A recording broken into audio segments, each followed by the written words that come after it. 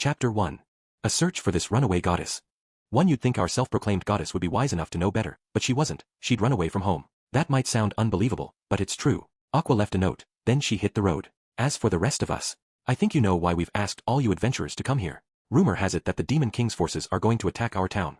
No, we didn't go after Aqua. We went to the Adventurers Guild. They'd summoned us at the worst possible time. I had half a mind to ditch them and go chase after Aqua, but I couldn't just abandon this town to fend for itself, could I? At the guild, the tables had been arranged in a circle so that Axel's adventurers could all see one another as they crammed in. The meeting was supposed to serve as an impromptu task force to address the Demon King's plan to attack Axel. Under interrogation, Serena, currently in jail, had revealed that the attack plan would move forward even without her, its commander, and that there was no stopping it. Things didn't look good, and everyone was frowning at one another when a wizard woman raised her hand. Do we know when they're going to attack? Or how large their force is? If we knew when they were coming, maybe we could request a detachment of knights from the capital to reinforce us. There was some nodding at that, but the receptionist leading the discussion, I'm pretty sure her name was Luna, shook her head. According to the general we captured, the original plan was to use enemy elements inside Axel so that only a small attacking force would be necessary. However, now that their commander has been captured, I think we can expect them to come in force to try to get her back. I guess she was a general of the Demon King, after all. If she was alive, they would naturally want to rescue her. Luna went on. We don't know what their numbers are going to be, but we anticipate a difficult battle, since just about everyone in Axel is a novice adventurer. As for getting help from the capital, as it happens, the main force of the Demon King's army will be assaulting the capital at the same time as the attack on Axel, she sighed, looking like she might burst into tears. In other words, we have to act on the assumption that we won't be receiving reinforcements. If our nation's central government was to fall, it wouldn't matter if Axel survived. Every guild in every town has been informed of the planned attack, and the most capable adventurers and knights are streaming into the capital. We're going to have to protect Axel on our own. A cloud settled over the gathered adventurers. This was the most serious threat we'd faced since Mobile Fortress Destroyer. People started offering their thoughts in light of this better understanding of the situation. Maybe we could barricade the town gate and shut ourselves up inside, some said, or dig pit traps all around the periphery of the town, or arm the civilian populace, or create an emergency community watch. The ideas went on and on. Most of them weren't too terrible, actually, but none of them left the impression that it would actually be the key to saving Axel. However, I didn't really notice any adventurers panicking, unlike when Destroyer attacked. All we were talking about was a difference in fighting strength. The opponents were just minions of the Demon King. Our weapons would work on them just fine. This town might be full of low-level adventurers, but if they all banded together, things would work out somehow. That, at least, seemed to be the general, optimistic mood in the guild. What should I do? I kinda came here to ask everyone to help me track down Aqua. Should I wait to go look for her until after Axel is saved? But Aqua had said that the Demon King's attack on the capital, when his castle would be all but empty, was our best chance. Which meant there was a possibility our wayward goddess would end up trying to storm the castle herself. I was only level 1. What good could I do if I stayed here? But with the crowd's momentum building, I kinda felt like it would take the wind out of everyone's sails if I said, hey, guys, I'm going away for a while, see ya. It would probably sound like I was trying to weasel out of being part of the battle. Satu. Kazuma Satu. I don't see Lady Aqua anywhere. What's going on? The voice caught me by surprise as I stood there with my arms crossed, worrying. Oh hey, Yamazaki. It's Mitsurugi. We're beyond a simple acquaintanceship by now. The least you could do is remember my name. Hey, I know you do it on purpose, right? Well, forget it, just tell me what's going on with Lady Aqua. Isn't she with you today? It was Mitsurugi, the swordmaster with the enchanted blade and a pretty girl on either side of him. Aqua. She left a note and ran away from home. Anyway, what are you doing here? You've been all over the newspapers lately. I guess you've been killing it at the capital. Aren't you going to go help them out in their hour of need? I asked him. When I heard Axel was in trouble, I came to help. This town is Lady Aqua's home base, after all. But, you say she ran away. That got his attention. Did you finally reach the end of her good graces? Lady Aqua is crucial. Where is she now? Hell, I'd love to know. She wrote a note saying she was going to defeat the Demon King and left in the middle of the night. If she caught the last carriage before midnight, she's probably in Arkanlisha by now. She thinks we've beaten enough generals of the Demon King that we might be able to break the barrier around the castle. Defeat the Demon King? You could hear Mitsurugi's shout all over the guild. Everyone else fell silent. Mitsurugi had me by the lapels. She said she was going to do that. Lady Aqua, all by herself, left to defeat the Demon King. Well, what in the world are you doing here? What do you want me to say? I only just learned Aqua was gone, and then they wanted everyone to come to the guild, so here I am. When the rest of the adventurers heard what we were saying, Aqua left all on her own. She's as good as dead, and they let her go solo? There's reckless and then there's reckless. That late at night, there are probably undead all over the place. Aqua can barely survive in ordinary everyday life. Even after all this time, she still gets lost in town occasionally. She'll never make it to the Demon King's castle. We had really stirred up a hornet's nest. Anyway, it was a little late for all the complaining. Calm down. Everyone, calm down, please. Has anyone around here seen Aqua? Luna asked. The guild went quiet once again. People started offering bits and pieces of information, but nothing that could definitively lead us to Aqua. What surprised me was how many people Aqua seemed to have become good friends with while I wasn't paying attention. Even adventurers I hardly talked to seemed to be on good terms with her. She really knows how to get along, doesn't she? No wonder she was so shocked when the puppet adventurers had turned against her. Many of them had been her friends. And now she was making them all worry. When I found her, I was gonna lecture her until she cried. That's what she got for upsetting so many people. But to do that first, Mitsurugi beat me to it. I can't just stand here. I'm going after Lady Aqua. Kazuma-satu, what will you do? You'll look for her too, won't you? You'll come with me, yes. But that leaves us in a bind. Luna objected. We need high-level adventurers like you to help with the defense of Axel, or at least of the capital. I'll alert the guilds in the other towns and ask them to keep an eye out for Aqua. Then we heard it. Let him go. A certain gold-haired punk, already drunk first thing in the morning, shouted angrily. He was sitting in a chair, but he could barely stay upright, and he looked very upset. Us here, we're more than enough to keep this town safe. Listen, lady, there's lots of high-level adventurers here, you just don't know it. We don't need Harem Boy with his 2 girlfriends there to save us, we can do it ourselves. I wasn't sure if he sounded really cool or really stupid.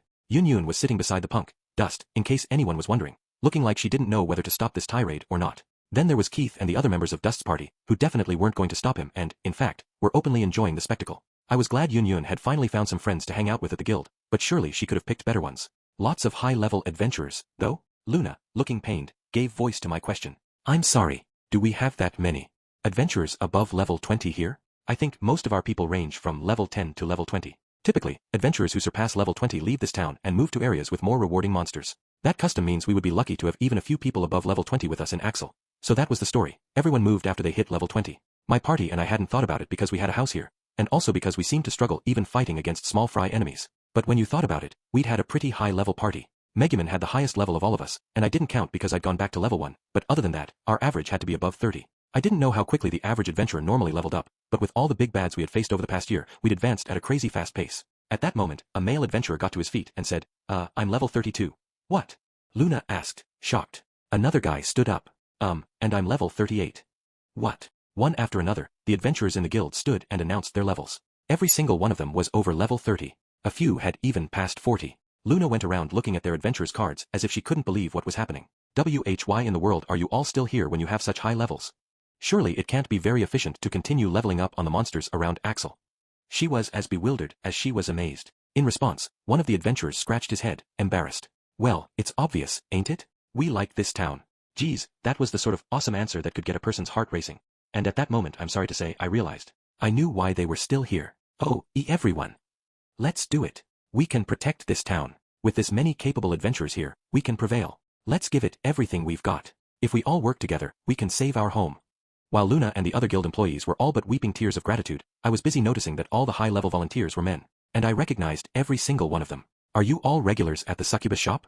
Too, there was an unusual excitement coursing through the guild, but Mitsurugi ignored it and spread a map out on a table. Here. This is the Demon King's castle, he said. He was pointing to a spot in the northwestern part of the map, marked with a symbol of a castle. Far to the south of the Demon King's hideout was another castle symbol representing the royal capital. As you can see, the quickest way to get to the Demon King's castle is to be teleported to the capital city and walk from there, he said. Near the border between the two realms is the fortress you visited, Satu, along with a number of other small towns that have been turned into strongholds. We can restock provisions there. He traced the route to the castle with his finger. Megumin, who was sitting beside me, spoke up. Do you think Aqua, of all people, would take such a direct route? I'm sure she would think of a way to cause trouble or otherwise do some other weird thing. In any event, I'm confident she would get herself in over her head and not be able to take the direct path. Who knows? She might even still be near Axel, dawdling about getting ready to go. Darkness and I were both nodding. We recognized an accurate description of Aqua's behavior when we heard it. Heck, knowing her, she might get tired or scared halfway and hang around for a while, hoping we'd come after her. In which case, she would take the longest and safest possible route. Maybe she'd hit every village along the way, letting her curiosity be her guide, and the cause of countless problems, no doubt. I gazed at the map. It's a longer route, but you can reach the castle via Arkanlisha, too, I said. Arkanlisha, the City of Water. It was the home base of the Axis Church, and if you went northeast from there, you'd reach Crimson Magic Village. To the northwest, I could see a small road. It didn't look like much, but it led to the Demon King's castle. I tried to think like Aqua. She had run away from home, and at first she'd be thrilled to be going on a little trip.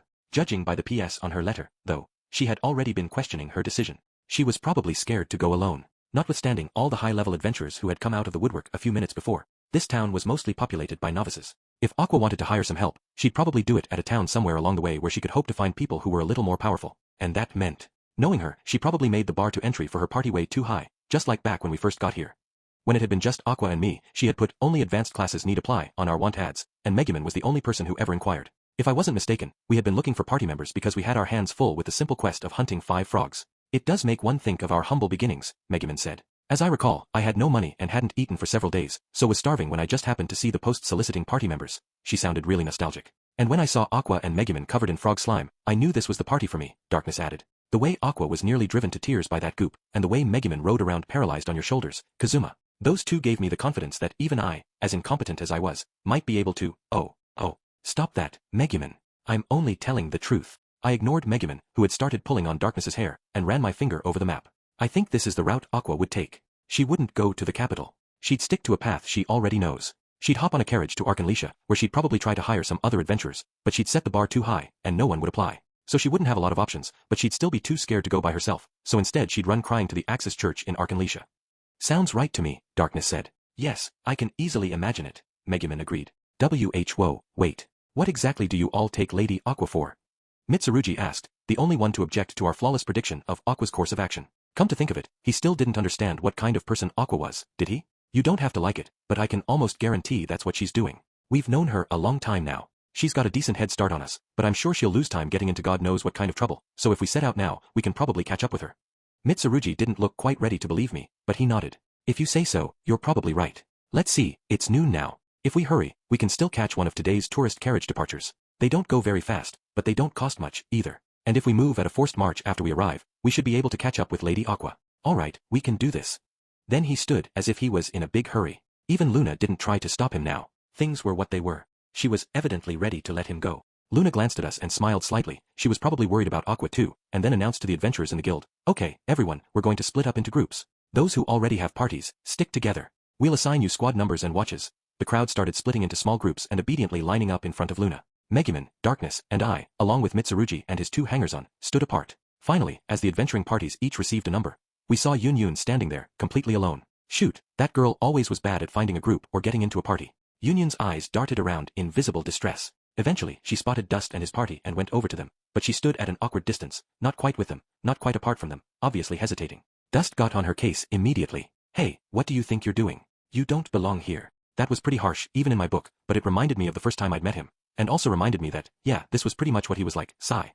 I thought maybe some of his rough edges had been smoothing out recently, but maybe it had just been my imagination. I'm sorry. Yun bowed repeatedly and apologetically and backed away from Dust and his party. Seriously, this was too much. I was about to give in and say something when, where the hell do you think you're going? That's where you belong. Dust grabbed Yun, who was still sort of drifting away, and dragged her right over to us. She looked at him, thoroughly confused. You've got to be one of our top fighters in this town. If a genuine Crimson Magic clan member and Magic Sword Boy here join forces, you might even be able to give the Demon King a run for his money, yeah? When you see that troublemaking bastard, punch him in the face for me. Excuse me, but if Yun is a genuine Crimson Magic clan member, then would you please tell me what I am? Megumin exclaimed, but Yun just looked more confused than ever. Hey, I'm worried about these guys. If they bring home my girl Aqua, that's great, but I know them. They'll find some way to get into trouble. You're not some arch whatever, you're a real arch wizard, and you need to go with them. Ah, come on, you can use teleport, right? If push really comes to shove, you can come back by yourself to help us. This punk could talk a pretty good game when it really counted. I shall have you tell me to whom that remark about an arch whatever referred. That was Megumin again, marching up to Dust. I understand. I'm going to go help Aqua, because friends help each other. Yun was almost too embarrassed to get the words out, but she was smiling. Luna, who'd been listening to the entire conversation, looked less than pleased to be losing someone who could use advanced magic, but she didn't say anything, probably because she didn't want to get in this punk's way. A Crimson Magic clan member never backs down from a fight. So I accept your challenge. Come now, let us step outside. Megumin had Dust by the lapels and was about to drag him away. Mitsurugi, meanwhile, smiled broadly and held out his hand to Yun. Looks like that settles it. Alright, Yun, was it? Let's go together. It'll be nice to have an archwizard along. Looks like you don't really have a party. Maybe when this journey is over, you can stay with me. Oh, that's alright. Yun hesitantly took Mitsurugi's outstretched hand and shook it lightly, but she refused his invitation to join his party. He remained silent. Hey, it's alright, Kyuya. You have us. Yeah, sure, having an archwizard with us would be good for balance, but that girl is famous all over town for her wizardry. She's probably in high demand. So come on, chin up. Mitsurugi looked a little hurt, but at least he had his two friends to comfort him. Dust. Oh, duelist. I exclaimed. Did you see her turn that hunk down flat? He tried to shake her hand like, hey baby, but she shot him down without a second thought. Ha, take that. Even Axel's loneliest wizard knows which friends are worth having. Titch, that's not what I just thought that if I joined them, I would only cause them problems. I'm telling you, I wasn't. Kazuma, Dust, stop. You've got it all wrong. Yun said, trying to stop dust from whooping it up over Mitsurugi. GG's. These guys suck. Kyuya, don't pay any attention to a couple of losers like them. Hey, punk, get away from us. Go on, scram. Mitsurugi's little girlfriend scowled at us. Meanwhile, Mitsurugi somehow got himself together. Oh okay, I think we'd better get going. So, pursuing Lady Aqua, we've got my 2 party members and myself, along with the 4 of you, including Satu. I think this could be an excellent opportunity, actually. With the Demon King's army attacking Axel and the capital simultaneously, there's probably only a few enemies at the castle itself. They've tricked themselves into thinking they can leave the castle undefended because of that barrier, but when Lady Aqua brings it down, we can storm the place. How about it? I think it'll work. Wow, he sounded exactly like Aqua. And while I hated to spoil the mood, I had to say, sorry, but I'm not going after her. The whole reason I came to the guild in the first place was so that I could post a quest to hire some high-level adventurers to do it for me. I mean, I'm only level 1 right now. Level 1? Mitsurugi said. How did that happen? I mean, you were always weak, but, excuse me, I was always what? And I beat you how many times? Hey, if I had an overpowered enchanted sword like this guy did, I'd go after Aqua, too. But all I had were average stats, maybe even a bit below average, being the sheltered shut-in I was. I wasn't going on any journey. Forget about that. I can't believe you, Kazuma Satu. You've been with Lady Aqua for so long, yet you would leave her fate in the hands of someone else. And you call yourself. Hold on, there's something else you just said. How many times have you beaten me? The only time I ever lost to you was when you stole my enchanted sword from me. Wasn't it? As Mitsurugi mumbled worriedly to himself, Megumin turned to me with an expression of distress. Kazuma, is it true you are not going to get Aqua back? If it's your level you're concerned about, I expect it would rise at least a little during the trip. I want to go after her, but if there's one thing I know, it's that right now, one good punch from a goblin would probably kill me. Your high-level Megumin and Darkness is tough as nails, but I just slow you guys down.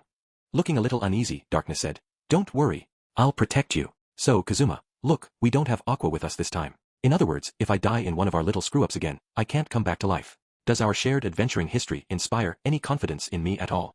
Megumin and Darkness both looked away. You know what I hate? Those heroines you see in anime and manga sometimes, who go running off on their own out of a misplaced sense of justice or sheer determination. I have to do this. Only to wind up captured by the enemy and causing trouble for everyone.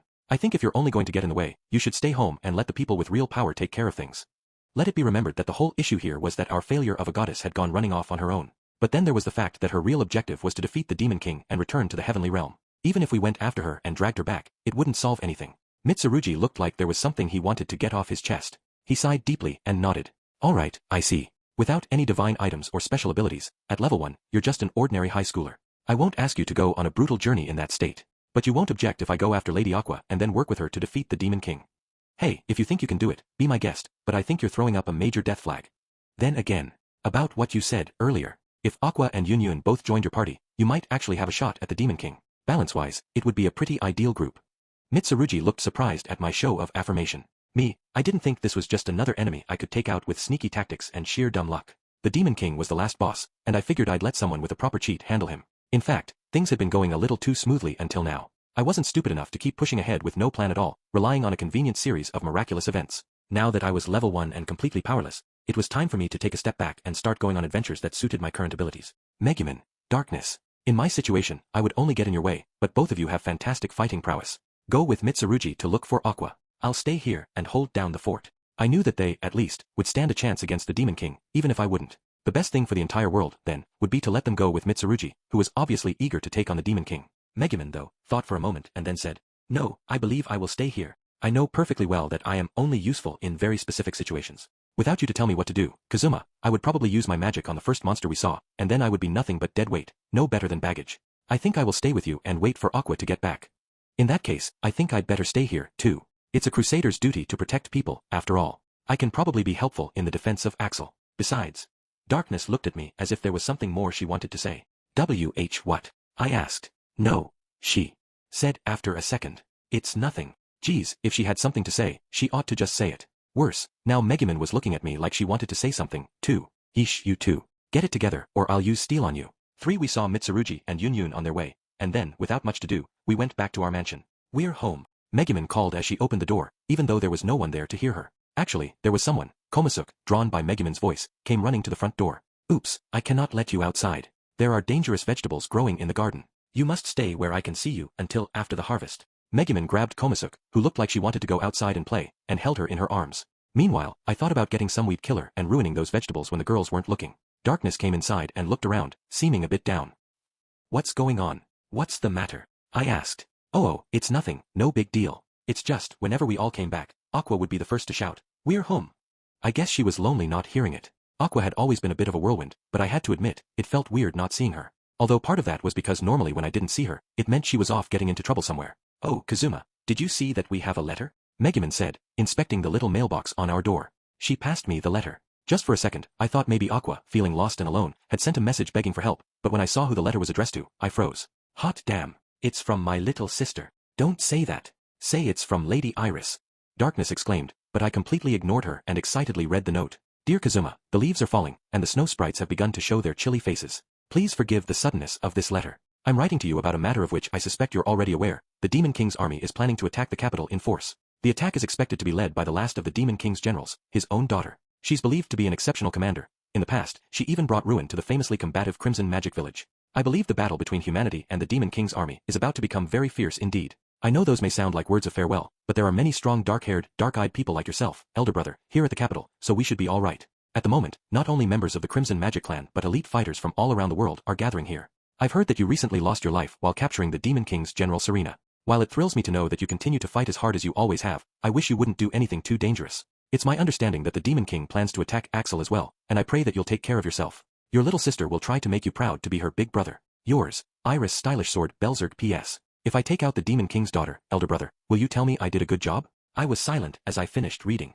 Hang on a sec. Were things really getting serious? I mean sure, when I talked with Serena, she'd gone on and on about how humanity would never win or whatever. But what was this stuff about Iris making me proud to be her big brother and taking out the Demon King's daughter? It all sounded pretty dangerous, actually. Hey, Iris wouldn't really go into battle, would she? At times like this, they always have the princess run away to preserve the royal bloodline, right? I said. Why yeah, normally. But the hero's blood flows especially strongly in Lady Iris's veins, even among members of the royal family. Our country is the main line of defense against the Demon King's army, and if it falls, humanity itself could be in real danger. Which means she might have to act as humanity's trump card. Darkness's obvious discomfort was starting to make me worry, too. I'm sure she will be fine. After all, she is the flunky, grunt, and left hand of yours truly. I fully expect her to not only match the Demon King's daughter in battle, but send her home crying as well. Megumin sounded so nonchalant, but I felt a flash of rage. If anyone important heard you talk about Iris that way, they'd have your head.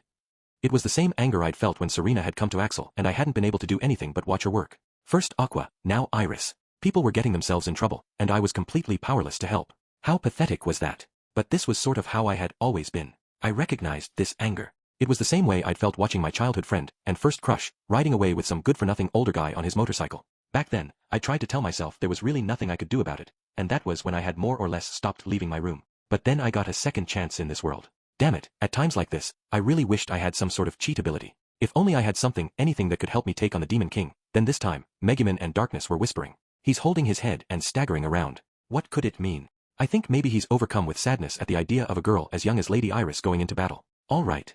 Darkness coughed loudly. Listen, Kazuma, if there's really nothing else we can do, how about we try to shake this off? Let's go back to where it all began, our mortal enemy. Then she grinned. For I probably don't have to explain what, where it all began, and our mortal enemy meant. We were in the field, outside Axel. I keep telling you, I'm level 1. If we let our guard down for even a second, that's it for me. Darkness. Darkness. Hurry up and do something about this frog. A giant toad was hot on my heels. No, Darkness, you need to help me. I'm up to my neck already. I've reached my record for most times swallowed, and I am in trouble, shouted Megumin, who had already used up her spell and was now neck-deep in a frog's gullet. Just try to slow it down, that's the only useful thing you can do right now. I shouted. If this frog gets me, we'll be stuck until Darkness learns how to hit the broadside of a barn. You can only say that because you have relatively little experience being swallowed by frogs, Kazuma. Remember your instinctive fear, the primordial terror of being consumed that all animals have. You're the one who said being swallowed by a frog was nice and warm on a cold day. I shot back. Darkness was after the frog that was after me, holding her great sword and shouting, Kazuma, I can't do anything about him when he's moving, so just stand still for 1 minute. It'll be fine, trust me. How am I supposed to trust you right now? Oh, I've got it. Your decoy skill. Why are you trying to attack him? Use decoy and draw him off. I've been using decoy, but even frogs can learn and evolve. I'm wearing metal armor, and these guys hate metal armor, so I don't think it's working very well. Damn it, of all the times for her to come up short. I grabbed the wire at my hip and thrust it at the frog behind me. By Yind. Once I was sure my special wire had bound the creature up, I came to a halt, breathing hard. Man, I really made the right choice not letting my emotions sweep me up into going after Aqua. Hey, hold on. Decoy works fine on things that aren't frogs. Trust me next time. Darkness stammered, but I ignored her. I went over and finished off the immobilized amphibian. Yeah, it was cheap. But that's life. I said a little prayer for the creature I'd killed, then started working my wire free. Yes, I started working my wire free. Ha. Something seemed very wrong. Wait, why could I use skills at all? I took out my adventurer's card and looked at it. Thanks to the frog, my level had increased from 1 to 2. And I got a skill point, I said, staring vacantly at the card. Darkness, wondering what was going on, said, "What's the matter, Kazuma? Something wrong with your card?" "Nah, I mean yeah, I guess." "Heh." I turned toward Darkness and smirked. "I think my time may finally have come." And then I showed her the skills section of my card. My time may finally have come, indeed. And, Darkness, how could you forget about me being swallowed by that frog? How can you still call yourself a crusader whose duty is to protect her friends? I'm very sorry. Back home, Megumin was chewing us out, after she'd had a long bath. Overwhelmed by the magnitude of my discovery, I had completely forgotten about her. After I had proudly shown my card to Darkness, I turned to show it to Megumin, only to discover that she was fully submerged in the frog's mouth. We'd rushed to rescue her, but the thing that makes me maddest of all is that you used Drain Touch to transfer MP to me. Normally, you'd just give me a piggyback ride. I'll bet you were afraid of getting covered in frog slime. You read me like a book. But look, Megumin, now's not the time. I've made an amazing discovery, and it means I've got to go somewhere, I said, trying to get the words out before Megumin succeeded in strangling me. If this went well, it might be the start of my legend. Wiz. I have to go to Wiz's shop. I'm not just going to sit at home and wait anymore. I've got something to take care of at Wiz's place, and then I'm going after that moron. That took Megumin and Darkness by surprise, and then they both smiled wider than I'd ever seen. 5. Bwahahaha. Find her, indeed. What a truly troublesome goddess. A journey, glancing over her shoulder to see if anyone is following her even as she heads off to defeat the Demon King. BWA ha ha ha ha ha. That was the delighted cackling reaction I got when I showed the demon part-timer my discovery. Vanir, you're laughing too hard. Do you realize Lady Aqua went off on a journey by herself? Oh, what shall we do? Knowing her, I'm sure she'll get caught up in something terrible and end up crying. What Lady Aqua said the other day, about sending me to the next life. It was about breaking the barrier around the castle, wasn't it? Wiz was reading Aqua's letter over and over, torn between chastising Vanir and being in a complete tizzy. I'd come to Wiz's magical item shop to buy a certain something. Vanir, give me all the level reset potions you have. I don't even care if you rip me off. Everyone except Vanir stared at me. Kazuma, what do you mean to do with those? Darkness asked. Reset my level, obviously. By raising my level up and down, I can become one of those cheat pro tags. My discovery. Even when my level dropped back to 1, I didn't lose the skills I'd learned. And I retained all my leftover skill points, too. And just killing frogs was enough to raise my level, which resulted in more skill points each time. It was such an outrageous way to farm unlimited skill points that I couldn't believe no one had thought of it before. I was practically bursting with excitement over my great idea, eager to tell everyone about it. I see, said Vanir, looking at me intently. You have some very interesting ideas, human. So you plan to lower your level and then raise it back up, repeatedly, as a way to accumulate skill points. I wished he would stop using his powers of foresight to get ahead of a guy and give away his plans. I must say, though, that one wouldn't normally go out of one's way to do that, even if one had the means. They wouldn't? Why not? You can get unlimited skill points, right? Vanir snorted, which ticked me off. Most people don't need skill points that badly. Everyone is born with a certain number of them. I suppose in a broad sense, one might call it talent. I believe that damnable goddess acquired every skill with her starting points the moment she became an archpriest. Yes. Come to think of it, in addition to knowing a bunch of party tricks, Aqua had said something about learning every single archpriest skill. Ha. My starting skill points had been 0. Was that supposed to mean that I had no talent at all? Vanir, ignoring my private depression, which he could no doubt see, continued. We may consider that cheating goddess to be an outlier, but still, take the members of the Crimson Magic clan, for instance. They're born with the potential to be great wizards, and almost all of them know advanced magic. That's because as soon as they become archwizards, they have enough skill points to acquire it. And if they don't, their friends help them gain experience through the method they call farming, or by using items they call skill-up potions, until they are able to master the skill. Once you have advanced magic, of course, it's a trivial matter to raise your own level. There was only one exception to the all Crimson Magic clan members know advanced magic rule, and she was standing next to me. Okay, so maybe Megumin and Darkness had weird ideas about how to use their skill points, but they did have them. If they'd put their points into normal things, there wouldn't have been any problem. Okay, but everyone must want loads of skill points, right? If hunting a few frogs outside town can get you a level or 3, why wouldn't the beginners here just do that every day and then pretty much start with all the skills in their class? Kazuma, Megumin said hesitantly. You know it's not usually that easy to raise your level, right? Typically, under optimal conditions, it takes around 1 year to get to level 10. And to reach level 20, the level at which it's generally considered safe to leave Axel, takes upward of 5 years. Megumin can wipe out hordes of strong enemies with her explosion, and I'm able to afford XP-packed food, so both of us advanced faster than the average adventurer, Darkness said. But you, Kazuma. They couldn't quite bring themselves to say the rest, but then Vanir broke in merrily. It's the way of this world, there's no one whose level goes up as easily as someone with no natural talent at all. Oh, as I began to fiddle with the nearby merchandise, Vanir said. In any event, the only reason you can speak so nonchalantly of resetting your level is because you come from another world. When one's level goes down, one becomes weak. Those born and raised in this cruel land resist the idea of growing weaker even temporarily. Every instinct as a living creature cries out against it. Only you, coming from a peaceful world, could accept the idea so readily. Besides, so long as they don't seek specialized skills such as explosion magic, most adventurers have all the abilities they need by the time they become veterans. Hardly anyone remains a member of the weakest class forever, as you have. Another world. Megumin and Darkness were still stuck earlier in the conversation. Come to think of it, I guess I'd only ever told them that I came from a faraway country. I don't understand. Kazuma, are you not a native inhabitant of this world? Megumin asked. I do seem to recall you saying once that you were from a faraway country. Stupid Vanir, bringing that up at a time like this. Listen, I'll tell you all about it some other time. Anyway, I get it. People from this world don't like resetting their level. But I don't mind, so sell me some level reset potions. I'm sorry to say that I don't have any left. They're technically forbidden, you know. You're not even supposed to create them. Huh. You've been leading me on, you bastard. I know you can see all. So you knew what I wanted this entire time. BWA ha ha ha. Yes, and what I wanted was to feast on your bad vibes. However, my dear boy, it's too early to give up yet. As thanks for this sumptuous feast of disappointment, let me offer you a bit of advice. What a jerk. Just because Aqua wasn't here, he thought he could tease us to his heart's content. The important thing is, you want to raise your level, right? Among the status ailments in this world, one of the most reviled is called level drain. If you were to make strategic use of a monster who can employ this attack, why yeah, I get it. Then I could raise and lower my level pretty much at will. I was thrilled to see a light at the end of the tunnel. Vanir nodded happily. Indeed. The caveat is that only a small number of exceptionally powerful undead creatures can use level drain. Normally one would never even encounter them, let alone manipulate them into using their abilities in specific ways. I'm quite pleased to inform you, however, that we have a friendly lich, the very quintessence of powerful undead, right here. Awesome. Unlike a certain goddess, you actually come through every once in a while. Vanir's lip curled at the comparison. You said Wiz. Liches do have the level drain ability, but unfortunately, it's not possible to intentionally inflict a specific status ailment. It's one of several ailments that can occur randomly when a lich attacks a hostile enemy. Others include curse, sleep, magic seal, and panic. Critical ailments include petrification and even instant death.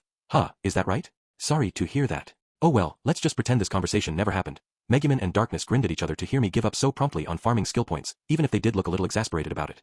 Hey, even I value my life. Effort and exertion are right and proper for humans. Gaining too much power too easily invites karmic retribution. And power gained easily is almost always accompanied by significant drawbacks, Megumin said, and suddenly I found I couldn't help thinking of Aqua, whom I'd brought here as my special item when I was reincarnated. She'd caused me an awful lot of trouble, sure, but when I considered my own thought process, if I bring along a goddess who can grant cheap powers, I'll be more powerful than anyone. It's like being told you have one wish and wishing for unlimited wishes. I couldn't help feeling like I had gotten my just desserts. I was feeling a little defeated. Words like karmic retribution and significant drawbacks had hit me right in the heart, when Darkness said, we're talking about attacking the Demon King's castle and defeating the king himself. I'm sure he'll be well protected. I think in this case, a frontal assault would be the only option. That means it's just like you said, Mitsurugi's party along with Yun and Aqua would be a pretty good combination. The whole reason the barrier around the castle is weak enough for Aqua to bring it down is because of your excellent work, no question. You've done your job, Kazuma. It's okay for you to take a breath now. She's right. Anyway, this is Aqua we're talking about. It's quite possible she's on her way home right now, too scared to go all the way. We should be waiting for her when she gets back, with a properly prepared lecture, of course. It wasn't like Darkness and Megumin to be so gentle on me. No, the truth was, even I understood. Deep down, I wanted to take Megumin and Darkness and go after Aqua and make her dream of defeating the Demon King come true. Then there was my one brag-worthy quality, my luck stat, which was so absurdly high, it was practically a cheat ability. I looked at the girls who were trying to console me with smiles of defeat, and I made my decision. Hey, Wiz. Can I ask what destinations you have registered with teleport? The spell might have been called teleport, but it wouldn't send you just anywhere. You had to have the destination registered first, and you could register only up to 3 places. Wiz looked confused, but she said, one of my destinations is Axel's Town Gate. I overwrote the second one and made it Crimson Magic Village, for business purposes. Wiz, you should immediately overwrite Crimson Magic Village with somewhere else. Vanir was frowning. What did he have against her going there? And lastly, in order to be able to gather magical ingredients, I've registered the entrance of what's said to be the deepest dungeon on the continent. That's it. I exclaimed. I remembered, back in the battle with Mobile Fortress Destroyer, Wiz had been sent to that dungeon with random teleport by a rock called Coronatite, and she said she'd registered it as one of her teleport destinations just for good measure. A dungeon like that ought to be overflowing with experience points. Powerful monsters. I turned to Wiz and bowed my head. Wiz, train me in that dungeon. And then, after my level goes up, use level drain on me, right there in the depths. What? Wiz cried, and Megumin and Darkness looked almost as amazed as she did. Kazuma, were you even listening? A lich's status ailment attack is terrible. You could conceivably be petrified or even killed on the spot, and for someone as weak as you, the HP sapping curse could be fatal as well. You're always so interested in covering your own neck, and then sometimes you say the craziest things. Aqua's not here right now. If you die. Yeesh, didn't they ever shut up? Ugh, pipe down you too. I snapped, now totally in the grip of my own brilliant idea. I want you to hit the town and find every adventurer you can who has any useful skills. Tell them that as soon as I get back from the dungeon, I want them to teach me their abilities. There was Megumin, who'd sworn she would defeat the Demon King and show everyone up ever since the other members of her village had discovered she could only use explosion and made fun of her, calling her a joke wizard and a spare mage.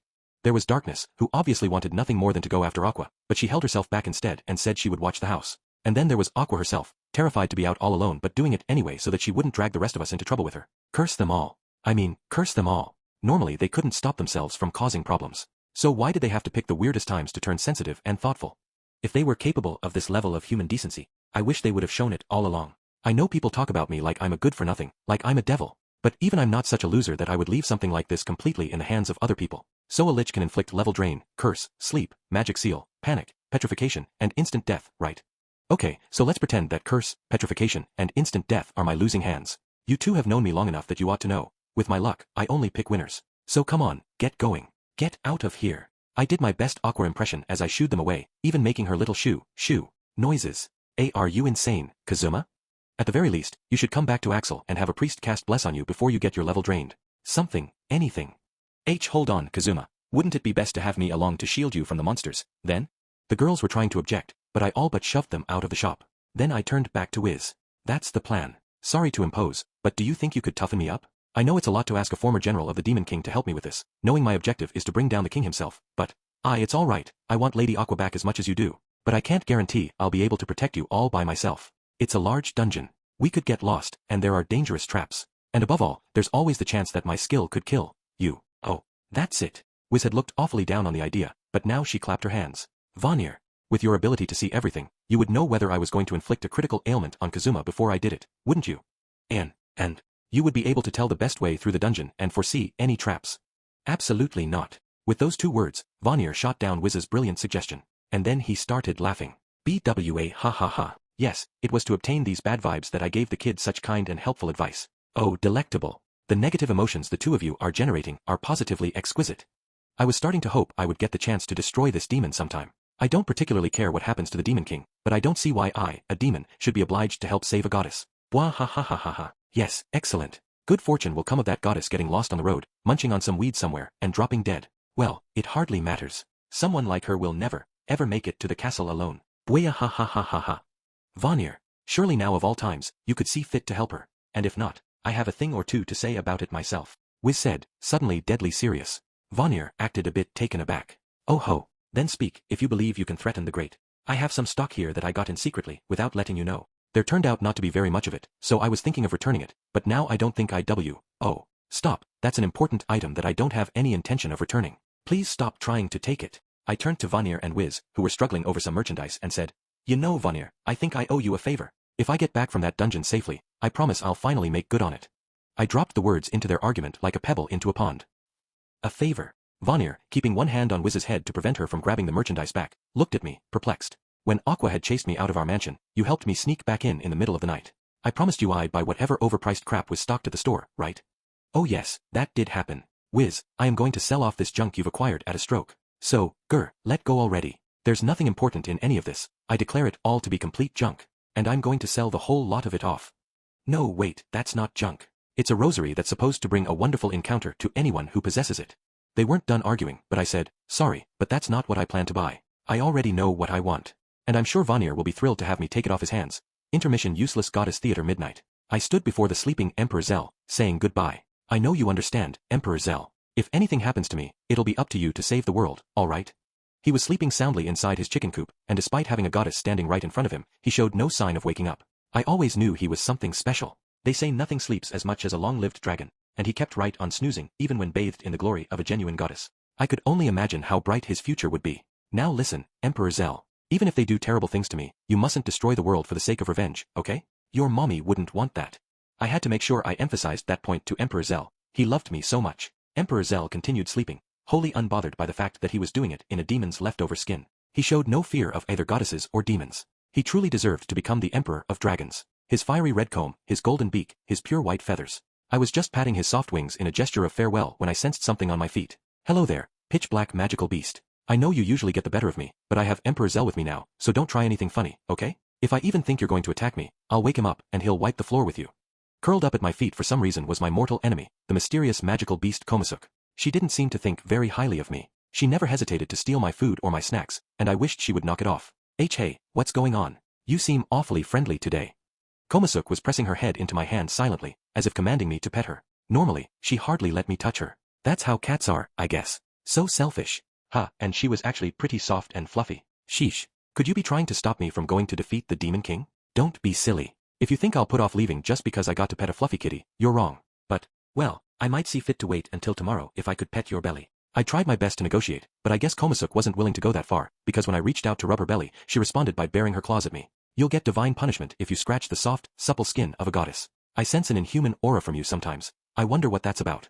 You're a cat, and yet, you always smell nice. Are you hoping to become the goddess of soap? You can't be the goddess of the bath, you know. I won't allow another water aspect goddess to move in on my turf. Konosuke started gnawing on my feather mantle as if to say she hadn't even been thinking about it. That was a divine garment, and I wished she would stop getting drool on it. Suddenly, Konosuke looked into empty space. Oh, did you come to see me off too? Standing there was Anna, the ghost who haunted our mansion. Normally, she put her heart and soul into teasing me, but she seemed to be in a different mood today. Why do you look so serious? Have you decided you're ready to move on? I'd chosen not to purify her because she'd said she would go on to heaven of her own accord when she'd heard enough of my adventuring stories. But, you're not even close to being tired of them yet? I see. Well, best for you to stick around, then, so you can pass on to the next life with no attachments to this one. But don't let Eris find you, okay? She can be awfully hard-headed, she's not flexible like I am. Anna nodded at my warning. Hey, don't say things like that. Isn't that what they call a death flag? She'd asked me for my best story, one last tale in case I didn't come home, so she would have something to remember me by. I sat down on the lawn, and Konosuke did something else unusual. She sat on my knees. Gosh, I can't have you two acting like you're getting ready for a drawn-out battle. Anyway, I'm going to miss the last carriage. Konosuke yawned as if she didn't even hear my objections. I wondered what was going on with her and Anna. Didn't they even know they were interfering with my attempt to defeat the Demon King? But, well, okay. I'll tell you one of my favorite stories. It's from the time when I was working hard to guide deceased souls to the next life in the heavenly realm. One day, there was this auntie in a tracksuit who died in the silliest way possible. After all, how could I turn down a request from the ghost girl I'd known so long? Chapter 2: A Dungeon for this No-Life King. 1. Floor 1. BWA haha. BWA ha ha ha ha. Get lost. Goblins. Go home. Or do you all want to become experience points for our customer? We have no interest in low-yield mobs like yourselves. Come now, make way. Vanir, Duke of Hell, former general of the Demon King, Major Demon. Normally, he could have passed for a last boss himself, but at the moment, he was walking ahead of us, scattering a crowd of goblins. As befitted a Duke of Hell, he looked noble and terrifying. Not. He was wearing beach shorts, sandals, and an open white shirt with nothing else underneath. Very cool. I questioned delving into a dungeon in an outfit like that, but I wasn't going to waste any energy worrying about this guy. The weirdest thing about it was that while everything else he was wearing was so loose and laid back, he still had that mask right on his face. You'd think it would get in the way. I never dreamed the day would come when I would get to go on an adventure with you and Vanir, Kazuma. Today, I won't just be the worthless shopkeeper Vanir is always yelling at. I'll show you what I could do back when I was a great, famous mage. Wiz behind me sounded like she was having a great time. We were hitting the dungeon, with Vanir in front, Wiz in back, and me in the middle for safety. Today, Wiz didn't seem anything like her usual shopkeeping self, constantly panicked and failing at everything. She actually seemed like someone you could rely on. But I had to ask. Vanir's one thing, but don't you need any weapons or armor, Wiz? She'd come along still wearing her apron from the shop, and she looked almost as out of place as Vanir did. He was practically dressed for the beach and carrying a cloth bundle over his shoulder. Wiz had an apron. I was the only one wearing real armor. I'm sure anyone who saw us would have wondered what the heck we were doing. It's okay. Liches can only be injured by magically enchanted weapons, attacks from monsters with powerful magic, or by actual magic attacks. I may not look like much, but I am a king of the undead. In fact, this is the dungeon where I first met Vanir. Oh, I'm so excited. Wiz was raring to go, and I couldn't help feeling that I could really count on her. At the same time, I was starting to regret asking these two for help. Floor 5. Perfect. Flawless. I'm in top form today. BWA ha ha ha ha. How insolent of a mere ogre to think it could oppose me. I needn't even resort to magic. I'll take care of him with my bare hands. You certainly seem to be enjoying yourself, Vanir. But remember, you have to let Kazuma get the last hit or he won't earn the experience points. Vanir had gotten into a wrestling match with an ogre that stood at least 10 feet tall. Meanwhile, beside him was touched another group of ogres one by one. Some of them collapsed, frothing at the mouth. Others fell unconscious and stopped moving. Those would be the curse and sleep status ailments, I assumed. My job was to finish off the incapacitated monsters. I'd like to say it was a nice, simple way to gain experience points, but even I had some objection to murdering enemies who couldn't fight back. I have to say, though, Wiz and Vanir lived up to what you'd expect from a couple of former generals of the Demon King. It was like they had invincibility mode turned on, like a whole horde of ogres meant nothing to them. The dungeon Wiz had teleported us to was supposed to be the biggest and deepest around, and the width of the hallways and the height of the ceiling sure made it look like a dragon could walk around in here no problem. We'd been down here for hours. My level, which had gone back to 1 in the fight with Serena, had shot past 10 and was quickly approaching 20. I went over to an ogre Vanir had reduced to tears using submission and stabbed it to death with my sword. I think this last ogre should, yes, level 20. I'm flying through the levels, thanks to you too, I told them. I pulled my sword out of the body and put my hands together in a gesture of prayer for the deceased ogre. I was raising my level pretty much the way you would in a video game, but to be honest, I felt a little weird about it. Maybe it was killing sentient, humanoid monsters that gave me the chills. But this was also I could get stronger, so sorry, guys. I was still praying as Vanir turned toward me with an unusually concerned look. So your level has gone up that much already. I thought you had no capabilities whatsoever as an adventurer, but that's quite a pace. How do I put this? One could say that the ability to gain levels quickly is its own kind of talent. You're the last person I want pity from. At least cackle at me. While Vanir sympathized, Wiz reached out hesitantly toward me. Hey, alright, here I go, okay? Vanir, is this going to be alright? Yes, no problem. I foresee a healthy, happy future for our dear customer. I let out a breath of relief when Wiz had safely drained me back down to level 1. It really worked. Phew. Vanir said. Ha. Wiz and I chorused, goggling at him. What did he just say? I thought he knew the outcome. BWA ha ha ha ha. Were you worried? Fear not, I guarantee your safety at least until you're able to make the purchase you promised. Ooh, what fine bad vibes, absolutely delicious. Oh yeah, I'd almost forgotten who I was dealing with. Floor 10. Hey Vanir. Just how deep is this dungeon? I feel like we've been walking forever. I've got no idea how much time has passed. And I didn't bring any snacks with me. We had Vanir the all-seeing demon, was the undead, and me with my second sight skill. We could all see in the dark, so we went through the dungeon without any kind of light. Even though I could see what was around me, I couldn't see where we were going, and that made me uncomfortable. Like I said, I had no sense of time down here, but it felt like we'd been in this dungeon for quite a while. My expectation is that the 20th floor is the lowest in this dungeon. We've been down here for roughly half a day. And if you need food, I have plenty, so don't worry. He patted the bundle on his back. Normally, one would explore a dungeon of this size in small increments, working one's way through it over the course of months. We've come this far this quickly only because I am able to discern the path and see all the traps. If you understand that, then feel free to make not only your intended purchase but others as well. Still, this is quite an impressive dungeon. Maybe once we make it to the bottom floor and defeat the dungeon master, I'll take control of the place for myself. And no, Vanir, don't do that. I'm going to build your dungeon, and I still need your help at the shop. So we traipsed along, Vanir and was so unconcerned that they were openly bantering. The smack of Vanir's sandals against the floor sounded weirdly out of place. It was almost enough to make me forget that I was down in a dangerous dungeon. Hey, what's with the outfit anyway? I promised myself I wouldn't ask, but I've just got to know. This outfit? It belonged to the deceased husband of a fine woman I know. She begged me to wear it. I was mucking out the neighborhood's roadside gutters in my suit when she suggested that this would be much easier to move in. What do you think? How do I look? He showed off his Bermuda shorts and shirt ensemble. Frankly, it made him look like an old fogey on his way to the convenience store, but then there was the mask. You look like a rare monster that could only be found in a place like this, I said. If any adventurers spotted Vanir at that moment, they probably would have chased him down, thinking he was a unique monster. So I look like a rare monster, do I? I'll have to express my gratitude to the woman who gave me these clothes. Apparently, demons considered it a compliment to be compared to a rare monster. You look even more at home in this dungeon than I do, Vanir, was said. Even after I lived there for so long. She looked a little depressed. Then though, we heard voices from up ahead. My sense foe skill was tingling. There was a powerful enemy nearby. Look, there's a Cerberus down here. Its pelt always retains its warmth, making it a highly prized material in winter. Wiz, don't let it get away. If you catch it, I'll let you eat meat for a week. I'm sorry, Cerberus. I want to eat protein sometimes. I love dogs, but... I'm sorry. I'm sore. Oh, don't run away. Floor 13. Grah. BWA ha ha ha ha ha. You fool. To think that a mere lizard could stand against me. Now at last, we shall see who is stronger, dragons or demo. Hey, Wiz, watch out. It's going to use its breath weapon. I'm trying to hold it down here, but I'm going to get fried. Vanir, I told you, it might be a lesser member of the species, but it's still a dragon. They have powerful magic, and even I'll feel it if I get too close and it bites me. I don't think this is the time, Wiz. Vanir's going to get eaten. I was face to face with a real dragon for the first time in a long while. Wiz claimed this was a lesser dragon, but as far as its size was concerned, it still easily surpassed some storehouses. It looked like if it wanted a steak, it could probably just eat the whole cow. Arg, it ate my hand. There's nothing in this dungeon from which to reconstitute a body for myself. If it keeps eating, I'm going to disappear. Fine, we have no choice. Dragon scales sell for an exceptionally high price, and they yield a great deal of experience, but we have to give up on this creature. Wiz, finish it off with magic. Alright, here I go. Cursed lightning. Vanir was somehow managing to keep the dragon at bay despite the fact that it was chewing on one of his arms. From behind him, Wiz launched an electric attack. The dungeon darkness was obliterated by a flash of blinding light. The blue-white streaks perforated the dragon's body and continued to crackle with powerful sparks for a moment after. As the sparks faded and the darkness returned, the dragon, now with a hole in its belly, fell to the ground with a huge thump. There you had it. When a lich got serious, she could take down a dragon in a single hit. Holy crap. So liches are even stronger than dragons and demons. Oh. Hehe, they don't call us the kings of the undead for naught. What are you doing, Vanir? Stop that. Keep your half-chewed arm away from me. Vanir was giving was a hard time. Maybe he was feeling a little mean after seeing her so easily dispatch the dragon he'd been struggling with. As for me, finally free of the terror of a powerful enemy, I slumped to the ground. I'm almost level 25 now.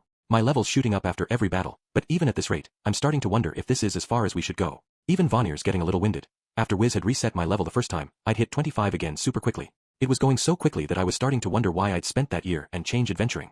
Everything we'd beaten down here was a big enough monster that it would have wiped the floor with my usual party and me. How long had it been since we'd come in here? The last time I'd asked, it had been half a day, so it was probably the middle of the night by now. What was that? Vanir said, having picked up on my whining. The only reason I'm a little winded is because I'm working under the constraint of trying not to hurt the creatures too much and to render them powerless while keeping them alive. If I was allowed to simply annihilate them, I could easily walk down to the lowest level on my own. He never did stop menacing Wiz with his arm as he spoke. Frankly, it was pretty gross to watch, so I wished he would hurry up and reattach his limb. But Kazuma is right. At this rate, we are going to struggle. Maybe this would help, Wiz said. Then she walked over to the dragon's corpse. Cursed necromancy, she shouted at it. It was then that I realized I had not been giving this Lich General of the Demon King nearly enough credit. The penniless proprietor of the starting town, still wearing her apron, had. Now then, let's turn a few more dragon-class monsters into undead. Since we're here and all, we might as well make a push for the lowest level of the dungeon. She put a hand on the head of her newly risen zombie dragon as if she was going to take it for a walk. Then she whispered to it that if they made it to the bottom, she would set the creature free. She sounded downright apologetic. Wiz, my opinion of you has gone way, way up since coming to this dungeon. You really were an incredible mage, weren't you? Oh, you think so? But I still have a long way to go. She almost sounded embarrassed. Anyway, let's get started. Come on. I stayed slumped on the ground. I'm sorry, but could we rest for a few minutes? I'm really tired. I know we got all the way here without stopping, but the moment I caught my breath and the nerves wore off, I realized how exhausted I am. Vanir sat down beside me and spread his cloth bundle on the floor. I'd assumed it was full of supplies for tackling the dungeon, but it turned out to be packed with potions, magical items, and daily necessities. Now, my good lad, I have here fatigue relief potions, foodstuffs, water, medicine, and an instant barrier, among many, many other things. Leave it to an all-seeing demon to anticipate your every need. Today, our dungeon branch is offering a special price. Only 5 times what these items cost in town. How about it, oh valued customer? Leave it to an all-seeing demon to know when he's got you cornered. What a jerk. How in the world did we get ourselves into this pickle? Oh no, it's coming after us. Stella, Stella. Don't you have any more of those scrolls with flash? We need to blind them again. Gil shouted. He was talking to me. I'm afraid not. The last one I used was, well, it was the last one. I was half shouting and half crying. We finally get a little treasure, and now we're done for? Gain, the last member of our party and the one carrying the sack full of loot, wailed. I kept running. I could feel the prickling in my nose, the tears starting to run from my eyes, but I couldn't do anything about them. I had only a small lantern to cut through the darkness of the hallway. Oh, how I regretted what we had done just a few minutes before. It was too soon for us to be down on the 13th floor of this dungeon. We'd made it to the 12th floor by doing a little exploration and mapping each day, carefully learning about the monsters and their habitats. We'd been at it for more than 6 months. When we got to the 12th floor, we'd found we had no trouble at all with the enemies there, and that had caused us to let down our guard. We'd been wrong to let our success go to our heads after so much careful work. It was believed that no one had ever completed this dungeon, and conventional wisdom had it that your level should be at least 3 times that of the floor you were exploring. It was a good guideline, and it meant that the 13th floor, which we were currently on, demanded at least level 39. Our average level wasn't quite there. There was only darkness behind me, but I could feel the monster breathing down my neck. I don't want to die. I don't want to die, wept my little sister, who was running right behind me. The staircase to the 12th floor was ahead. If we could just reach it, we could get away from the monsters pursuing us. Monsters that inhabited dungeons weren't like those that occurred naturally on the surface. Dungeon denizens were typically summoned by someone or something, and they absorbed and were energized by the mana with which the summoner had imbued the dungeon. Unlike surface monsters, summoned creatures couldn't continue to exist without mana. Some people claimed mana was the atmosphere of hell, while others said it was MP in gaseous form. But whatever it was, it emanated from the innermost room in the deepest depths of the dungeon. And of course, the deeper you got, the closer to the dungeon master's chamber, the denser the mana became. Stronger monsters required denser concentrations of mana, but by contrast, weaker ones couldn't survive where there was too much of the stuff. So, we're almost to the stairs to the 12th level. If we can just get up where there's less mana, these guys won't be able to follow us, no matter how persistent they are. We'll save ourselves if we can just get up there. Gil sounded like he was trying to convince himself as much as the rest of us. When those monsters ambushed us, our magical item that produces a temporary barrier, the most important thing to have when exploring a dungeon, broke. As if that wasn't bad enough, so did the bag with our provisions in it. In other words, we would be unable to rest anywhere in the dungeon. Unable to recover our MP. Even if we got away from these monsters, our chances of surviving to make it back to the surface weren't good. But any chance was better than being murdered by those disgusting creatures. We just had to get to the stairway, and then, unwilling to follow us up into the thinner mana of the floor above, the monsters would, arg! Gain cried from the back of our formation, snapping me out of my reverie. I looked toward the sound to see all our loot spilling out of his sack. I almost wanted to shout at him to ask what he thought he was doing, but he wasn't doing it. Instead, something with a shape almost impossible to describe had raked its claws across his back. Realizing that Gain wouldn't be able to run away now, everyone stopped. In the pitch blackness, we heard a sound, shloop, shloop. Something was coming toward us. The monster moved with astonishing speed for something that crawled on the ground. It was just about to creep into our lantern light. So it's come to this. Alright, Stella, no choice. Get your magic ready to go. Drop a spell on it, and while it's stunned, I'll... Over Gil's voice, I could hear p-tap, like footsteps, this time from in front of us. Gil dropped whatever he had been about to say. He was overcome with a look of despair, and the other two made similar expressions and murmured that it was all over. Oh gods, please, at least let the monster in front of us be one that doesn't toy with its victims. Welcome, welcome. You found Wiz's magical item shop, Dungeon Branch. Ha! It was so sudden, so out of place, that all four of us simply froze. Before us appeared a masked man. It was weird. He was dressed in such totally inappropriate clothing that you could only wonder what in the world he was thinking. The light of my lantern revealed a white button-down shirt, open, beach shorts, and sandals. He was dressed like a middle-aged guy stepping out to do some shopping. Surely it must be fate that has brought us together. Behold, our panoply of very useful and highly dungeon-friendly, The masked man had been about to spread out the cloth bundle he was carrying when he looked behind us and stopped. That reminded me that we were being chased. You have to run. I shouted. That thing's right behind us. A Neroid. If it isn't a hell Neroid. Why, what's something like that doing in a place like this? Ah, there. Best you come here. Hell Neroid. Ignoring our warning, the masked man went up to the hell Neroid behind us, apparently not afraid of it at all. And the hell Neroid, the impossible-to-describe life-form that had been chasing us, almost seemed to nuzzle up to his outstretched hand. Chomp. Aw, your hand. Why your hand, it. Hey, bad Neroid, don't gnaw on my hand. That is not edible. Spit it out and return it to me this instant. Come on, spit. Tui. Right now. Right. Vonir death ray. As he shouted, a bright ray of light came from his right arm. It pierced the hell Neroid, blowing it into a million pieces. The monster with whom we had fought and struggled so bitterly, he disposed of in the blink of an eye. Then he put the stump of his arm near the Neroid's remains and regenerated his hand, as if time were running in reverse. I couldn't believe what I was seeing. I couldn't believe what I had just witnessed. He was clearly not human. But what a poorly trained Neroid. Must have been wild. I can't imagine what a pet from hell was doing here, though. Perhaps the sheer power of the mana in this dungeon accidentally opened a portal to hell, and it wandered over. The masked man hummed and muttered. If nothing else, it was clear we owed our lives to this man who was not human. I felt obliged to say a word of thanks on behalf of my party, the rest of whom still hadn't figured out what was going on. Before I could speak, though, the masked man dropped the bundle from his back and said, Well, who cares about a wild Neroid anyway? Valued customers, we have a whole pile of items that should come in more than handy in a dungeon. And at special dungeon prices. Come, have a look. He threw open the bundle, revealing the contents. A barrier stone. Look, he has a disposable barrier stone. Please let me have that. How much is the special dungeon price? Medicines and potions, too.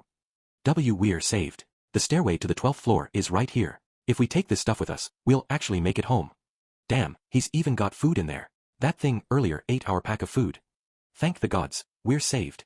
My party members were rejoicing over the bounty in the masked man's bundle, buying one item after another. Who exactly was this guy? Thank you very much. BWA ha. This is my most profitable moment since I started this job. I should peddle my wares in this dungeon more often.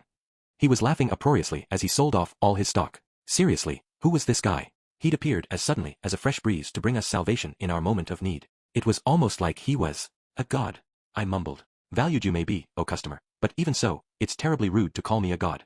Oh, I'm sorry. Apparently, I'd upset him with that word. Fair enough, a truly devout believer would be scandalized by being compared to a deity. Fantastic. I've sold every single thing I brought. Thank you, valued customers. No, thank you, sir. If you hadn't shown up, we'd have been wiped out. These items really saved our skin. We owe you a lot, Gil said. He was as thankful for the items as the masked man was satisfied to have sold them. The masked man then stood up. Think nothing of it. The health and safety of my customers is my foremost concern. Well then, I'll be off. Thank you for your patronage. And then, without so much as a light to see by, he walked off into the dungeon, until the only sign of him was the sound of his sandals slapping against the ground. We were left standing silently, until finally someone said, So what was that all about anyway? He'd left without even telling us his name. Was he some sort of dungeon fairy or something? No. I knew who he was, at least for me. I give heartfelt thanks to the nameless god from who knows where. 3. What's that rare monster want, wandering around in this dungeon? I'm done eating, and I want to get going. With that unusual outfit, Vonir certainly does look like some rare monster, doesn't he? I wonder why he likes that outfit so much. I hope he doesn't meet any adventurers who accidentally attack him.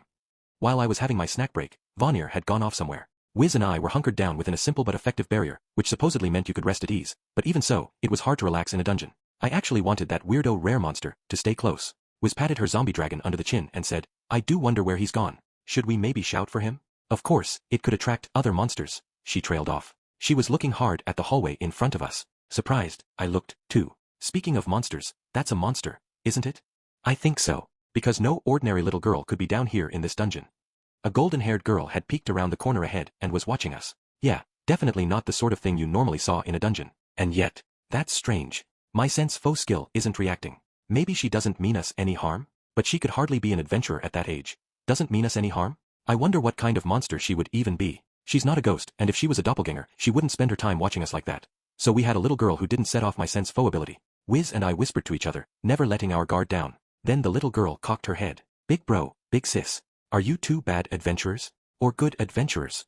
Wiz and I looked at each other. I guess if I had to, I'd say I'm a good adventurer, I said. I'm not an adventurer, but I'm not a bad big sis, I think, said Wiz, both of us still keeping a close eye on the girl, who was herself observing us from a distance. This time, she smiled. That's great. My name is Amaryllis. Say, won't you talk with me? It's lonely wandering around this dungeon all by myself for so long. She looked almost shy as she spoke. Sure, we can talk, but, Amaryllis, what are you doing down here alone? Are you, I hesitated for a second. Are you even human? A look of sadness passed over her face. No, not anymore. The man who raised me was a wizard. He did magical research that turned me into a chimera. And now, I can't exactly live out in the open in town, so he told me to hide myself down in this dungeon. He said when he'd figured out how to fix me, he'd come get me. So I'm staying down here until he comes. Geez, that was heavy. Wiz and I went silent. After a moment, I said, so, this man, what is he to you? Where are your mommy and daddy? Mom and dad died. The other man, he said he bought me. He made sure I had plenty to eat. He was so nice. So she was supposed to hide down here while she waited? Didn't sound to me like that wizard had any intention of coming to get her. This girl Amaryllis had lost her parents, then been purchased for use in magical experiments, and finally abandoned in a dungeon. Talk about a buzzkill. Suddenly, Wiz said, in that case, let me make you better. I might not look like much, but I'm an amazing wizard myself. Did you know that? I even knew a chimera once. I'm sure I can help you. She smiled reassuringly. Damn. I was really starting to feel bad for underestimating this lich for so long. Really? You can actually turn me back to normal. Yes, I mean it. So come over here, don't be afraid. This zombie dragon is my friend. Wiz was trying to sound gentle, but Amaryllis still looked hesitant. But, sis, are you sure you won't be afraid when you see my body? You won't think it's gross. She was obviously feeling pretty uncomfortable. Don't worry, I'm even friends with ghosts and monsters. Don't be afraid, just come H. The words died in Wiz's throat as Amaryllis emerged into the hallway. As for me, standing beside Wiz, I swallowed hard and felt like I might wet myself. Amaryllis's head was attached to the body of a spider. She scuttled closer on her spider legs with startling speed. Big C's. Yarg. I howled and hid behind Wiz, who was just about weeping. HHH hold on. Amaryllis, sweetie, just wait a second. Big sis needs a minute to collect herself, okay? What's wrong, sis? Sis, what's wrong? You said you wouldn't be afraid. You said you'd fix me. You promised, she cried, shaking her hair and nodding at us as she came closer. I'm scared. What is this, a horror movie? Just take it easy, little lady. Here, Big Bro's got some candy for you. It's okay, I swear your big sis isn't really scared and I will fix you, I will help you, so just please let's all calm down and wait please. Oh. Vanir. Vanny I Thyre. Aw. I like kids, but young lady, you've got to slow down. Wiz and I threw ourselves into each other's arms, shaking and crying. My word, it's gotten loud in here. Is that you, Lady Amaryllis? It was Vanir, coming up behind us. At the sound of his voice, Amaryllis stopped where she was. Oh, that beautiful mask. Is that you, Vanir? Fancy meeting you here so far down in this dungeon. Wiz and I, still hugging each other, turned slowly toward Vanir. Another excellent choice of appearance, my lady, he said. I'm so sorry to interrupt you when you're feasting on such delectable fright, but these two are with me. Oh, well, do pardon me. Wouldn't you know it, Stesky, my pet hell Neroid, ran off. When I went after him, I discovered that the rich mana in this dungeon had connected a part of it to hell. I came over here to look for him and bumped into these two, so I thought I'd just help myself to some bad vibes. Hey, hang on a second. What? Amaryllis, alleged chimera child. You're actually a demon? So what was with that story about being turned into a chimera by a magical experiment? Oh, that. I made that all up. I just love feelings of terror, and I chose this form out of personal preference. Ooh, well, anger and frustration are more Vanir's thing. You're very sweet, but I'll pass. I really hate demons. I'll be on my way then. I have to go find Stesky. Oh yes, Vanir. Perhaps with your all-seeing powers, you could tell me where my pet is. Oh, we also must be going. Fare thee well, Lady Amaryllis. May we meet again in hell. Oh, Amaryllis looked a little taken aback by Vanir's evasive response, but nonetheless, she bowed to us, then scurried off down the hallway. SNF. SNRRRF. Wiz sniffled. I'm glad. I'm glad she wasn't actually a forcibly augmented chimera, but still, I can't quite cope with this. Boy, did I know how she felt. For that matter, I think I did wet myself a little. How long do you plan to continue sniffling and weeping? Listen, you two, we'll be going soon. BWA ha ha ha ha. And anyway, you should rejoice, Wiz. For I have liquidated everything the young lad didn't buy from us. I think I may start coming to this dungeon from time to time to do some business. I think I'm starting to hate demons just a little bit. I object to your allowing the actions of that one demon to impact your opinion of the rest of us. Floor 15, please Vanir, just a little. I don't need much, just a little bit. Don't do it. MP is the source of all a demon's power and indeed of their very existence. Hey, I said don't try to drain me. If you need to recover your MP, just suck some out of the next monster we meet. But MP from dungeon monsters always makes my stomach feel bloated. Maybe it's all the mana they absorb. Surely just a little bit wouldn't hurt anything. Demons are supposed to have the highest quality MP of all, right? Just a little. Just a fingertip's worth. Stop that. Hands off my mask. Anyway, what's going on here? I've been wondering about the sheer quantity of monsters we've encountered. It's enough to run even a lich like you out of MP in short order. Convenient as it is for the boys leveling, I don't know why we should be encountering so many. Wiz and Vanir were arguing as I kept a lookout for monsters. You know, you're right, we have been running into a lot of enemies. Way more than you ever would on the surface. I never dreamed my level would go up so much in one day. I'd already reset my level twice and was on my third journey up the numbers. On the surface, it might have taken me half a day to hunt down 5 frogs. The encounter rate in this dungeon was definitely weird. Then I noticed the rosary hanging from Wiz's neck. It was hard to miss it as she struggled with Vanir to drain some MP from him. It's got to be because of my rosary, Wiz said. They told me it would lead to a wonderful encounter, but they never mentioned it would even attract monsters in a dungeon. Ah, Vanir, stop. Give it back. Don't throw it away. Geez, every single item she had in stock. Gah, I knew something was wrong. I'll pin down the next monster we meet, then you absorb MP from it. Anyway, are you that desperate for an encounter? I'm friends with a demon whose head isn't quite all there, but he's handsome enough, and quite loving. His name is Maxwell. He is from another world. Perhaps you'd like me to introduce you. Wiz, still trying to grab the rosary back, started to fidget as if the idea wasn't entirely unappealing to her. Loving and handsome, you say? Well, if he's kind and devoted, I don't mind so much how he looks. When you say his head isn't quite all there, what do you mean exactly? He wouldn't happen to be any good with numbers, would he? He's missing the entire back of his head. You mean his head physically isn't all there? No, I don't want someone like that. Wait, demons don't even have genders, do they? Watching the two of them jabber, I had almost forgotten I was deep down in a deadly dungeon. Floor 17. Seriously, how long had we been down here? I was taking my second rest, but the constant state of heightened anxiety in a dungeon made it hard to know how much time had passed. I drunk the fatigue relief potion I'd bought from Vanir, so I wasn't actually feeling all that tired, but I was still a little out of it. Getting tired, are you? I don't blame you. Nearly an entire day has passed on the surface. Here, you had best drink this potion. It will dispel the sleepiness. It's a BAM, insta-wake potion. Vanir, you brought that. But the side effects, HRRMF. The way Vanir clapped his hand over Wiz's mouth before she could get out whatever she had been about to say made me hesitant to drink the potion he'd given me. So it's supposed to wake you up. What's it made of? It's not poisonous or anything, is it? Oh, hardly. For someone as lucky as you, I doubt there will even be any side effects. Yes, I see it. I can see it now. Your future, you running around all energetic after drinking that potion. No more pranks like earlier, where you pretend I'm going to die or something, alright? Sitting on the cold dungeon floor and full of trepidation, I brought the potion to my lips. Then I said, I've saved up a pretty decent number of skill points. Why don't we go home? I came here to raise my level, not clear the whole dungeon. Just then, Wiz finally managed to peel Vanir's hand off her mouth. We can't stop now. We've come so far. Let's push that last little bit to the very end. The final chamber of a dungeon like this, the room where the master of the dungeon resides, usually has amazing loot and powerful equipment waiting inside. If you're going to try to take on the Demon King, don't you think that loot would come in handy?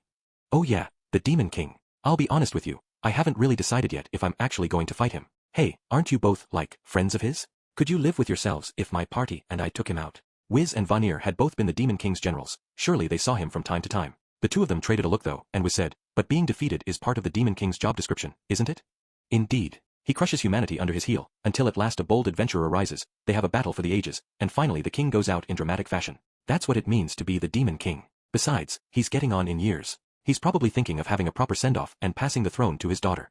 I guess I didn't understand how demons thought. That reminded me though, of how Vanir wanted to build a dungeon. It wasn't his end goal though. That was to be defeated by some adventurers, and in his last moments to savor their despair after they beat him. Kind of a pathetic dream, if you ask me. But maybe demons had their own way of living, their own aesthetics if you will. I mean, after all, there was a whole village of archwizards who had enough power among them that they seemed like they could take over the world if they really wanted to. But instead of even becoming adventurers, they were content to be cobblers or clothing store proprietors or neats. I'd known there were plenty of weirdos in this world, but this was ridiculous. So the Demon King is getting on in years, huh? But I mean, he's the king. He must still be the most powerful person in his own army, right? But, like, he's just strong enough that maybe even someone like me could take him on. No, he's certainly not the strongest. I suspect his daughter is already more powerful than he is. I have no idea whether someone like you could handle him, but he's still got enough spring in his step to crush an ogre's head with his bare hands. Made sense, I guess. You wouldn't expect him to be a pushover. I sort of thought power was supposed to be everything in this world. Like it was just, yep. Strongest guy around is the Demon King. No question. Do you take us for meatheads? Or were the leaders of your world always the very strongest who could be found? I can't speak for the place you come from, but here, every Demon King in history has always possessed the following qualities if nothing else. First, charisma enough to attract distinctive generals to their army. Second, power enough to keep their subordinates in line. They also need a fair degree of intelligence. But the charisma, the ability to attract generals with real talent, is probably the most important thing. I don't think this one managed it, judging by you and Wiz.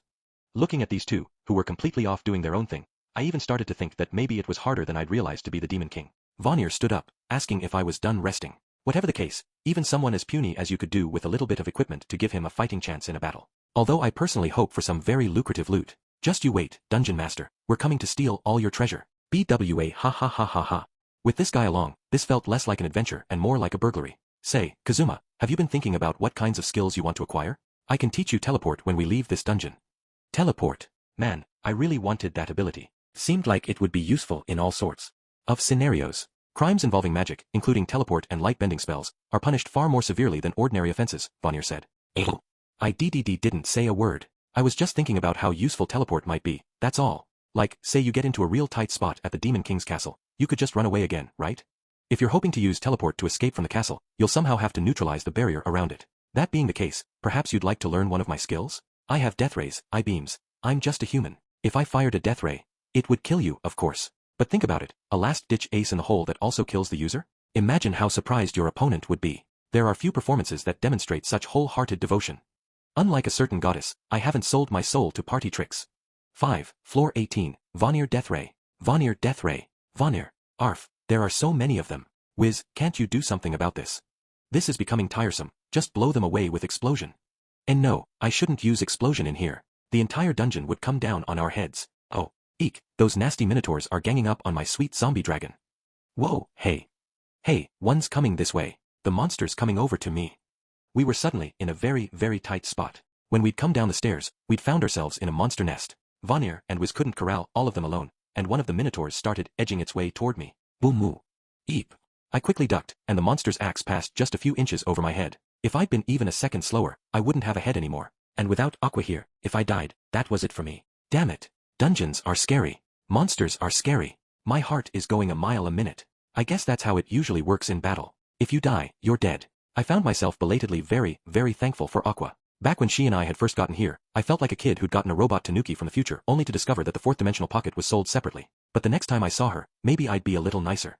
Vanir and Wiz had their hands full trying to keep the horde of monsters at bay. I would have to deal with the bull-headed giant myself. I looked up at it, it was several times my size, and drew my katana, all the while getting ready to run. Damn it, of all the times to realize how much I appreciate having Aqua around.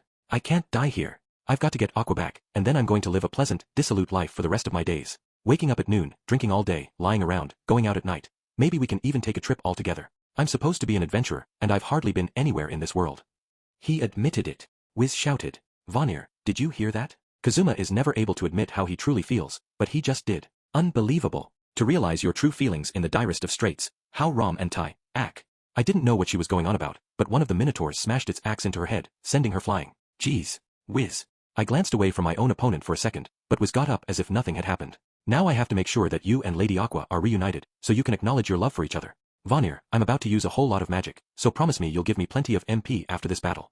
Wiz, clearly laboring under some sort of misunderstanding, was being beaten up by minotaurs and attacked from every direction, but it didn't even seem to bother her as she intoned some sort of spell. I'd always known liches weren't affected by non-magical attacks, but watching her shrug off blow after blow was incredible, nonetheless. Beside me, 3 zombie dragons squared off with more minotaurs. As for Vanir, he was drawing something on the ground using the blood of the minotaur he'd just slain. Pew moo! The monster across from me bellowed and raised its axe. Fine, just try me, you. Not missing a beat, I jumped in with Chun Chunmaru and slashed at the minotaur's legs. But I was and had always been very weak, and my attack just sort of scratched it. My level was over 30 already. It kind of ticked me off that I couldn't do anything to it. The Minotaur looked like it was going to bring its weapon down on my head, but it never happened. Petrification. The Minotaur across from me turned to stone, presumably thanks to Wiz's spell. And not just the one in front of me, most of the monsters around us were immediately petrified. BWA ha ha ha ha ha ha. You do know how to handle yourself, Wiz. Well, I won't let you have all the fun. I, Vanir, Duke of Hell, command. Come forth from hell, my servants. Still cackling, Vanir placed his hand on the magic circle drawn in Minotaur blood at his feet. The gory diagram began to glow with an eerie light. When it faded, there was a group of creatures with devil's bodies and bat-like wings. If you looked in the dictionary under the word demon, this was what you would expect to find. Suddenly confronted by a small army of demons, the Minotaurs and then every other monster nearby started fleeing in panic. I felt a touch of terror myself, to see what this normally laid-back demon could do when he really wanted to. Gosh, Lord Vanir. You can't go summoning us out of the blue like that. We're busy as hell down there. Yeah, you're the one who abandoned your territory to go play around on the surface and left us to pick up the slack. Lord Vanir? What's with the outfit? I don't think that's how a Duke of Hell normally. The demons didn't sound very happy. They all had horrific appearances, but I wasn't scared of any of them in the least. We and our crew of demons and undead marched through the dungeon like a conquering army. The monsters we ran into were not creatures I could have made a dent in even if I tried. We're talking enemies so big and bad that if I hadn't been surrounded by this entire crew, I would have wet my pants at the mere sight of them. One after another, we simply transformed them into undead, further increasing our strength until we finally arrived at floor 20. This floor didn't look like the others. The walls glowed with a faint light. Maybe they were imbued with magic, or maybe there was luminescent moss growing on them or something. Strangely, I hadn't sensed any monsters ever since we arrived on this floor. Maybe only the dungeon master was allowed down here. Now we stood before the final room, the boss chamber. It had a thick door engraved with terrible decorations, like it belonged to the last boss in some video game. The dungeon master had to be on the other side. I nodded to Vanir and Wiz, and we slowly pushed open the door. Inside we found. How very good of you to make it this far. I give you my grudging compliments for surviving my dungeon to reach me here. Now, show me your strength. For I am the king of the undead, possessor of immortality. 1,000 years I have waited, and now I will show you what I, the primogenitor of the vampires, can truly. The dungeon master was sitting, almost relaxed, on an ostentatious throne in the middle of the room, but as he saw us, he trailed off. As he saw the two people behind me, specifically. Gosh, I didn't know liches had been demoted and vampires had become the kings of the undead. When did that happen? And you're right, it was a lot of trouble getting here. Hoo. Ha ha ha ha ha. BWA ha ha ha ha ha ha. BWA ha ha ha ha ha ha. BWA ha ha ha ha ha ha. My goodness, but this is a sprawling dungeon you've made. Quite a project for a fledgling chick a mere 1,000 years old. BWA ha ha ha ha ha ha ha ha ha ha ha ha. Vanir, who'd used no small amount of MP himself shooting death rays at everything on the way here, started cackling. The dungeon master froze in front of me. Ahem. I'll put tea on, my dear visitors, and then perhaps we can discuss the reason for your visit? He was trying his damnedest to smile, but he looked like he might cry. Gee, I felt kind of bad for him. 6. BWA ha ha ha ha ha ha. BWA ha ha ha ha ha ha. Oh, this is legendary magical power. This magical item has legendary level power. Vanir and Wiz were deep in the dungeon master's room, crowing over the treasure. The vampire and I sipped our tea and watched. Sorry about my companions, I said. No, it is I who should apologize. A pathetic worm of a vampire should never have dared to make such a grand dungeon. After you've all finished here, I think I'll go back to the country and live a modest life growing tomatoes or something. The original vampire was going to live out in the country and grow tomatoes? I couldn't imagine the vampire's hatred of sunlight was very conducive to farm work, but, wow. Yeah, that might be a good idea. Then you wouldn't have to deal with this kind of stuff. Yes, if I'm going to have to endure terror like this, I'd rather live quietly and easily somewhere. I've been alive for a millennium now, but I never imagined I would find myself surrounded by such a panoply of demons and undead. Not to mention that great undead, a lich, and a demon who's been around far longer than I have. I'm counting myself lucky that I wasn't destroyed outright. And then the 1,000-year-old bloodsucker sipped his tea again, observing Vanir and Wiz with detachment. BWA ha ha ha ha ha. What a great haul of silver and gold. Between this and what I'll make when the kid buys what he promised, I can start doing some real business. I've got it. How about a casino? Wiz, I'm taking this loot, and I'm going to build a casino. A magnificent gambling palace that will surpass even the great nation of Elrode. Oh, look, Vanir, just look at this. It's bursting with magic. I don't know what it does, but it feels powerful enough to turn the world inside out. I couldn't help wondering why the vampire, who sat delicately drinking his tea, looked so much more like a proper big bad than the two rifling through his treasure with greed in their eyes. Now that the vampire had surrendered, Wiz had released her zombie dragons to pass on to the next life, and Vanir had sent his lackeys home. As the vampire and I engaged in pleasant conversation, Wiz and Vanir were packing up the treasure he'd offered them to spare his life, stuffing it all into Vanir's carrying cloth. This will never do. There's too much treasure here. We will never be able to carry all this home. That is a problem, Vanir. Whatever shall we do? Each item here possesses such powerful magic. I'd really like to take them all with me if I could. They stared right at the vampire as they spoke. GG's, you guys aren't satisfied just breaking in and stealing all his stuff? You have to make him help you carry it, too? I'll have Wiz teach me teleport right now, and I'll register this dungeon's lowest floor as one of my destinations. That good enough for you? I said. Evidently it was, because Vanir and Wiz came over with something in their arms. A pitch-black sword and a set of full armor, also black, both obviously of extremely fine make. Take this, my boy. I believe it may be the strongest magical sword in this entire treasure hoard. You could sell it for a small fortune, but at the moment, I believe it would benefit you even more to use it yourself. And I think this armor is quite something, Wiz added.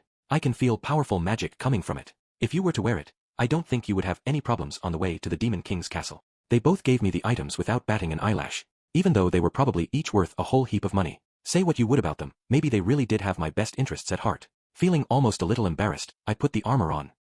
It's too heavy for me to move, and found that as soon as I equipped a single gauntlet, I was rooted to the spot. What was going on here? This was weird. I know I was a member of the weakest class, but after having my level reset several times and working myself hard down here in this dungeon, I was up above level 30. And unlike the last time I tried to upgrade my equipment, I was confident that I had the muscles for it now. Oh, that armor is for crusaders only. And incidentally, the sword there can only be used by sword masters, said the vampire, whose name we still didn't know. What did he mean, only? Were members of the weakest class not allowed to use legendary equipment, either? You wouldn't, happen to have any powerful equipment that's meant for adventurers, would you? I am sorry, nobody wants to be an adventurer, so no one makes powerful weapons or armor for them. At least, I certainly don't have any, the vampire said. When Vanir heard our conversation, he burst out laughing. BWA ha ha ha ha ha ha, bwaya ha ha ha ha ha. Oh boy who cannot seem to become a hero for the life of him, is this not ideal? This is itself what makes you unique. Your weak equipment, your motley collection of skills. If you were to take them and face the Demon King, I'm sure you would be called one of the greatest heroes ever to live. I see it, I can see it. A future in which you are given a nickname such as Harem Guy or the strongest of the weakest. Waya ha ha ha ha ha. After we got back to town and I picked up some skills, one of the first things I wanted to do was beat this guy up. Damn it, what the hell? But if it's for crusaders, it's all black and kind of scary, but maybe it would make a good souvenir for darkness. You don't happen to have any wizard staffs or anything in there, do you? Oh, I'm afraid I don't really have much of anything for wizards. But this ring I'm wearing increases the wearer's magical power. Would you like it? The vampire went to take the ring off his finger, but I quickly stopped him. And no, it's all right. I don't like feeling like I've robbed you blind. I'm sorry, it must seem to you like we're just here to loot your place. Oh, not at all. Dungeons exist to be plundered. All the treasure I have here once belonged to some adventurer who tried their hand at my labyrinth. Don't give it a second thought. This ring, though, it's something I've cherished since the days of my mortal life, so I must admit I'm relieved. He smiled a little, looking really pleased, when, did you say a ring that increases magical power?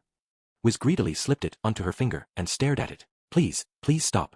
7 By the time we teleported back to town, it was pitch dark outside. We'd spent more than an entire day in that dungeon, and my sense of time was all out of whack. It's unlikely there are any carriages running at this hour. The fatigue recovery and stimulant potions may have kept you going, but all that abrupt leveling up combined with a sustained state of heightened anxiety and a full day of battling will have taken a significant toll on your body. For today, go and get some rest. Tomorrow you can learn your skills, then head out on your journey. That would be best. Vanir's carrying cloth was stuffed with treasure, and he was still holding a full armload of loot, too. I, carrying only the suit of armor for darkness, said thanks to Vanir and Wiz. You were both a huge help. I promise I'm gonna go get that idiot back. When it comes to that goddess, I could take her or leave her.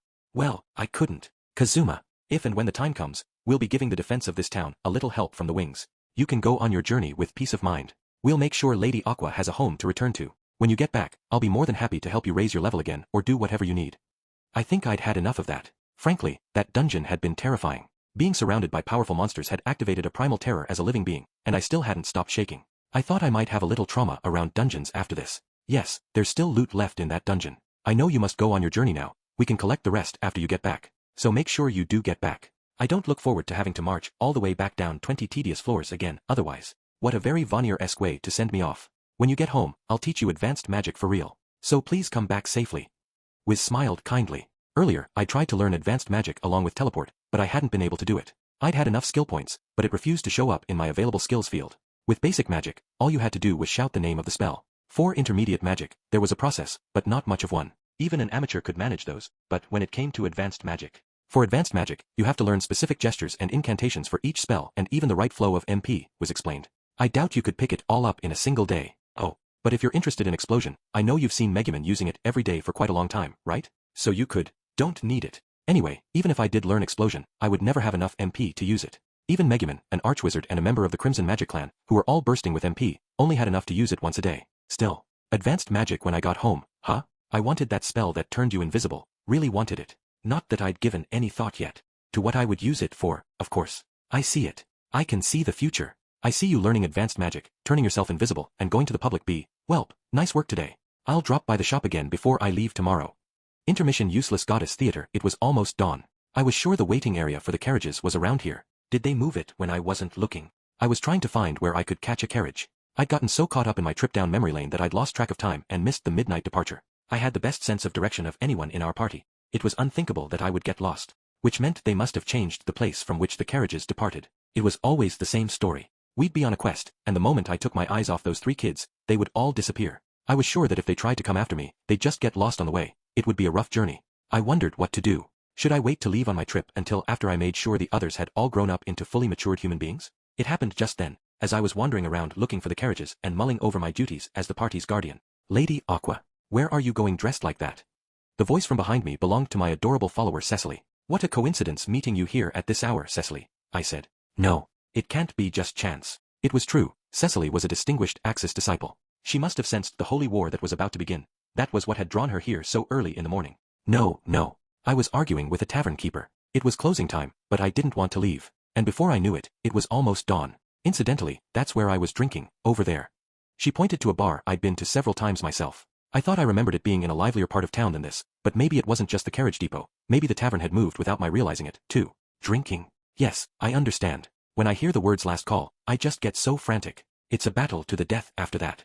But then usually Kazuma comes to get me after they complain to him. I know exactly what you mean, Lady Aqua. When I get drunk, I just want to get drunker and louder, and it drives me frantic when they want me to go home instead. She truly was an Axis follower. This was someone who got me. By the way, the bar said I didn't have to pay, they just begged me not to come back, Cecily added. I see, so the barkeep is at Sundra. They would never actually want to ban pure, righteous Axis followers from their establishment. Her actions just screamed Sundra. You should make sure to drop in more often. I'll do just that, Lady Aqua. Ahem, to go back to my question, why do you look like that? Cecily asked, smiling brightly. Hear me, oh Axis believer Cecily. I mourn for this world. People living good, upright lives are oppressed by the awful Demon King, and I intend to pull that source of evil up by the roots. Why you do? You mean, Lady Aqua, you yourself are going to defeat him? What about Megutan? I don't see her anywhere. Ahem, I mean where are Megumin and Kazuma and even that one other girl, the Iris-loving crusader? I wasn't sure when Megumin had evolved into Megutan, and it sort of bugged me, but nonetheless I said, this journey is going to be a cruel one. I decided those 3 fledglings simply don't have the strength. Therefore, I shall go alone to defeat the Demon King. No, you can't. Lady Aqua, forgive poor, lowly Cecily for offering her opinion, but I think it might be best for you to bring those 3 along. Otherwise, they'll only lecture you whether you win or lose, won't they? Lecture me whether I win or lose. Ooh, I wonder what I should do. Maybe a good souvenir would help. I'm afraid I doubt it, milady. I very nearly said that I would just put off hunting down the Demon King, but I didn't let the words out. Bah, she might not know who I truly was, but I wasn't about to let myself look pathetic in front of one of my followers. Say, Lady Aqua, what do you intend to do next? Good question. First, I'm going to catch a carriage to somewhere cold. The Demon King's castle seems like the sort of thing that would be built in a cold place, doesn't it? You know, the north or somewhere like that. Very well, Lady Aqua. Poor lowly Cecily will accompany you as far as she can. Ah, my devoted Axis follower. She really must have sensed the imminent holy war, and it had inspired her. If you insist, then I suppose I have to let you tag along. Come on, Cecily. We're going somewhere cold. Roger that, Lady Aqua. But first, maybe we could ask the carriage people to take us in the direction of the Demon King's castle. They're professional drivers, after all. I'm sure they have a sense of the right way to go. Ah, Cecily. So intelligent. I'd known her for a long time now. Maybe it would be safe to tell her the truth. I always knew you were capable, Cecily. As a reward, I may eventually reveal my true self to you. No, you can't, she cried, sounding oddly nervous. Ah, my humble follower, so free of any desire. Chapter 3 finally, a cheat for this hickey net. 1. I'm home. Welcome back. When I opened the front door, Megumin and Darkness were there, sitting on the carpet looking like they'd been waiting for me for quite a while. So you've made it safely home. I thought you would simply duck into the dungeon and grind a few levels, so when you didn't come home for an entire day, I started to worry, Megumin said warmly. No kidding.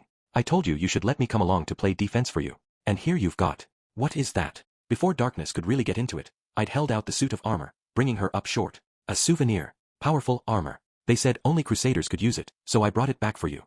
Wow, class-restricted equipment. Items that can only be worn by a specific class are often very famous or important objects. Did you not find anything for yourself, Kazuma? Megumin asked. Nah, they said adventurer-only items don't really exist, since there's never any demand for them. Hands trembling, Darkness took the armor and hugged it close. Her face was red, and her eyes were moist. Thank you. I'll treasure it. The words were so simple but so full of gratitude. Now I couldn't exactly tell her that I'd just gone ahead and brought it back because I couldn't use it. Pitch black armor? Most appropriate for someone named Darkness, I should say. Totally. Especially with that color and the whole style, though. I think she'll sort of look like she belongs with the Demon King. Eek. I'm not sure a paladin should be wearing black armor, but, well, it is what it is. Besides, this armor is really pretty. Powerful enchanted armor usually adjusts itself to fit the wearer. Maybe it'll change to look a little more knightly when I put it on. She carried the armor into the living room and gave it a quick polish with a dry cloth. She looked like she was genuinely enjoying herself as the rags squeaked along the armor. Then Megumin tugged on my sleeve. And where is my souvenir? I don't have one for you. I had a light meal and a bath, but when I got out of the tub, I didn't see Darkness anywhere. She'd really seemed taken with that armor. Maybe she was in her room trying it on. Megumin was relaxing on the sofa, almost as if she'd been waiting for me to finish my bath. Even though it was late, she wasn't wearing her pajamas. Instead, she had on her black one-piece. I'm gonna hit the sack. Busy day tomorrow, I said. I don't know where you plan to go dressed like that, but don't stay up too late, huh?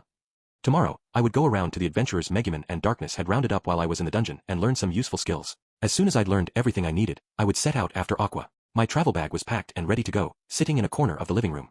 I guess Darkness and Megumin had gotten it together while I was out raising my level. That is a good point, Megumin said. I suppose I shall go to bed too, then. She stood up. And then, for some reason, she followed me right to my room. I opened the door, and Megumin came in after me as if it was the most natural thing in the world. What are you doing? I thought you were going to bed. Oh, I am. With you, Kazuma. Huh? While I stood there frozen, Megumin walked over to the bed and patted the sheets. This trip will be more dangerous than any other we've yet undertaken. So, I just want to make sure neither of us has any regrets before we leave. She smiled just a little. Huh. Well, now that we're here, I do suppose I am a little nervous. Are you all right? You're not uncomfortable or anything. Why yeah, I'm fine, no problem. Same goes for you, Megumin. Don't overdo it, okay? There was no moon out tonight. The only light that leaked in through the window was the faint illumination of street lamps lit by Axel's wizards. There wasn't enough light for me even to see Megumin's pale skin very clearly, and my second sight skill allowed me to make out only the outlines of things like thermography. Even in the darkness though, I could see those crimson eyes glowing clearly. Megumin was lying on the bed, smiling gently up at me. So this was why she'd changed into her fancy dress. The truth was, I was trying to distract myself, but the lower half of my body was hard to ignore. It was hard, all right, really hard. I wanted to hurry up and do something. Megumin must have noticed me looking at her dress, because she said, "This is the one outfit I own that is remotely sexy. What do you think? Is it all right? I mean, is it?" "Why yeah, it's okay. I mean, it's pretty and, turns me on and stuff." "T turns you on? You couldn't come up with another." "No, that's very Kazuma-ish." She chuckled softly. Then, still smiling, she opened her arms as if to welcome me into them. "It can't be easy for you. And that's okay. I'll accept all of you. I want us to have no regrets, to leave nothing undone. Do whatever you like, okay?" Talk like that pushed me right up to the limit. If I backed down after an invitation like that, it would make me look almost as crazy as Megumin acted sometimes. I worked my way on top of her, being careful not to lean too much of my weight on her, and Megumin wrapped her arms around me. One of the shoulder straps of her dress had slipped off, and maybe my eyes were adjusting to the darkness, because I felt like I could see her pale, exposed shoulder with impossible clarity. Darkness and I had only ever kissed. Maybe that was where I should start. I brushed Megumin's cheek with my hand, and she placed her hand on top of mine, her eyes crinkling into a comfortable smile. That simple gesture was enough to set my nerves and excitement to max. Girls were such cheaters. This was already practically enough to push me over the edge. As Megumin continued to stroke my hand placidly, I leaned my face closer to hers. She saw what I was trying to do, swallowed gently, and closed her eyes. Unlike the time Darkness kissed me, when she'd ambushed me, we both knew what was going to happen here. Sure, I was nervous, but I also sort of felt like I had to hurry up. Otherwise, we'd be interrupted, just like we always were at moments like this. Yeah, right at the best part, that idiot would. That idiot. What's the matter? Megumin opened one eye and stole an uneasy glance at me when she realized I wasn't kissing her. That idiot wasn't going to come interrupt us. She couldn't. She wasn't even here right now. In other words, this was my chance. Our chance. Finally, at long last, we had our chance. That was the normal way to think about this, right? "I'm sorry," I said after a moment. "Am I not good enough? I know I'm not as well endowed as Darkness or Aqua, but I do think I have a decent figure. Would you like to see it? Believe me, I would love to. Wait, that's not the point. I want to do it. I really do. The lower half of me is about to go berserk. So I promise, it's not about whether you're attractive or not, Megumin. But I couldn't believe what I was doing. I was throwing it all away. It was ridiculous, stupid. But I want Aqua and Darkness to be around. I'd rather have everyone under one roof and constantly be wondering when they're going to burst in on us. I'd rather sneak into your room wondering when that idiot is going to find us. I know we always end up with someone barging in on us just at the best moment, but even then, I couldn't finish because Megumin wrapped her arms around my neck and pressed her mouth against mine, kissing me passionately. I felt her tongue work its way into my mouth, and then I couldn't think of anything else at all. I began to draw her closer to me. Just as I was about to go further, Megumin pulled her mouth away, rested her head on my chest, and, "That's what I love about you," she said. "How considerate you are. I love it so much, I can't stand it." I could feel the warmth of her breath, her hand stroking the back of my head affectionately. Feeling her softness against my cheeks, I couldn't stand it anymore. When we finally get Aqua back, that night, you and I are going to do something unbelievable. I promise, all right. She whispered the words into my ear, then gently pushed me back and slid out of the bed.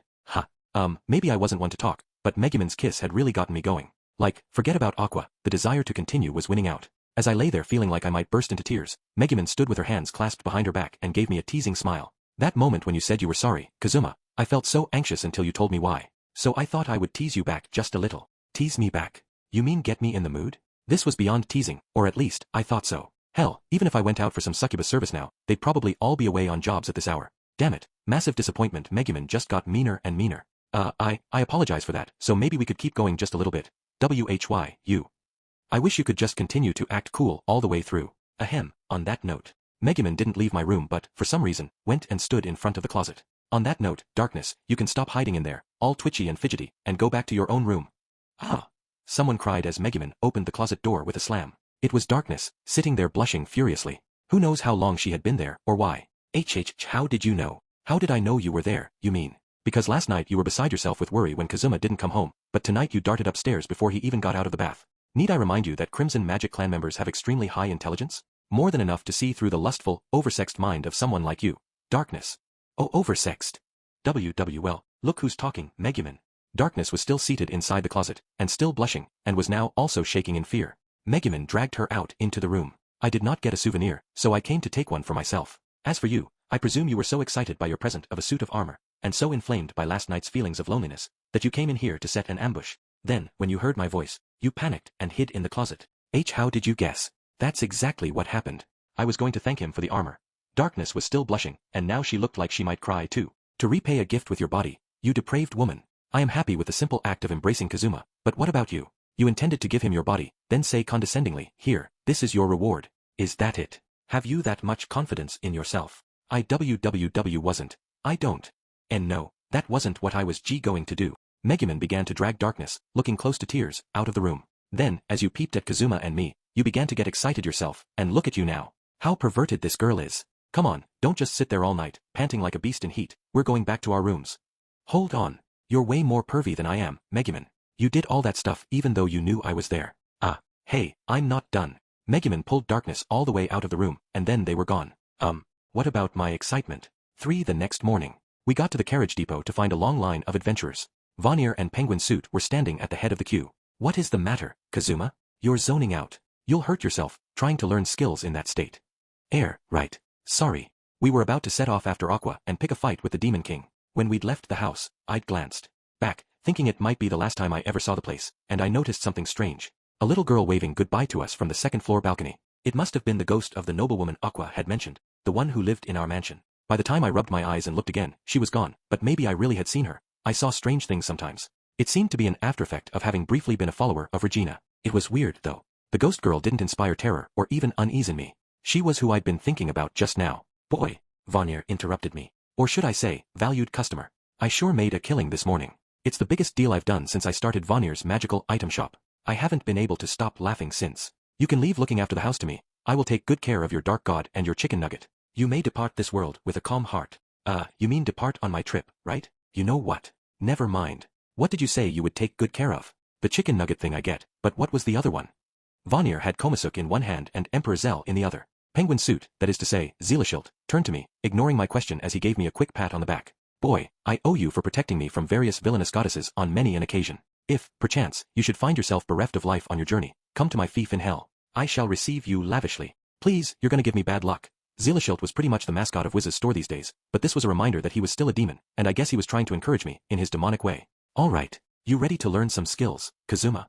Dust stepped forward from among the adventurers and pointed his sword at me. He wasn't trying to make fun of me. I really was going to learn skills from all these people. And Dust wasn't the only person I knew here. The line was full of people I'd met and gotten close to over the last year or so. You're about to go toe-to-toe with the Demon King, so we're gonna beat the crap out of we're gonna give you the training of a lifetime. Consider it our parting gift. Did you almost say beat the crap out of you? And anyway, no way I'm going toe-to-toe with the Demon King, or storming the castle, or anything.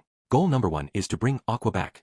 As I railed at Dust, Megumin and Darkness stood to either side of me, smiling and nodding as if I were nothing more than a temperamental child. The two of them had their hearts set on a frontal assault on the Demon King. Me, I felt priority 1 was to link up with Aqua. If we could do that, I didn't really care what else happened. At this point though, even a coward like me was bracing himself. I'd acquired lots of skill points. I was like the main character experiencing his awakening in the climactic part of a story. To gain the peaceful future I'd always wanted, I would destroy the Demon King's army with all my strength. The gathered adventurers took an uneasy step back when they saw me grin. Say, Kazuma, you sure you don't want to nix that trip? Yeah, you've always been a little strange, but it's worse than usual today. The other adventurers sounded worried, but I didn't blame them. They didn't know that I'd awakened to my true power. I appreciate your concern, but I'm now one of the most capable people in Axel. Leave Aqua and the Demon King to me. You just make sure this town's still standing when we get back. My mansion's here, after all. Then I gave a pointed snort, and for some reason, everybody grimaced. One of the most capable people in Axel. My foot. This from the guy who supposedly did all his power leveling in a dungeon with Wiz and Vanir babysitting him. Yeah, he's just cobbled those levels together by paying for them. And you have the nerve to act all high and mighty. Nice attitude when we're all about to teach you our skills, Mr. Weakest Class.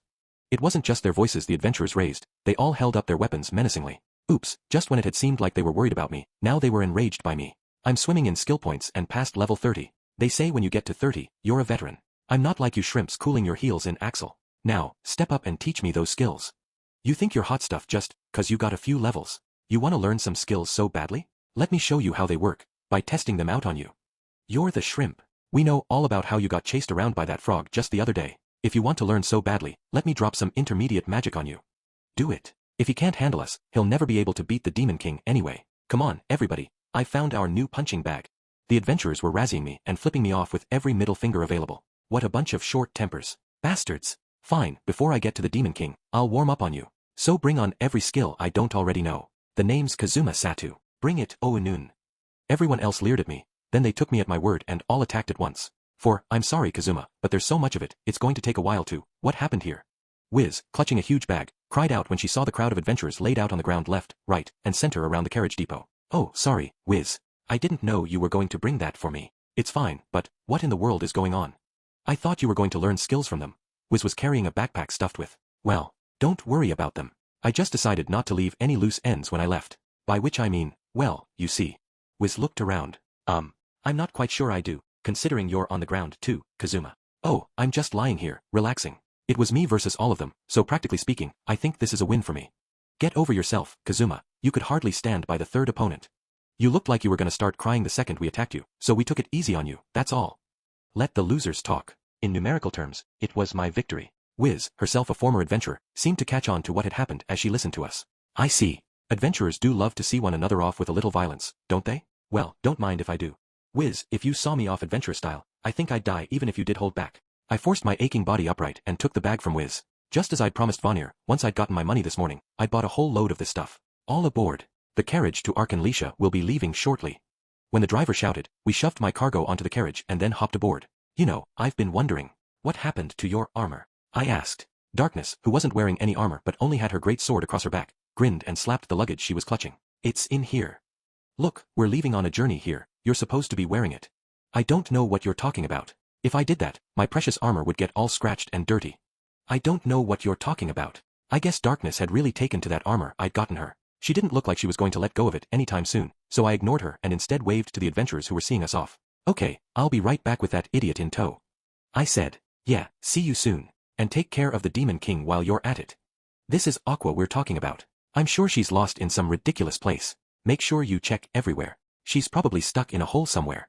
Hey, you better bring back souvenirs. You can trust us to take care of the town. Heck, I've got a newborn kid and a beautiful wife here. I'd never let anything happen to him. Ah, trustworthy adventurers. Wait, did that last person just raise a super obvious death flag? Darkness, please put on your armor already. There is the problem of your defense. Plus, when you make such a show of cherishing your souvenir, it rather irks those of us who did not get souvenirs. I'll put the armor on when we get somewhere dangerous. That ought to be enough. My defense is more than high enough to handle the monsters around here. The two of them were having an inane argument. These were the two people with whom I was about to walk into. The most dangerous place in this entire world? Crap. The various skills I just learned notwithstanding, I felt like my spirit was about to break. Hey, Kazuma, that sword you've got there, you had it made here in town, right? No magic or anything. Better take this one just to be safe. Dust, who had a spear strapped across his back for some reason, tossed his sword up to me. Dang, that was actually pretty cool. Had he always been the type to say stuff like that? It's got an enchantment on it, as far as it goes. It's not some legendary thing that can only be used by members of a certain class or whatever, so you should have no problem with it, Kazuma. But I want it back after you beat the Demon King. Then he grinned. God, he actually sounded heroic. Considering there were monsters out there that could be harmed only by enchanted weapons, I was awfully grateful to him for lending me this thing. Still, I didn't understand what had come over him. Was I going to have to change my opinion of him? Oh, I get it. On the off chance Kazuma just happens to defeat the Demon King with that thing, that weapon will be worth loads of cash. The very blade the hero used. You'll say, hey, Kazuma, does probably just filched that thing off some dead adventurer in a dungeon, so you don't have to worry about giving it back to him. Screw you, Rin. Don't get in the way of my brilliant get-rich-quick scheme. Never mind. Truthfully, though, it was actually reassuring. Axel was populated almost exclusively by the obnoxious and the useless, but to my own surprise, I didn't hate it here. And I felt like if I could bring back Aqua, who'd sort of become the town mascot somewhere along the line, then maybe I could have a decent time even here in this dumb world. I smiled a little to myself as I watched the street punk chase Rin away. Here we go. Our carriage set out under the clear, blue sky. We were headed off on our first and last serious adventure. 5. I didn't see Chris anywhere, even with all those adventures. I would have liked to talk to her before we went off to fight the Demon King, Darkness said. When she heard the King's goons were going to attack the capital, she said she'd be busy for a while, and I haven't seen her since then. You know, you're right. I haven't seen her around. I guess I can sort of understand why she'd be busy though. This was the big showdown at the capital between humanity and the Demon King's forces. Her real job was going to take over for a while. Why would you understand that, Kazuma? Darkness said. I'd love to press you for details, but, well, both of you, have a look. What do you think? Demon King's servant, we said flatly to Darkness, who was sitting in the rocking carriage, proudly wearing her new armor. She looked a little disappointed that Megumin and I had both had the exact same response. You look very much like a Dark Knight, Megumin said. You would not seem out of place at the Demon King's side. You've got a big sword but no shield, so the black armor really accentuates the offensive impression, I added. HRK. Darkness pouted, tracing her finger over the surface of the armor.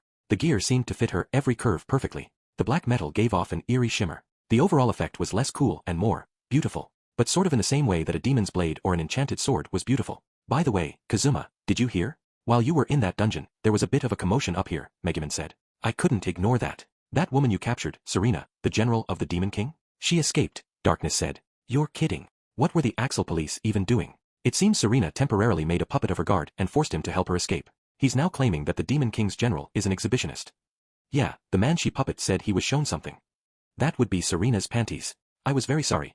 I saw now that I had given Serena some truly destructive knowledge. They weren't able to spare anyone to chase her down, because everyone is needed to defend the town. The guild put up a wanted poster asking anyone who saw Serena to capture her. There's a good chance she's heading back to the Demon King's castle, so since we are going the same way, we may well find her ourselves. And when we do, this time I'm going to make her pay. I have a score to settle with her, Darkness added. Well, I guess if we caught her, we'd probably get a little reward for our trouble. If we happened to run across her on our trip, we could grab her, no need to go out of our way. She'd been reduced to level 1, even without Aqua around, I figured we could handle her somehow. I looked at the other carriages traveling behind us and said softly, guess there aren't many customers. What with all the unsettling rumors of an imminent attack by the Demon King's forces, not many people were eager to travel right now. A few had fled to other towns, but by this point, most people who were going to leave had already done so. Other than the carriage we were in, the rest transported only merchant cargo, no passengers. There were 5 carriages total. There was no one around except for the drivers and merchants and a handful of adventurer bodyguards riding in one of the vehicles. With so few carriages, even weaker monsters might not be intimidated enough to stay away. For us, hoping to catch up with Aqua, who had a good head start, traveling in such a small caravan was hardly ideal. By the way, Kazuma, how many skills did you ultimately acquire? Darkness and I simply gathered up everyone in town who was powerful or knew any useful abilities. We don't actually know what you learned.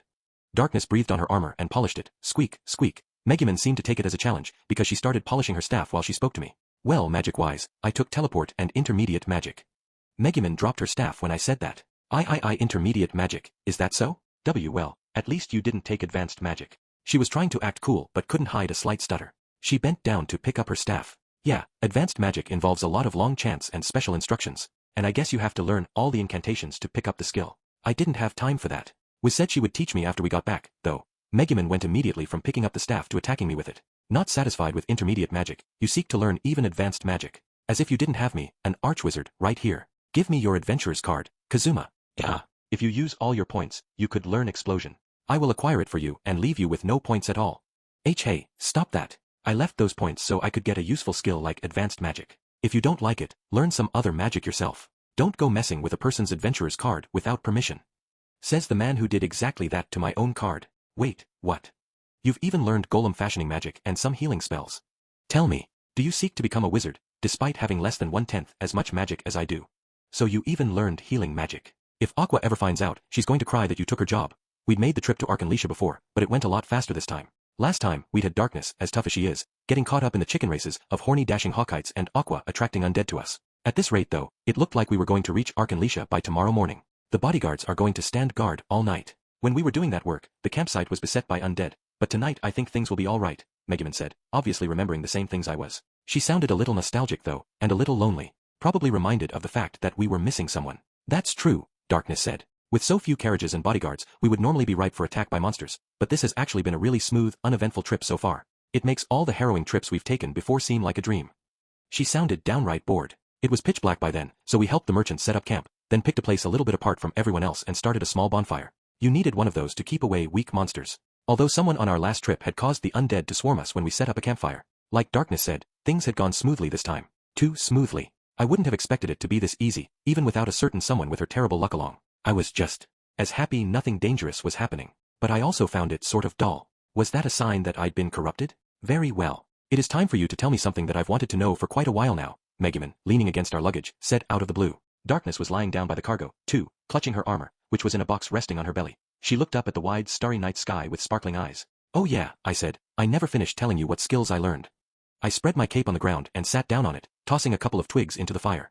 No, that is not what I meant. I expect to have plenty of opportunities during this trip to see what you've learned, so I'm not so concerned about that. Rather, I am referring to what Vanir said about you being from another world. Oh, that. I glanced over to find Darkness wasn't looking at the sky anymore but was studying me intently. In fact, both of them looked more solemn than usual. Oh, you don't have to take it so seriously. It's like, you know, I'm not originally an inhabitant of this world. I come from somewhere else, somewhere far away. One day, I died in that other world. After that, a deity presented me with 3 choices and told me to pick. I could be reborn as a baby in my original world and have a do-over, or I could go to heaven, or I could go to another world. It must have sounded ridiculous, but neither of them laughed or even looked surprised. I see. And I suppose Aqua is the deity you're referring to. Yeah, exactly. She acted all high and mighty when we first met. I just thought I would make her life a little harder, so I dragged her along with me. Huh? Megumin, you never believed Aqua was a goddess. Whenever she claimed she was, you'd just be like, that's nice or oh, cool or something. The two of them looked at each other and chuckled. It's true, I did not believe her at first. But there were too many strange things, too many questions. Coming back to life, for instance, is supposed to be the ultimate divine miracle, afforded only once, at most, to each person. But she resurrected you over and over. She can purify water with a single touch and is perfectly comfortable being underwater. And then, well, there are no priests who can single-handedly face down a lich or a greater demon.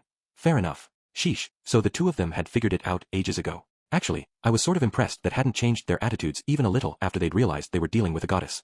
Unlike a Japanese person such as myself, raised on a steady diet of anime and manga in which gods and goddesses were treated as characters, I'd expected people from this world to be a bit more reverential. It doesn't matter what kind of being she is. Aqua is our cherished party member. The way she cries, the way she gets carried away, the way she screws up easily. And then there's the danger she drags us into, the way she loves to make everything difficult for you, Kazuma. It's so easy to laugh with her, she makes everything brighter just by being around. A cherished party member. That's right. I don't care what she is. Aqua is Aqua.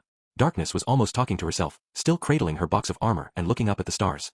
Megumin smiled broadly at that, then sat up and looked squarely at me. Kazuma, why is Aqua so set on defeating the Demon King? What will happen to her after she does it? She'll go back to the heavenly realm. The words got stuck in my throat, they just wouldn't come out. I was silent long enough that Megumin said, Kazuma, after the Demon King is defeated, you won't go back to your original world or something, will you? You said once that you didn't intend to return to your country. So when this trip is over, we can all go home together, right? With you and Aqua. She sounded uneasy. In the starlight, her crimson eyes glowed eerily. Darkness didn't say anything, just stared silently up at the sky. Hell, I couldn't go home, could I? I said. This world might suck, but somehow I've got friends here. Buddies, even. I've got a house and all the money I could ever need. Besides, in this world, I've got, you know. I glanced at them. Megumin started to smile. I do not know. What is it that you have in this world? Darkness sat up, too. Yeah, tell us, Kazuma. Don't act all embarrassed, spit it out. What is it? What do you have here?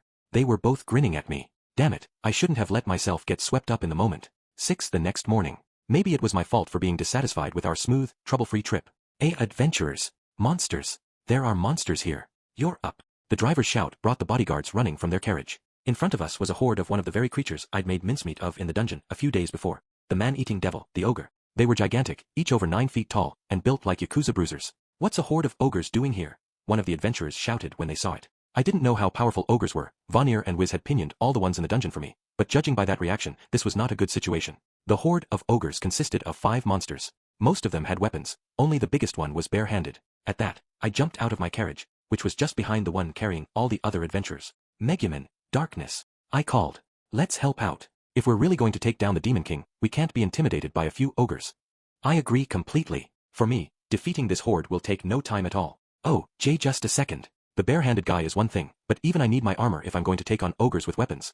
I told her to put the damn armor on beforehand. Ignoring Darkness, who was scrambling to get her armor out of its box, Megumin and I prepared to face off against the monsters. We might be adventurers, but at this moment we were paying customers on a carriage ride. I felt bad, knowing that Megumin was all fired up, but I wanted to save our explosion. For this fight, we could restrict ourselves to playing a support role. Air knew your stinked of our brother's blood.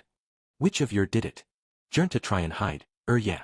Das im in back. It's the wimpy-looking guy what stinks. The ogres sounded upset. It wasn't easy to make out what they were saying, but I thought I had the general idea. Let's see, the weak-looking guy who killed their friends. That would be me. Our bodyguards, all of whom had been hired in the beginner town, hadn't been expecting a bunch of ogres. They stood with their weapons drawn but looked distinctly unhappy. We'll handle the 4 short ones, noble leader. You take the big guy. What, by myself? Ugh, oh okay. Don't you die on me you guys. The person who appeared to be their leader said, and then he launched himself at the creatures. The biggest ogre drew its sword and struck at the oncoming adventurer, cutting him down in a single stroke. The ogre barely glanced at the adventurer as he went flying aside. It just snorted and then headed for its target. Megumin, that guy just went flying. Do not look away. Continue to make eye contact with them. In the natural world, the one who looks away first loses. Megumin was glaring at them, her eyes shining crimson. Beside her, I did my best to stare down the ogres, too. Little man. Who do ya think you're insultin' here? Grah. I immediately looked away. Why must you suddenly lose to them? Now they think we are weak. The ogres are coming this way. Well, what was I supposed to do? They're terrifying. We couldn't exactly ask for help. The other bodyguards were all in the thick of a battle to defend the drivers and carriages. But I had awoken to my true potential as an overpowered protagonist. It wasn't time to panic yet. Watch closely, Megumin. I'm gonna show you the power unlocked by my awakening. Eat this. Fire Baal. I held my hands out toward the oncoming ogre and let off one of the magic spells I'd just learned. Ho, that's hot. Nice little try dear. The ogre, though, simply caught the ball of fire in his hand and crushed it out, then blew hurriedly on his palm. I guess my fireball didn't merit any more than a that's hot. What the hell? Magic isn't working on this guy. Are ogres that strong? You simply do not have enough magical power. The adventurer class doesn't get any bonuses to its skills, so with your wimpy magic, even a creature whose magic resistance is as low as an ogre's doesn't feel your attacks. Megumin shouted at me, then started to perform the incantation for explosion. Now is my turn. Jez you and me hand to hand, all manly like. Let's go. No thanks, I'm more the cerebral type.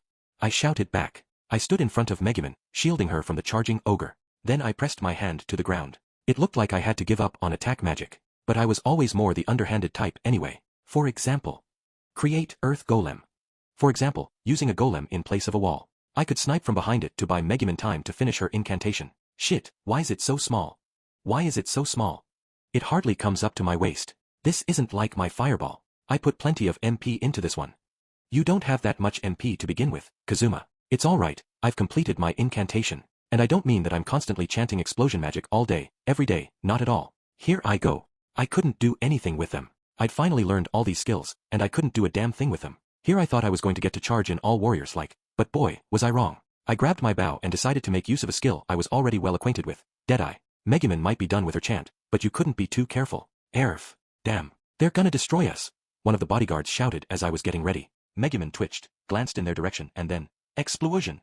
She dropped an explosion directly onto the ogres who were going for the drivers. She'd probably done her best to put the epicenter up in the air so that the other adventurers didn't get caught in the blast, but many were still thrown to the ground and knocked unconscious by the sheer force of it. Still, it was better than the alternative. Specifically, the alternative in which we would all have been dead. We still had a problem, though. Damn it. Darkness, darkness. Aren't you ready yet? I had Megumin, collapsed from using up all her MP, on my back, and I was firing arrows at the ogre. It didn't matter that I was shooting him from point-blank range. He just held his hands in front of his face and blocked every shot. Take down a bigger opponent. Y'always go for it, guys. Combat basics. This is why I hate intelligent monsters. Go forth, golem. Your name is, but before I could name my tiny golem, whom I'd hoped to use as a shield, it was crushed underfoot. Bugger off, you little. That thing was no damn help. The ogre was focused squarely on me at the moment. Hoping to save Megumin from being the target of any attacks, I took the instant while he was crushing my golem to run like my life depended on it. The ogre leaped, punched at me, and, emergency evade. Oh! I pirouetted neatly out of the way of an attack from an advanced monster, the sort of thing I would never normally have been able to dodge. It was an auto-evade ability taught to me by a monk, that is, a cleric who fights with their bare hands. It gave you a very high chance of dodging an enemy's attack, the perfect thing for me. The ogre, shocked to miss its swing, turned back to me. I drew out the enchanted sword Dust had lent me, its polished blade catching the sunlight with a gentle glow. Sure, now I had my sword out, but that didn't mean I had to go toe-to-toe with it. I wasn't alone, after all. All I had to do was buy time. With my newly increased level, I should be able to take one good attack from an ogre and keep on, run away, right now. Megumin shouted when she saw me getting ready to meet my opponent. An ogre's attacks can leave even veteran adventurers at death's door. For a weakling like you, they'd be critical. If I got seriously injured while Aqua wasn't here, I wouldn't get any second chances. The ogre was rushing at me with its arms spread wide, as if to indicate it wasn't going to let me dodge the next one. Oh okay. We can talk. We can talk like civilized people. Maybe we can come to an understanding. You cover yourself in a stink, my brother's blood, and then you want to talk. With an ogre who looked like a Yakuza enforcer facing me down, I thought I might just pee my pants. Kazama! Megumin shouted. As for me, I cried. Aw. If I'd known things were going to turn out like this, I would have just done it with you yesterday instead of acting all cool. I don't want to die a Virgi-Thyan.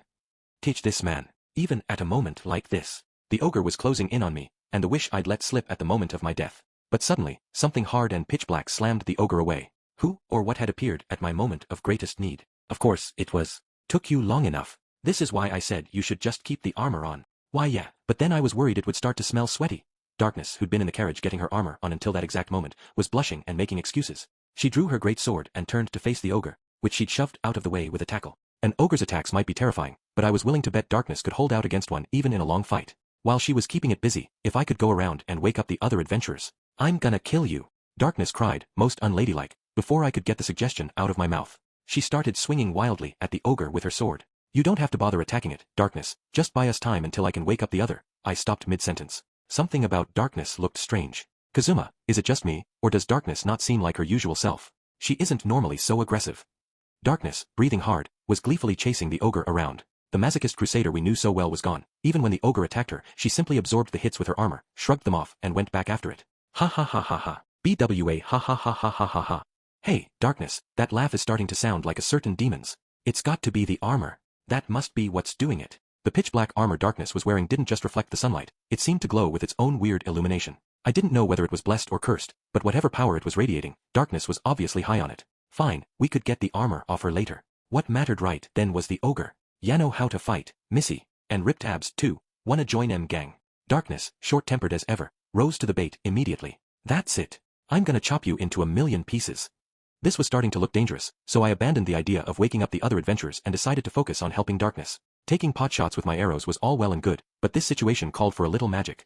Try this on for size. Flash. Ah. My illumination magic produced an intense light with 0 casting time. It blinded the ogre facing off with Darkness, and, gah, my eyes. My eyes. What do you think you are doing? What good are you if you blind yourself with your own magic? I'd been looking directly into the light, and it damn near blinded me. Shit. Betrayed by the skill I just learned. I should have actually practiced a little, instead of assuming I'd make an amazing awakening debut in front of everyone. Grah. Now you've done it, yeah. As I writhed on the ground waiting for my sight to come back, I heard the ogre's voice. Darkness must have finished off the blinded creature. Kazuma, are you a complete idiot or a total genius? I still had my eyes closed as Megumin, sounding exasperated, pulled me to my feet. All this trouble is because of you, you run away. Just wait till I find you. I howled at Aqua, wherever she was and whatever she was doing. Intermission useless goddess theater. We'd spent a little less than an hour in a rocking carriage on the way to Arkanlisha. Cecily, I'm getting pretty tired of this, I muttered. I feel the same way, Lady Aqua. Perhaps we should go home soon, then. Cecily replied immediately. Normally, I would definitely say we should, but we can't. After all, if we go home now, no one will save the people suffering under the Demon King. For a second there, I'd almost caved and decided to turn around. That's Lady Aqua for you. But I certainly understand being tired of traveling by carriage. Perhaps we should ask the driver if we could take a break soon. No, Cecily, we've hardly left Axel. We were late leaving, and now I'm afraid Kazuma is going to catch up with me. Cecily had shown me the way to the carriage depot, but then she'd wanted to go back to the Axis Church to get a bunch of baggage, so we ended up missing the first carriage in the morning. I'm very sorry, Lady Aqua. It just takes a good woman a while to get ready. You're right, it's not your fault. There are only good women in the Axis Church, after all. Maybe I would have to start deliberately taking extra time to get ready to leave from now on, just to make sure I was being a good woman. I have to say though, this carriage seems to be going awfully slowly, I remarked. The last time we all went to Arkanlisha together, I didn't have time to enjoy the scenery like this. Cecily smiled as she looked out at the landscape rolling past. This is a special tourist carriage that takes its time so you can enjoy the view. Oh, look over there, Lady Aqua. It's a group of blue crabs. They travel long distances protected from enemies and the desiccating effects of the sun by their hard shells. It's too early for egg-laying season, so they must be going to fight over territory. You sure know your crabs, Cecily. Hang on. Did you say this is a special tourist carriage? But I want to get to the Demon King's castle as fast as possible. Those blue crabs were interesting, but somehow, I felt like this wasn't the time. Lady Aqua, there's a reason I chose this carriage. It's not a cheap one, and that's because they hire lots of guards to protect the tourists. If anything were to happen to an archpriest like you, Lady Aqua, it would be a loss for the entire world. You know they say, slow and steady wins the race, right? Well, let's take it slow and steady here. I see, having strong bodyguards along is definitely a plus. Slow and steady it is, then. What a smart woman Cecily was. Besides, the Axis Church will cover the expenses, so I figured, why not take an expensive ride? That's a very good idea. Expensive is wonderful, and it doesn't make your butt sore. That was when it happened. Passengers, please be aware, the carriage is stopping. Some ogres have been spotted, presumably hunting the blue crabs. We'll be halting until they pass through. I looked up at the driver's voice to see several ogres chasing after the crabs. Cecily, don't ogres usually eat people? I'm sure even they feel like crab from time to time, Lady Aqua. You know, I feel like crab right about now. What a coincidence, Lady Aqua. I'd love to eat some crab, too. And there are such fresh ones walking right in front of us.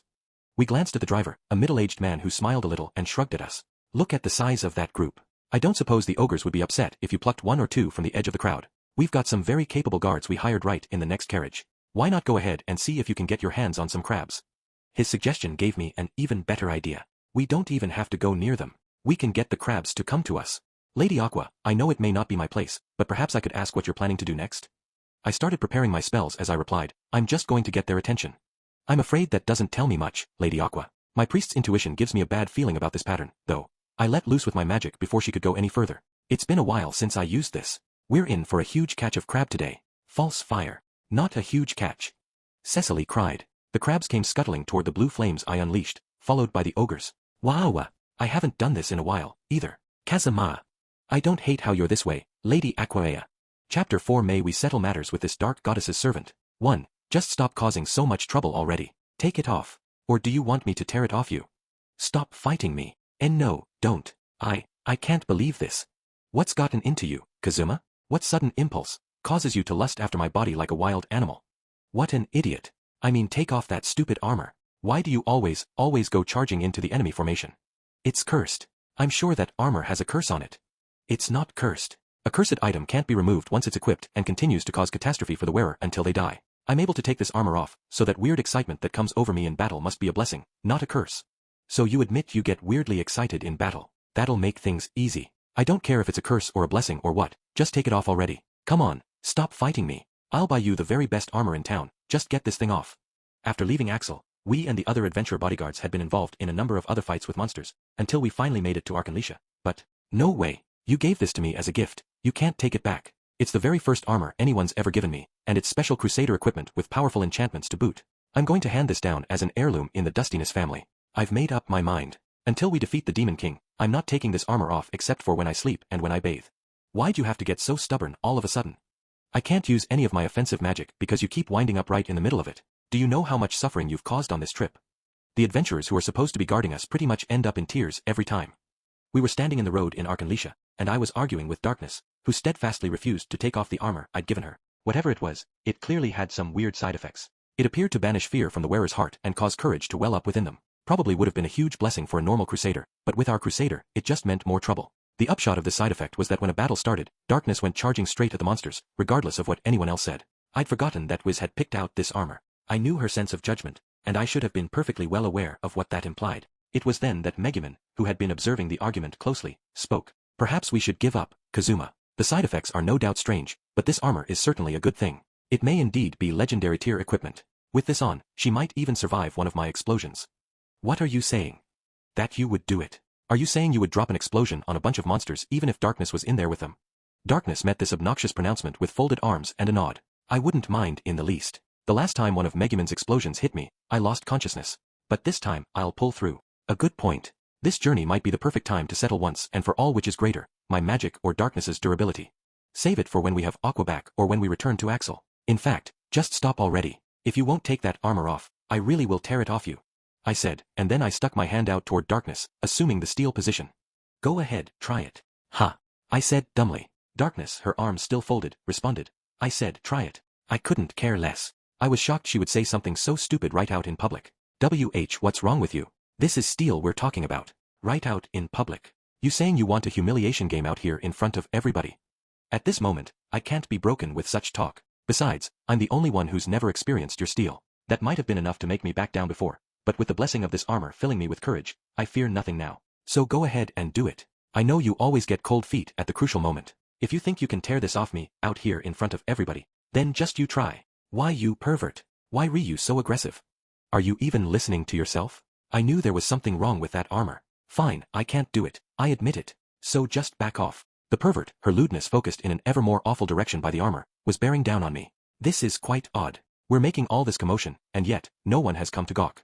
I'm sure most of the population of the city is made up of Axis followers, and they are always full of curiosity, love fights and trouble, adore chaotic situations, and will never fail to get in on the action in the hopes of doing even more damage. Standing by the roadside and shouting about how darkness may have her armor torn off should bring them running. I sure get tired of the trouble they cause, but you know what? You're right. The last time we were here, you couldn't keep the evangelists away with a stick. What's going on? When I looked around, I realized that, in fact, there was hardly anyone else on the street at all. It was awfully quiet. Doesn't it seem like there aren't many people around for such a big town?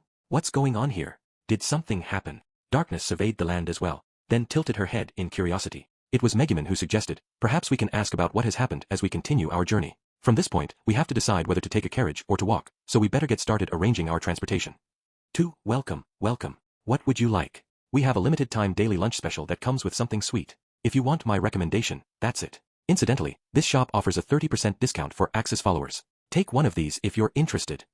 The waitress smiled broadly and handed us menus along with sheets of paper. The papers were, naturally, professions of faith in the Axis Church. Ah yes, Arkanlisha was like that. We had come to the restaurant in hopes of getting information and lunch at the same time, but we were immediately receiving our baptism in the ways of the city. Okay, I'll have the lunch special. Certainly. And for you, miss, a Neroid and a sandwich, please. Of course. The waitress continued to beam as she took Megumin's and my orders. Then Darkness opened the menu. Let's see. I'll have dirt shoved in your stupid face, I hope. The waitress spat, her smile never slipping. Then she went into the kitchen. Darkness sat there with her menu open, shaking, her face flushing. Geez, I said. Hide your heiress pendant when we come to this city. I will not. Darkness had made sure the pendant was clearly visible from the moment we arrived in Arkanlisha. I guess our last visit had given her a taste for the sort of treatment she received while she was wearing it here. Still, this place does seem awfully quiet for lunchtime. Normally, this town is always bustling with freaks and weirdos. Megumin, a member of the Crimson Magic Clan, said of the Axis Church. It was true though, that everything seemed like a lot less trouble than the last time we had been here. Back then, we'd been the object of depressing invitations just walking down the street. The Axis followers of this town have gone, under the command of Lord Zesta, highest leader in the Axis Church, to clear the monsters from the path to the Demon King's castle, declared a woman standing proudly in front of the Axis Church building. A follower herself. She bore a blue chest plate and carried a mace in one hand and a silver shield in the other. We'd come to the church after lunch, figuring it was the best place to get information. With Darkness in the middle of it all at the restaurant, we'd lost the opportunity to ask them for any tips. So Axis followers actually do something for the world's benefit every once in a while, Darkness observed. Please stop viewing us Axis followers as if we live only to cause trouble to others. All nasty rumors about the Axis Church are started by heartless, evil heiress followers. The woman sounded downright grief-stricken as she stood protectively in front of the church building. Say, why aren't you with the others?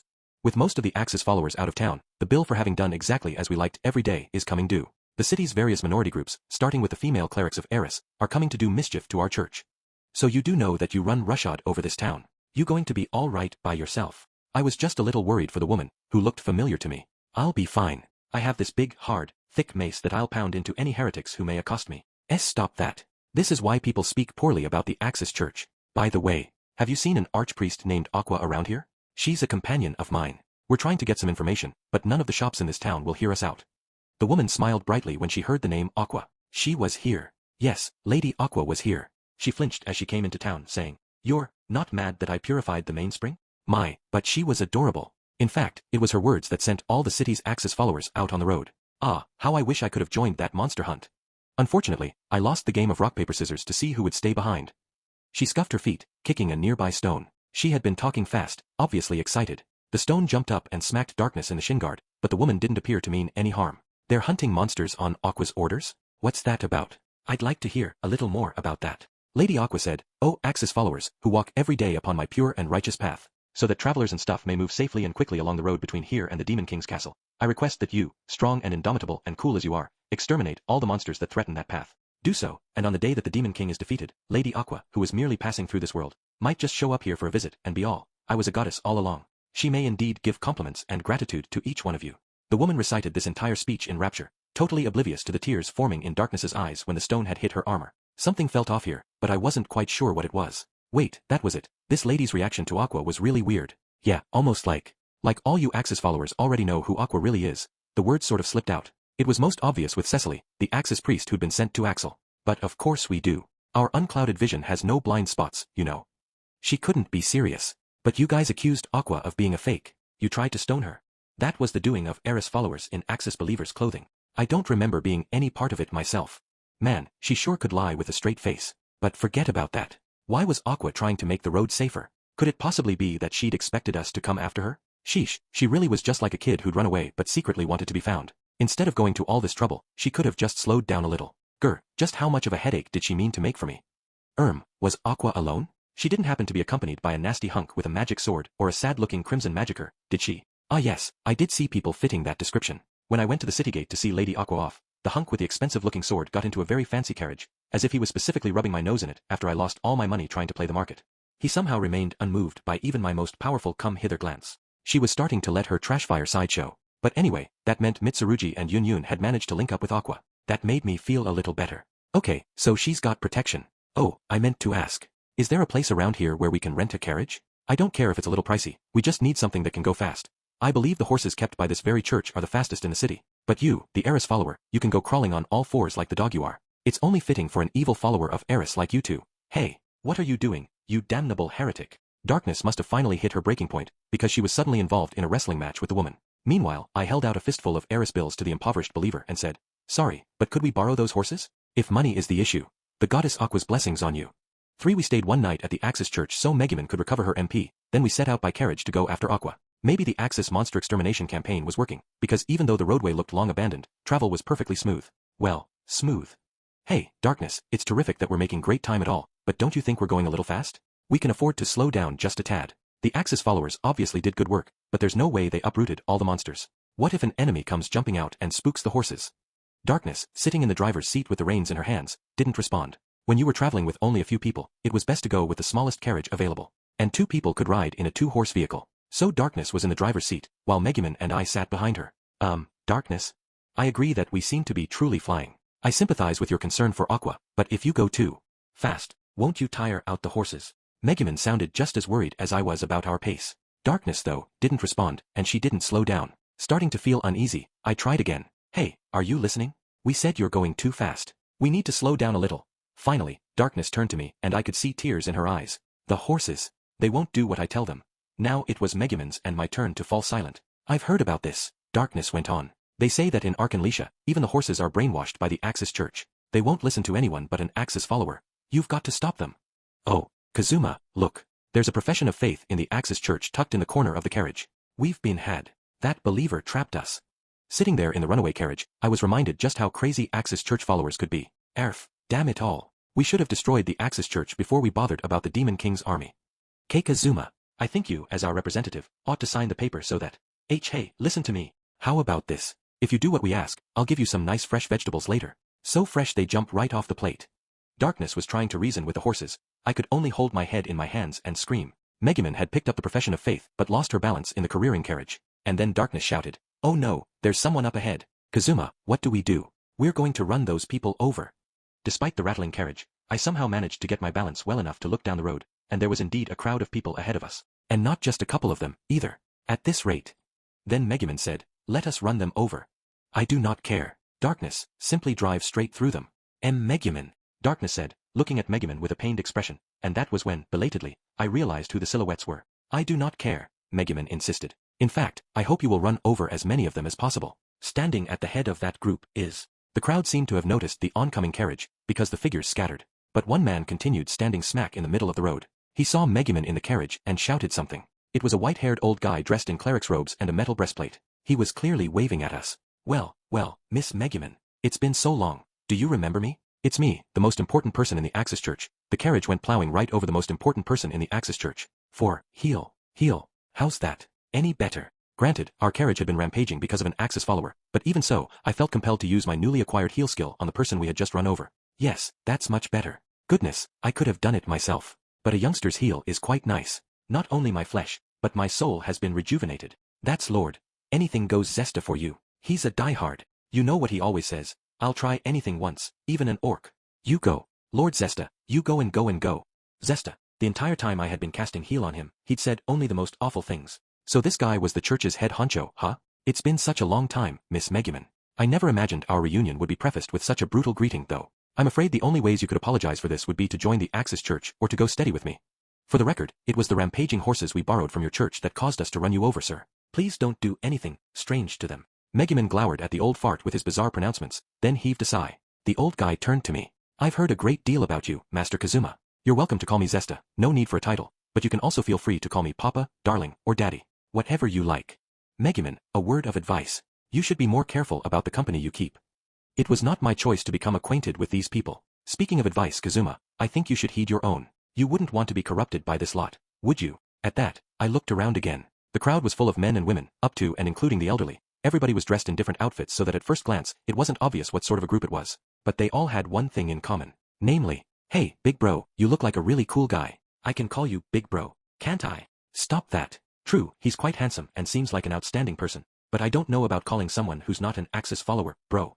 I know you want a big brother to be friends with you, but pick one from the church, okay? What a shame, he is so handsome. Aw, okay. Hey, big bro, don't you like the Axis Church?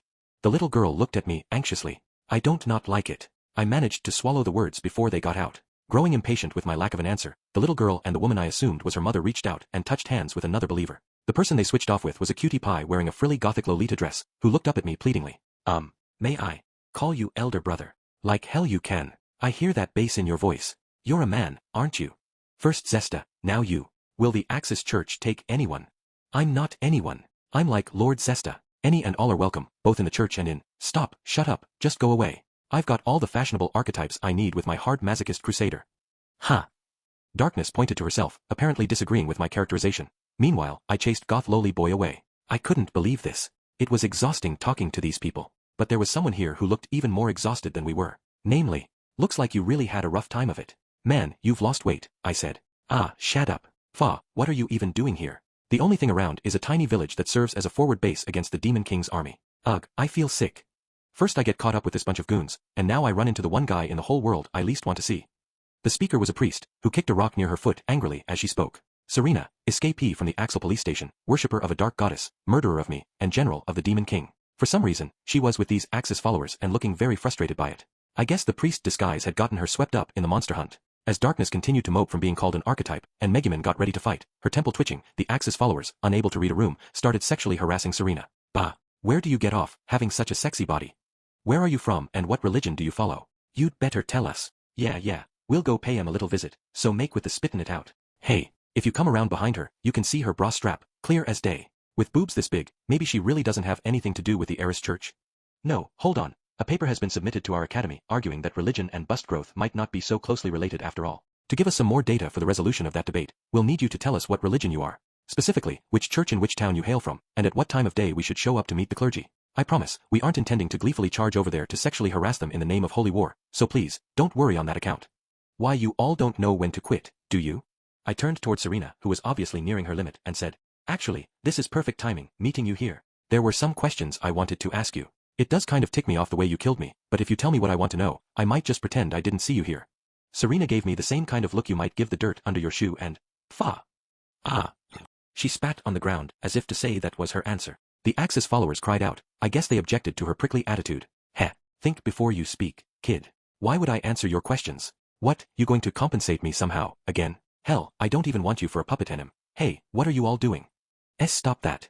Why are you digging up the ground I spat on? That's what was happening. A crowd of Axis believers was digging up the dirt Serena's spit had landed on and were fighting over it. Man, these guys were on a different level from me. I couldn't keep up. I didn't know and didn't want to know what they wanted to do with it, but Zesta won the fight for the dirt and triumphantly put it in a bottle, which he tucked into his robes as if it were a priceless treasure. Phew. My apologies, young lady, that my fellow believers should show you such an uncouth side of themselves. You're one to talk. Throw that stuff away. It's so creepy. Anyway, what are you guys? You've been abusing me to your heart's content all this time, but not one of you seems to think you owe me anything. What's with that? All this sexual harassment, you ought to at least feel a little gratitude. Zesta threw up his hands theatrically. Gratitude. Oh, we feel gratitude indeed, to our goddess. Ah yes, this blessed day is all thanks to our devout lifestyles and unyielding faith. Ah, how grateful we are. He bowed his head deeply in Serena's direction as he spoke. I don't understand these people. They're all completely insane. Arf, I feel like I don't understand anything anymore. And, Kazuma, what are you doing here anyway? I was sure I cast instant death on. Hey, you old fart. Don't pretend to bow to me just to catch a glimpse of my panties. Quit it already, or I'll kill you. It didn't matter how much Serena howled and threatened, nothing deterred the Axis followers. You remember a priest called Aqua, right? She might not have much else going for her, but she's a damn good priest. She brought me back with resurrection magic. So, about those questions I wanted to ask you. I had been trying to offer an explanation, but Serena reached for the mace she kept at the small of her back. Like I said before, why would I answer any questions of yours? Want to try to force it out of me? My level might have dropped, but I'm still the equal of everyone here. Besides, it doesn't look like that priest friend of yours is around to resurrect you right now. So what do you think? Still want to do it? Serena had a blessing from the goddess of revenge. She smirked, knowing that as long as she had that, I couldn't do anything to her. She might be a piece of trash, but she was still a general of the Demon King. Even with her level at rock bottom, she had confidence to spare. Darkness was clenching her fists so hard, I could hear it, and Megumin's eyes were blazing crimson when Serena said, Aqua, is that what you said her name was? I should have killed her first, not you. That was my mistake. The air went cold. The Axis followers who had moved around behind Serena, trying to get a look at her bra strap. The Axis kids who had been busily throwing stones at the Eris follower, Darkness. The Axis women who had been sleepily watching the whole affair, just killing time. And last but not least, what did you just say? Zesta asked as he crawled on the ground, trying to somehow get a look at Serena's panties. Mr. Most Important Person in the Axis Church had lost all expression on his face. His voice was quiet, and as he stood up, he didn't even bother to brush the dirt from his knees. What do you mean, what? Serena, who hadn't noticed the changed atmosphere, stopped pointing her mace at me and rested it across her shoulder. I said I should have killed that bumbling Aqua girl. So what's your answer, Kazuma? My patience has just about run out. You want to live, you're gonna have to beg. You know what a dangerous opponent I am. But I know what a pain in the ass you are, so if you throw yourself on the ground, I'd probably let you go, eh? But...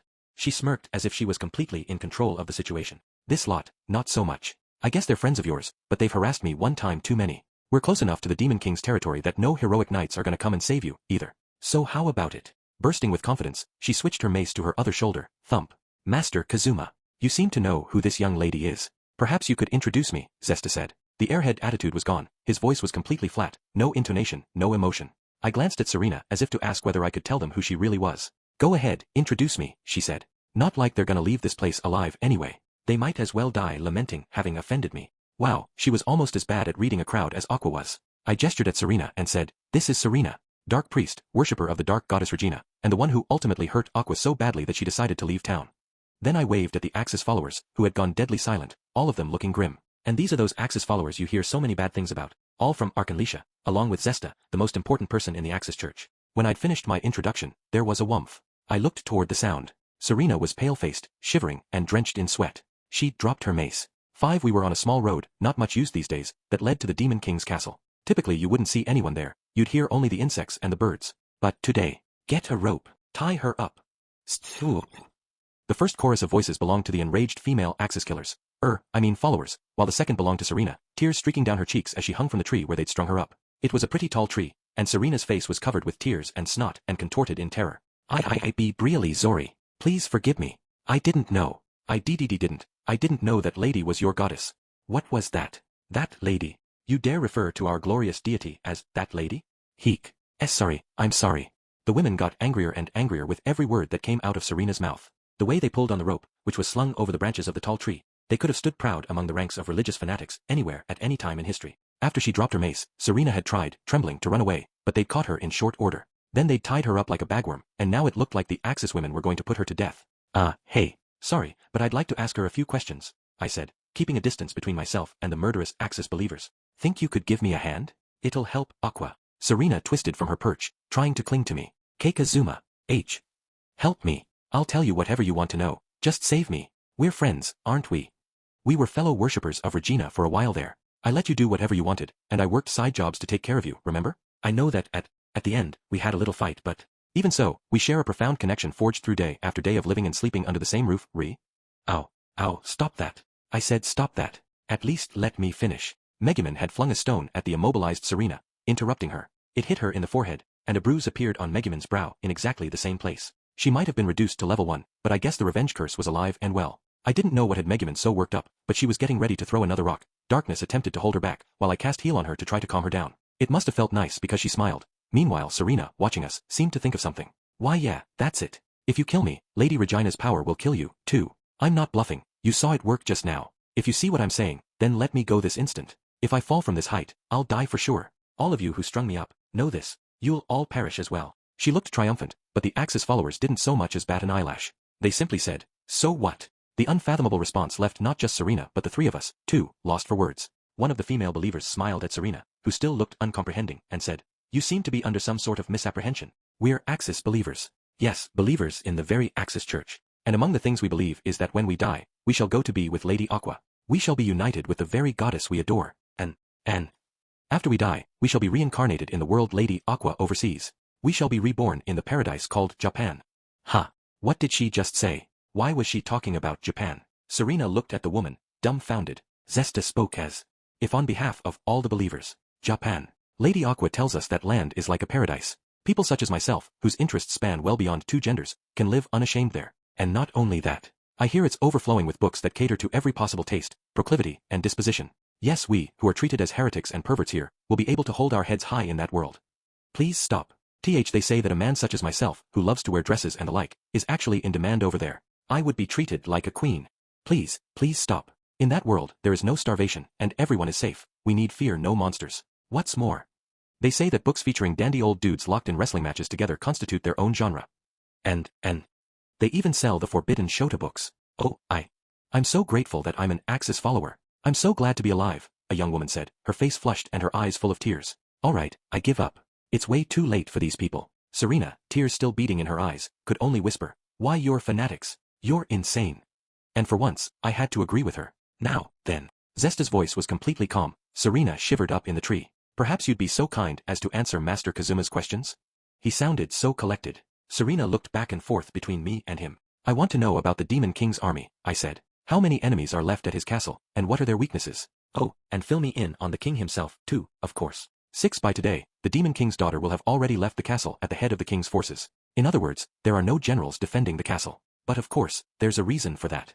Serena spoke as calmly as she could, considering she was still hanging from the tree. "A long time ago, Wiz attacked the castle, right after she became a lich. She forced her way through the barrier around the castle, just blew it right open with her magic. After that, the longest-serving general retired and took over the job of guarding the castle gate.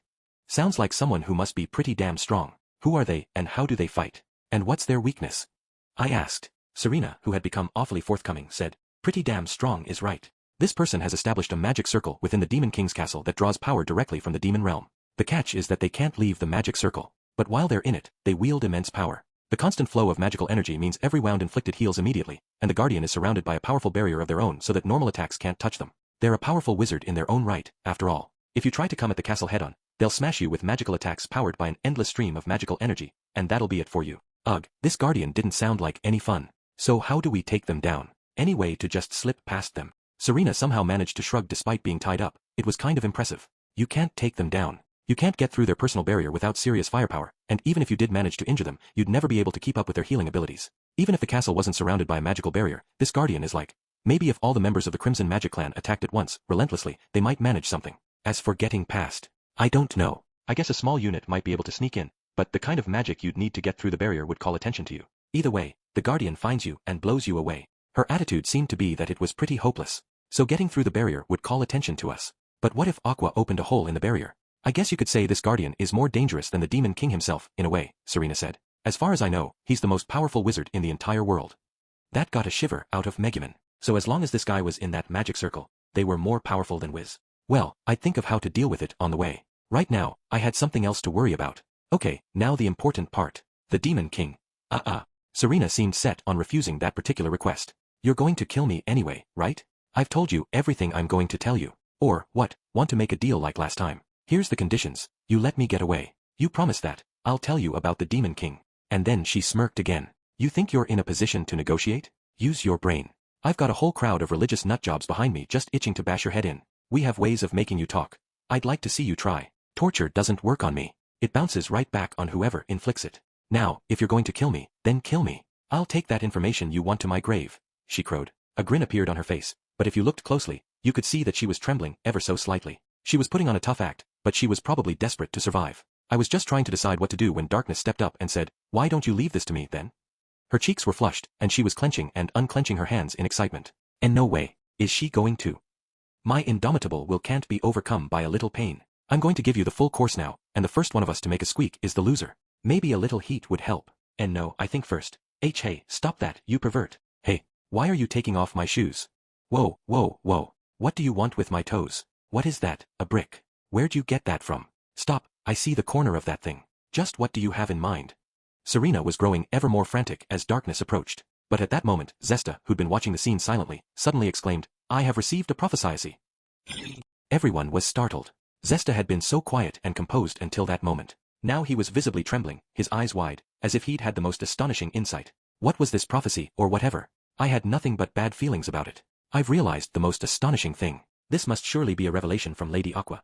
What's the matter, Lord Zesta? Yes, what revelation have you received? A stir swept through the Axis believers, while Zesta looked straight at Serena. Miss Regina Follower. It seems that when someone does harm to you, that harm rebounds back on them. Is that correct? Ha. Why yeah, that's right.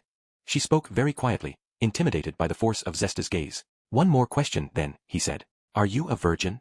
You don't mince words, do you? I may serve a dark deity, but she's still one of the gods. I think you can glean your answer from that, Serena replied, sounding just a little embarrassed. At that, Zesta grabbed his head in his hands and fell to his knees. Aha, what a revelation. In other words, I myself, a man, were I to defile the purity of this follower of Regina, at that very moment, I, though a man, could know the sensation of being deflowered. Is this not a miracle akin unto virgin birth?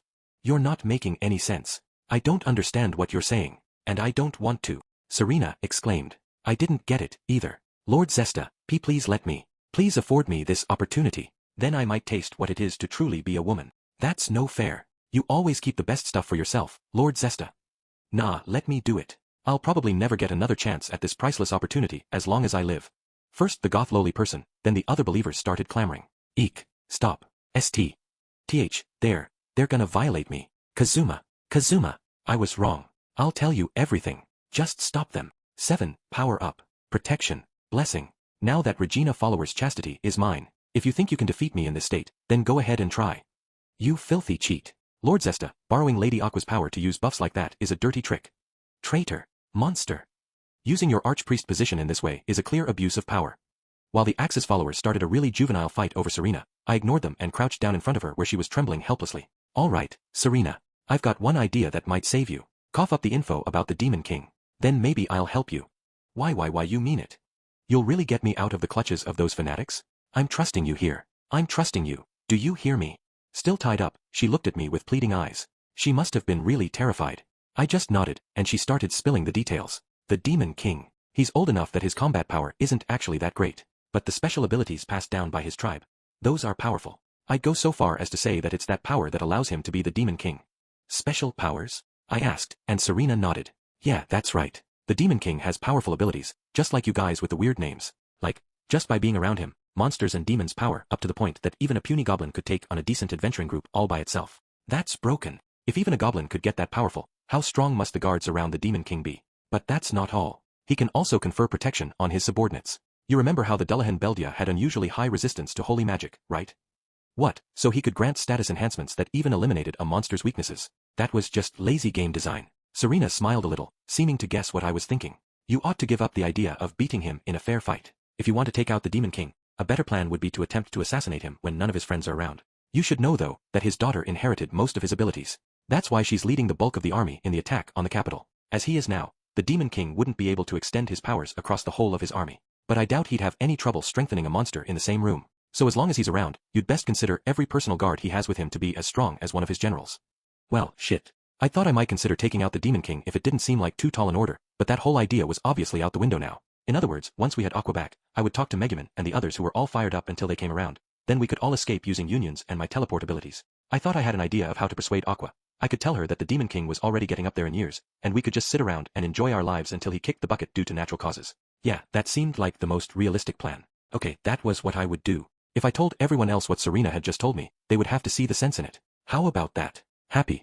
I don't know much else about the Demon King. Just that as he's gotten older, his daughter has become the apple of his eye, and that it's made personnel management kind of tricky. Oh yeah, you're fine. Anyway, it looks like they're almost done arguing, I said, glancing towards Zesta and the others. Ha. Oh great Lady Aqua, look upon me. Watch as I vanquish these evil heretics. You old bastard, treating us like unbelievers. Just 'cause you can use a little magic, you let it go to your head. We have Lady Aqua's blessing, too. Do it. Get him.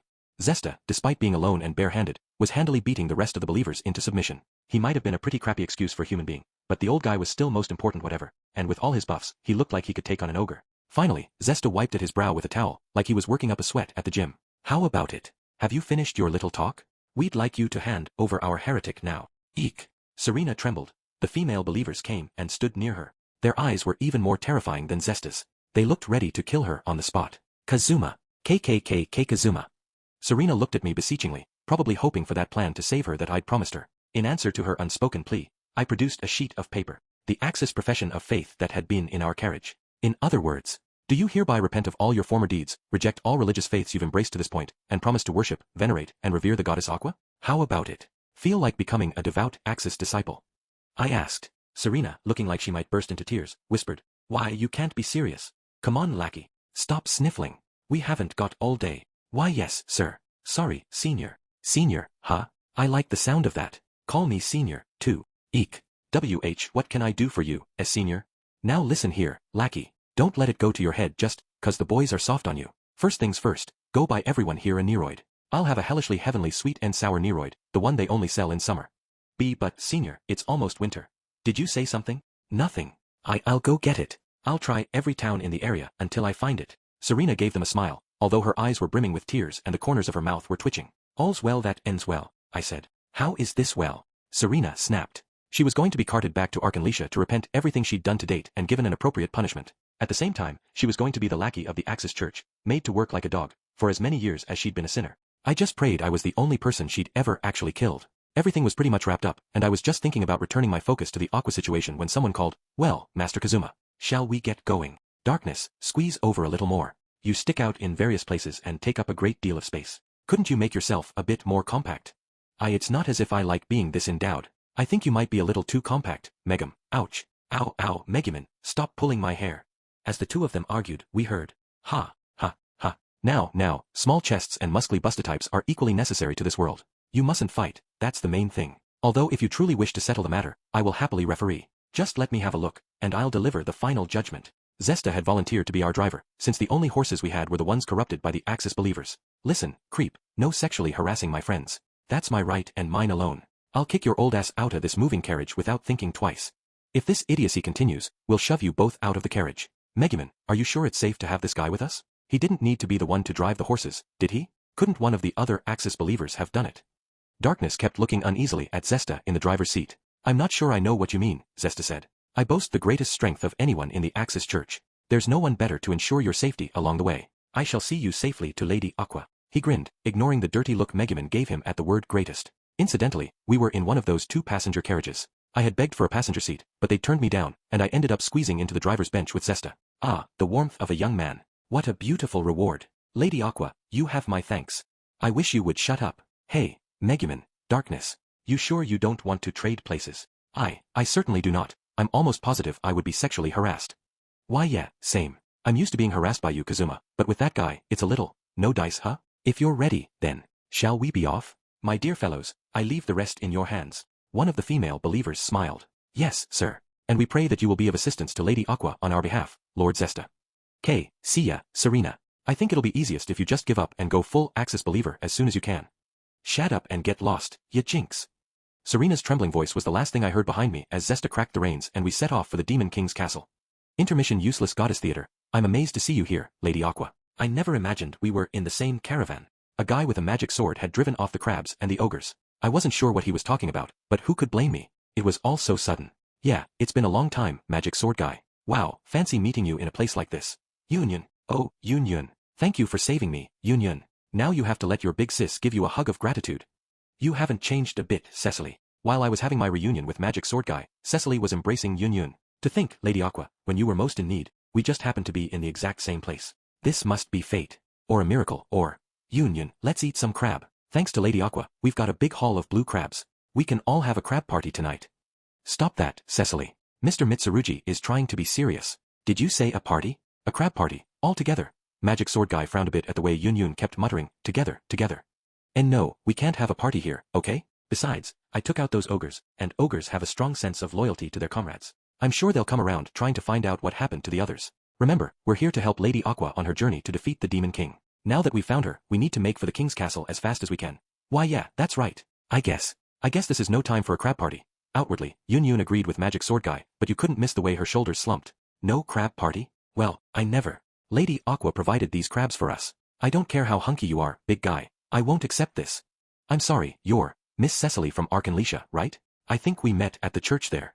I guess Cecily and Magic Sword Guy knew each other. Goodness, we've met before? Cecily said. Oh, that's right, you're the Magic Sword Guy who came to the Arkanlesia church and tried to pick me up by saying you wanted a priest.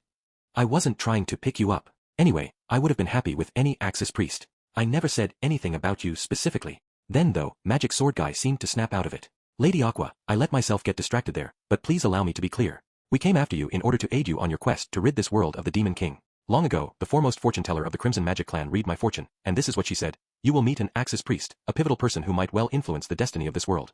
She went on to say, whatever happens, you must protect this person. I realize now, she must have been speaking of Lady Aqua. A hunky younger guy is proposing to me. I'm not talking about you, Cecily. Oh, Lady Aqua, wait. It's extremely important that we talk about. Magic Sword Guy and Cecily seemed busy, so I decided to enjoy some crabs. We ended up spending the whole night enjoying our crab party. Lady Aqua, there's something the unworthy Cecily wishes to confess. Sitting in the Arkanlesia-bound carriage, Cecily was looking at me seriously. Why so concerned all of a sudden, Cecily? I don't know what you did, but you know I'm happy to forgive most any sin you commit, right? I can come apologize with you if you need me to. Is that true, Lady Aqua? I've done so many. Ahem. No, that's not what this is about. She looked like she could hardly bring herself to speak. Lady Aqua. I, Cecily, attempted to delay you as much as possible in meeting up with Megumin and the others, but it seems I've done all I can do. I brought along all kinds of games to distract you, milady, but it seems we'll arrive in Arkanlesia within the hour. I'm sort of bothered that you would attempt to do that, but knowing you, I'm sure you thought it was for the best. First that ghost girl, now you. I wonder why everyone keeps trying to slow me down. But it's all right, I forgive you. Cecily smiled at that and said, out of all the adventurers I've known, I would say that your party might have the strongest chance of actually defeating the Demon King. But you know, as for me personally, she stopped before she could say anything more. It would be inappropriate for me to speak further. From this point on, a low-level priest like myself could only be a burden. I beg you to stop by the Axis Church when we get to Arkanlesia, and make the following request of Lord Zesta and the others. Then Cecily whispered something in my ear. Finally, she concluded, unworthy as I am, I pray for your safety and success. Let me give you the best parting gift a poor excuse for a priest like me can manage. May Lady Aqua's blessing go with you. Blessing. Smiling broadly, she pronounced a magical blessing on all of us. Chapter 5. A full stop for this journey. We left Serena behind and rode down the narrow path with Zesta at the reins. So far, things were going pretty smoothly. Without a certain someone to cause trouble, everything was going great. Except, hey, Gramps. It's great that you're driving us and everything, but you've been breathing pretty heavily for a while now, and it's beyond uncomfortable. Yeah, everything except the relentless panting from beside me. Fret not. It's merely a biological phenomenon. My ass. It never stops with you, does it? Hang on. What's that? I was drawing away from Zesta, wondering what I would do about the old fart, when I noticed a dark shadow ahead of the carriage. It was still a ways off, but when I used my second sight skill to get a good look at it. Ugh, it's a manticore. Let's take a detour, Gramps. I know there was a side street on the way here. Let's go around that way. Ahead of us stood a manticore, a creature that had left me with substantial trauma once. It was a powerful beast with a poison stinger in its tail, and it would try to stab you in the butt with it. This monster, which you might call a natural enemy of mine, gazed at us from a distance. Was it already too late to run away? I was desperately trying to think of a way out of this, but Zesta said, no, we'll go straight ahead. Are you nuts? That thing is the worst kind of bad news. I don't know how strong you are, Gramps, but Zesta didn't so much as slow down. In fact, he picked up speed, clattering straight toward the manticore. Now, you shall witness the power of an Axis disciple. A manticore is hardly worth a second glance. Okay, he talked a big game, but... Look, do you understand the most dangerous thing about a manticore? It's gonna try to stab you with that stinger. One of those things almost made me an adult. For some reason, Zesta's eyes started to shine like a child's. Ah, divine consummation. Surely this is the will of the gods. Excuse me, what? Darkness is the only pervert we need around here. Just a second, Kazuma. Something about the way you said that makes me feel a certain type of way. Darkness must have had some sense that she was a pervert, because she was looking at Zesta with a conflicted expression, and her voice wouldn't rise above a mumble. It's all right, Kazuma. This man's humanity may be one matter, but his abilities as an archpriest are unquestionable. I can vouch for them. Really? Well, if you say so, I guess I'll trust him. As we got close enough that we could make out the manticore without any special skills, the monster's eyes met Zesta's for just an instant. Gulp. When the manticore saw how Zesta swallowed heavily as their eyes met, it got a look of severe distress on its face and flew off. Oh, it ran away. Zesta exclaimed. What the hell? Why would a manticore flee? Zesta watched the monster go with a look of grief. The Axis Church permits any kind of love, so long as it's not with a demon or an undead. As the most important person in the Axis Church, I am an evangelist of love. I give love to all equally, including even magical creatures. Of late, though, they all seem to run away the moment our eyes meet. They always run away. Just how hated are you? Nothing's off the table for you, Gramps. Even the Demon King avoided Axis believers. Now I thought I knew why. While I was busy being shocked, I heard what sounded like a very out-of-place conversation behind me. Look, Darkness, there are blue crabs over there engaging in mating activity. I believe the way they grab each other with their pincers is an expression of affection. Gee gosh, really? But, Megumin, why bring that up now? I looked back to find Megumin gazing out the window, a distant look in her eyes. Hey, you can't throw me off that easily. You said you vouched for this old fart. Go back to Arkanlisha and get us someone different right now. I said I vouched for his abilities as an archpriest. I specifically disavowed any comment on his humanity, and I would be just as happy for a replacement as you, if I thought we could get one. If both of you feel you must continue to argue, then I have an idea. It would be a simple matter for me to stay the mouths of a young man and woman with my own lips. Zesta's threat got us to shut up immediately. He actually looked a little deflated and mumbled, as an Axis disciple, I hope and pray constantly, that one day, peace may come to this world, and then every distinction, including between tribes and, even between men and women, might disappear. Yeah, that sounds great. I might even agree, if it wasn't you saying it. We're all Axis believers like this. When we caught up with their leader, I was gonna give her a piece of my mind. Too, it had been a while since we'd left Arkanlisha. Wonderful support magic, Lady Aqua. I knew I could expect the best from you. Thank you. With my buffs, Magic Sword Guy had easily chopped up that manticore. And while I was sure my help had played its part, it was mostly thanks to this guy's magic sword. It was really something, being able to take on an advanced monster like a manticore. If Kazuma had been here, he probably would have run away screaming from the ogres, then come up with some dirty little trick before he came crying to me for help. But, of course, anyone injured? I asked, just to be sure, but it didn't even take a quick look around to know that everyone was fine. The battles always ended in the blink of an eye, too quick for anyone to get hurt. We're quite all right, Lady Aqua. It must be thanks to your blessings that we're all safe again. Although I deeply appreciate your concern. Magic Sword Guy smiled broadly, sounding overjoyed. He really was hunky, unlike a certain someone who was in the habit of sleeping till noon, so he always woke up with bedhead, and whose soul was so twisted, it even showed in his eyes. Great work, Kyuya. With an archpriest and an archwizard, life is easy, huh? Yeah, for sure. We didn't even have to do anything. The spear-wielding girl and the thief girl were busy lavishing praise on Magic Sword Guy. He gave them each a pat on the head as if to say thanks, and they blushed. I remembered Kazuma giving Darkness a pat on the head and a smile completely out of the blue once. She'd gotten angry that he'd messed up her hair, and he'd gotten depressed that she didn't understand what he was doing. I wished I could let him know that we had a real master of the pat and smile here. Being able to get a blush out of a young lady just by giving her a pat on the head was a special skill reserved for hunks. With this party, we need not fear even the Demon King. Let's go, Lady Aqua, and bring peace back to this world. Oh yeah, sure, I said, just for the sake of saying something to the grinning Magic Sword Guy. That was when Yun Yun came up to me. Listen to this, Aqua. Wiz and Axel sent word that Kazuma is on his way to come get us right now. Ho. So apparently all that murmuring Yun Yun had been doing hadn't been just her talking to an invisible friend. Still, though, that Kazuma, he never changed. I left him a note specifically so he wouldn't have to worry about me, and he still came after me. That guy. I understood his desire to lean on an older sister type such as myself, but I needed him to learn to stand on his own 2 feet eventually. You look happy somehow, Aqua. Oh, not especially. So, is it just Kazuma coming after us? No, it sounds like Darkness and Megumin are with him.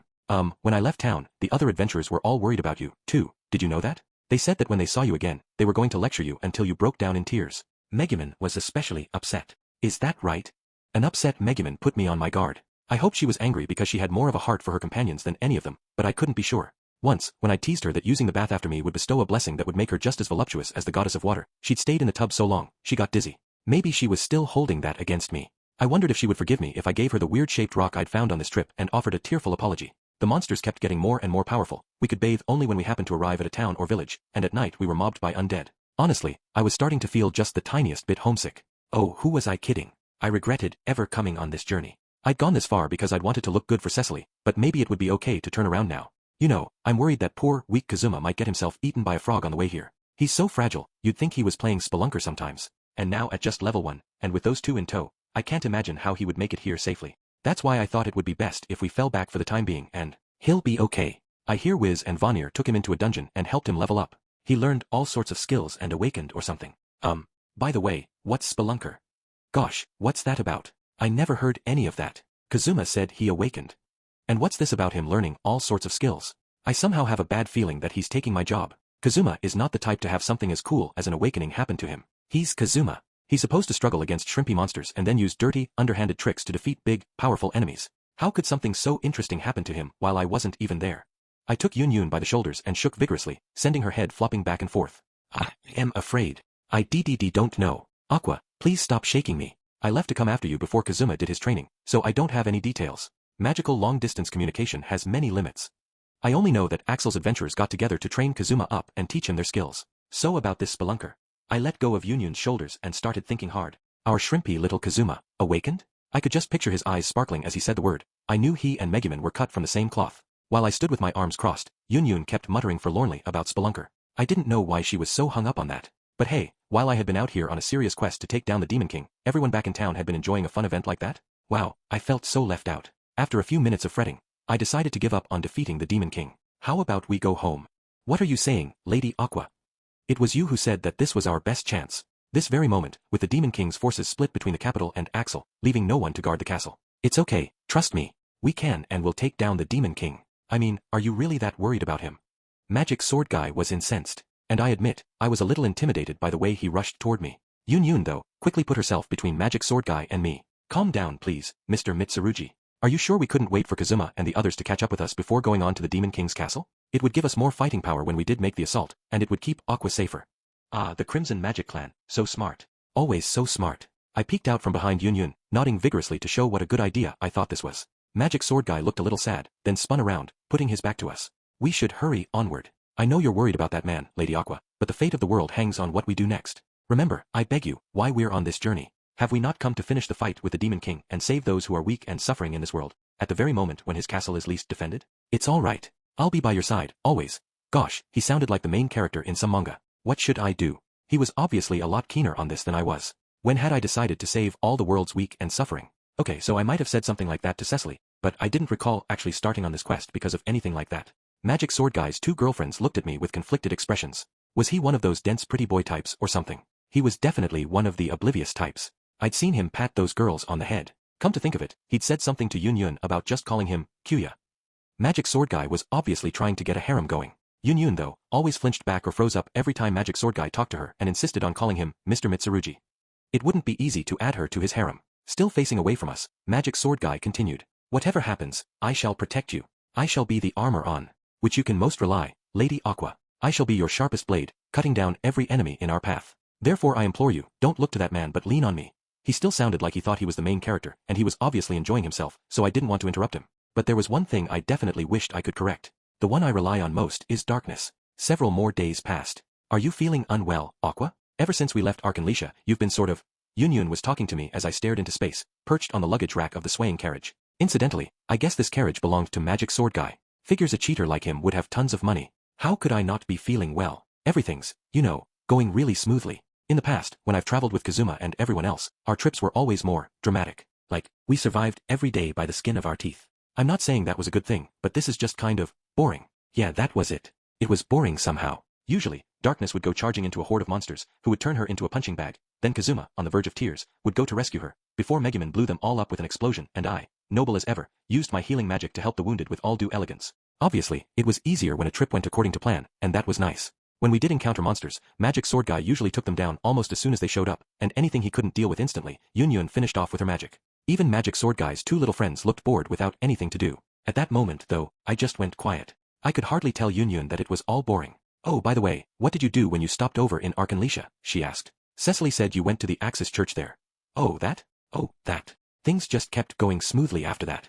We went through a series of small villages that served as frontline bases against the Demon King's forces. That led us to take a break in a tavern in one village that was practically a fortress, somewhere awfully close to the Demon King's castle. Hey, why aren't they here? It's been days since I set out on my journey, but Kazuma hasn't caught up with me.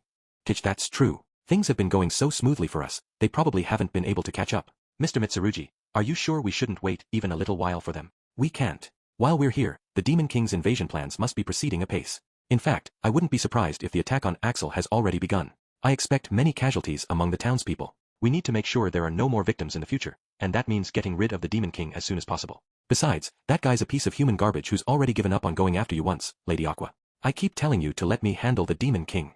Magic Sword Guy clenched his fist dramatically. We were on such different wavelengths at this point that I wasn't even sure how to respond. This guy had completely bought into the being a fantasy world hero thing. I couldn't help wondering, though, did Magic Sword Guy really hate Kazuma that much? Granted, he refused to work even when he needed money, had a terrible reputation around town, would gladly hit a woman, would get back at anyone who did anything to him, was so horny and yet so inept with women, so weak and yet willing to talk tough, immediately bowed down to anyone with a little authority, but also never hesitated to try to use his powerful connections. Hey, Yun, I'm stuck. I was going to try to stick up for Kazuma, but surprisingly, all I can think of are his bad qualities.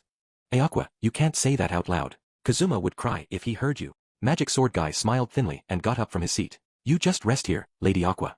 I'm going to go talk to the villagers and try to find out more information about the way to the Demon King's castle. Then he left the bar. The two girls, who had been sitting at the table with us, scrambled after him. Hey. I know he's got a lot of bad qualities, but he's got a few good ones, too. Like how even though everyone always causes problems for him and makes his life hard, in the end he always goes, guess I've got no choice, and sorts things out. Somehow, Kazuma's always the one we end up counting on. I wish you'd have come up with that sooner, Yun said. This is so boring. Our trip was going off without a hitch, with no trouble to speak of. Sure, there had been small problems in some of the villages along the way, but really small ones. It's true. Even when I put a cup of water on my head as if I was about to do one of my party tricks. Hey Aqua, everyone's staring at you. A woman shouldn't make herself look so ridiculous. Yun was the only one there to make a quip at me. When I'd done this in front of Magic Sword Guy, he just watched me with a smile and hadn't said anything. A certain short-tempered someone would have come up with a cutting remark every time I did anything. With the eyes of the entire bar on me, I flicked a little seed with my thumb, sending it flying into the cup on my head. I was putting the bar behind me. Yun rushed to keep up. Hey Aqua, what are we supposed to do with all these tips? Are you sure about this? Everyone was so excited, and you're just going to walk away. It's alright. Anyway, I don't need tips. I'm not a performer. I can't accept those. I wonder if there's an Axis church around here. We could donate them. As I was looking for a church, I spotted a crowd. It looked like the villagers were gathering around a reservoir. I wonder what's going on over there, Yun said. It doesn't look very good. Maybe we should go see. If they're having trouble with the water supply, I might just have a chance to shine. I started to head over, but Yun stopped me in a panic. Wait. I'll go first and ask them what's happening. I mean, Aqua, you always seem to get caught up in the worst things, and I'm sure this is another one. Yun really was the worrying type. Yet, somehow, at that moment, she looked just like Kazuma when he was begging me not to do anything silly. The whole idea left me wanting to, well, do something. At least, a little something. Just who do you think I am? It'll be fine, Yun. When you have water trouble, you call the Axis Church. And as an Axis Archpriest, this problem is as good as solved. Aqua, I already have a terrible feeling about this. Oh, wait. I strode over to the crowd of people and said, are you having some kind of problem with your water? I happen to be a passing Axis Archpriest. You know what they say, when it comes to water, think of the Axis Church. Yes, you can count on the Axis Church. Teach the Axis Church. Hey, is that one of those Axis believers? Better keep your distance. The people of the crowd greeted me with looks of awe. I wondered though, why there were a few looks of terror among them as well. Finally, after a lot of nudging one another with their elbows, one man stepped forward and said to me, Ahem, as a matter of fact, the village's reservoir is, well, you can see it. The pond has become polluted, and some young brutal alligators have moved in. Those monsters produce a potent poison when defeated, so we can't just go killing them. They hate clean water, so if you were to purify the reservoir, they would probably move out. I see. Yes, you've got it really rough. Well, I guess I'll be on my way. Yun grabbed my arm before I could slip away. Aqua, where are you going? What happened to all that confidence? Yun, let go of me. I have bad memories of those gators. You were right after all. I'm starting to share your feeling that this won't go well. Oh okay, just don't run so fast, you'll try. Oh. When Yun let go of me, I immediately went tumbling right into the reservoir. Aqua, I'm so sorry. I'll pull you out, the brutal alligators are coming right for you. Hold on, this is an emergency, so I'll prioritize eliminating the monsters. Please don't do that. We'd be grateful to be rid of them, but what will happen to our precious water supply? We'll be done for. He's right. Everyone, put your heads together. Let's think of something. I've got it. Bring a pole of some kind. We'll pull that young lady out of there. While the crowd held Yun back, the alligators were making a beeline for me in the water. I wish you'd skip the committee. And either pull me out or get rid of these things. Why do alligators like me so much anyway? The water in the surprisingly deep reservoir came up to my chest, and the alligators were closing in fast. When I looked, though, I saw the water around me becoming pure. And these alligators were supposed to hate clean water. In other words, they must have seen me with my water purification abilities and known I was an enemy. Faced with the oncoming gators, I cried out to a NET who couldn't possibly have been there. Wah-ah-wah. It's all my fault for leaving home. I'm sorry. Just save me, Kazuma. 3. Everything was going smoothly. So smoothly, I found myself wondering how we'd ever run into so many problems in the past. Sure, having Zesta there as a monster repellent was part of it, but I think an even bigger part was the absence of a certain walking troublemaker. In every little village we stopped in, Zesta wanted to join me in the bath or sleep in the same room as me. But other than the little bouts of sexual harassment he aimed at the three of us, our trip was essentially problem-free. Along the way, we encountered a harpy, a werewolf, and even a lamia and a centaur. I finally got used to the madness that gripped Zesta each time we encountered one of these creatures. He'd go chasing after them, and they would run away. Just about the time I was starting to wonder whether the Axis Church was the true enemy we should be seeking to destroy, we arrived at a certain small village. Maybe it doubled as a frontline outpost against the Demon King's army, because it was laid out like a fortress. The inhabitants were all armed, and that special charge in the air that you only find on the front lines was. I am curious about this village. It seems rather cozy, and I don't sense a hint of nervousness, do you? That special charge was nowhere to be found. Yeah, I wonder what's up. You'd think they could afford to be a little more cautious. A village this small, it could get attacked any time.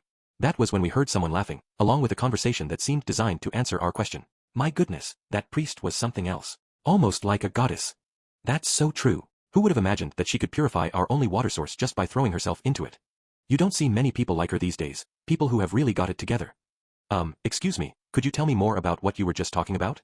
I asked the two of them, trying to act nonchalant. They looked suspicious for a second, but when they saw I was dressed like an adventurer, they relaxed. Thing is, the village's reservoir had gotten so polluted that some brutal alligators had moved in. But a very beautiful priest happened by, and she flung herself in front of the awful creatures to purify the water. A very beautiful priest who nearly sacrificed herself?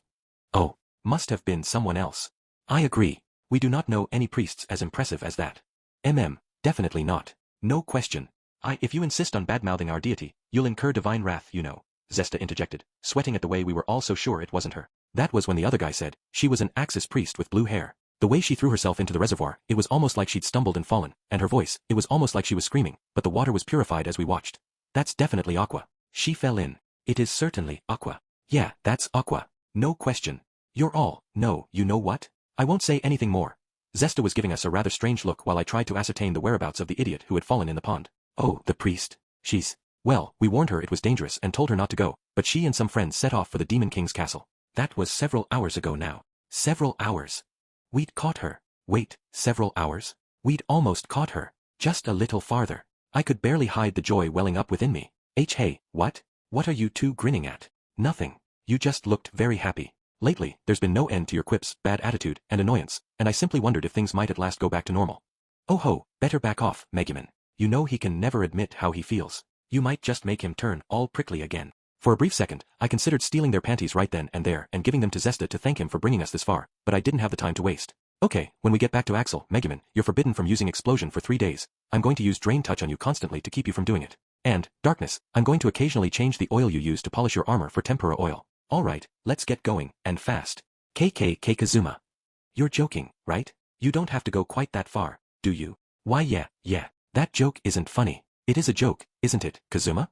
Say it's a joke, please. This armor means so much to me that I've even put my name on it. Why you wouldn't really do it, would you? For Zesta cracked the whip, and the carriage set off at a breakneck pace. The Demon King's castle was supposedly less than half a day's ride from the village.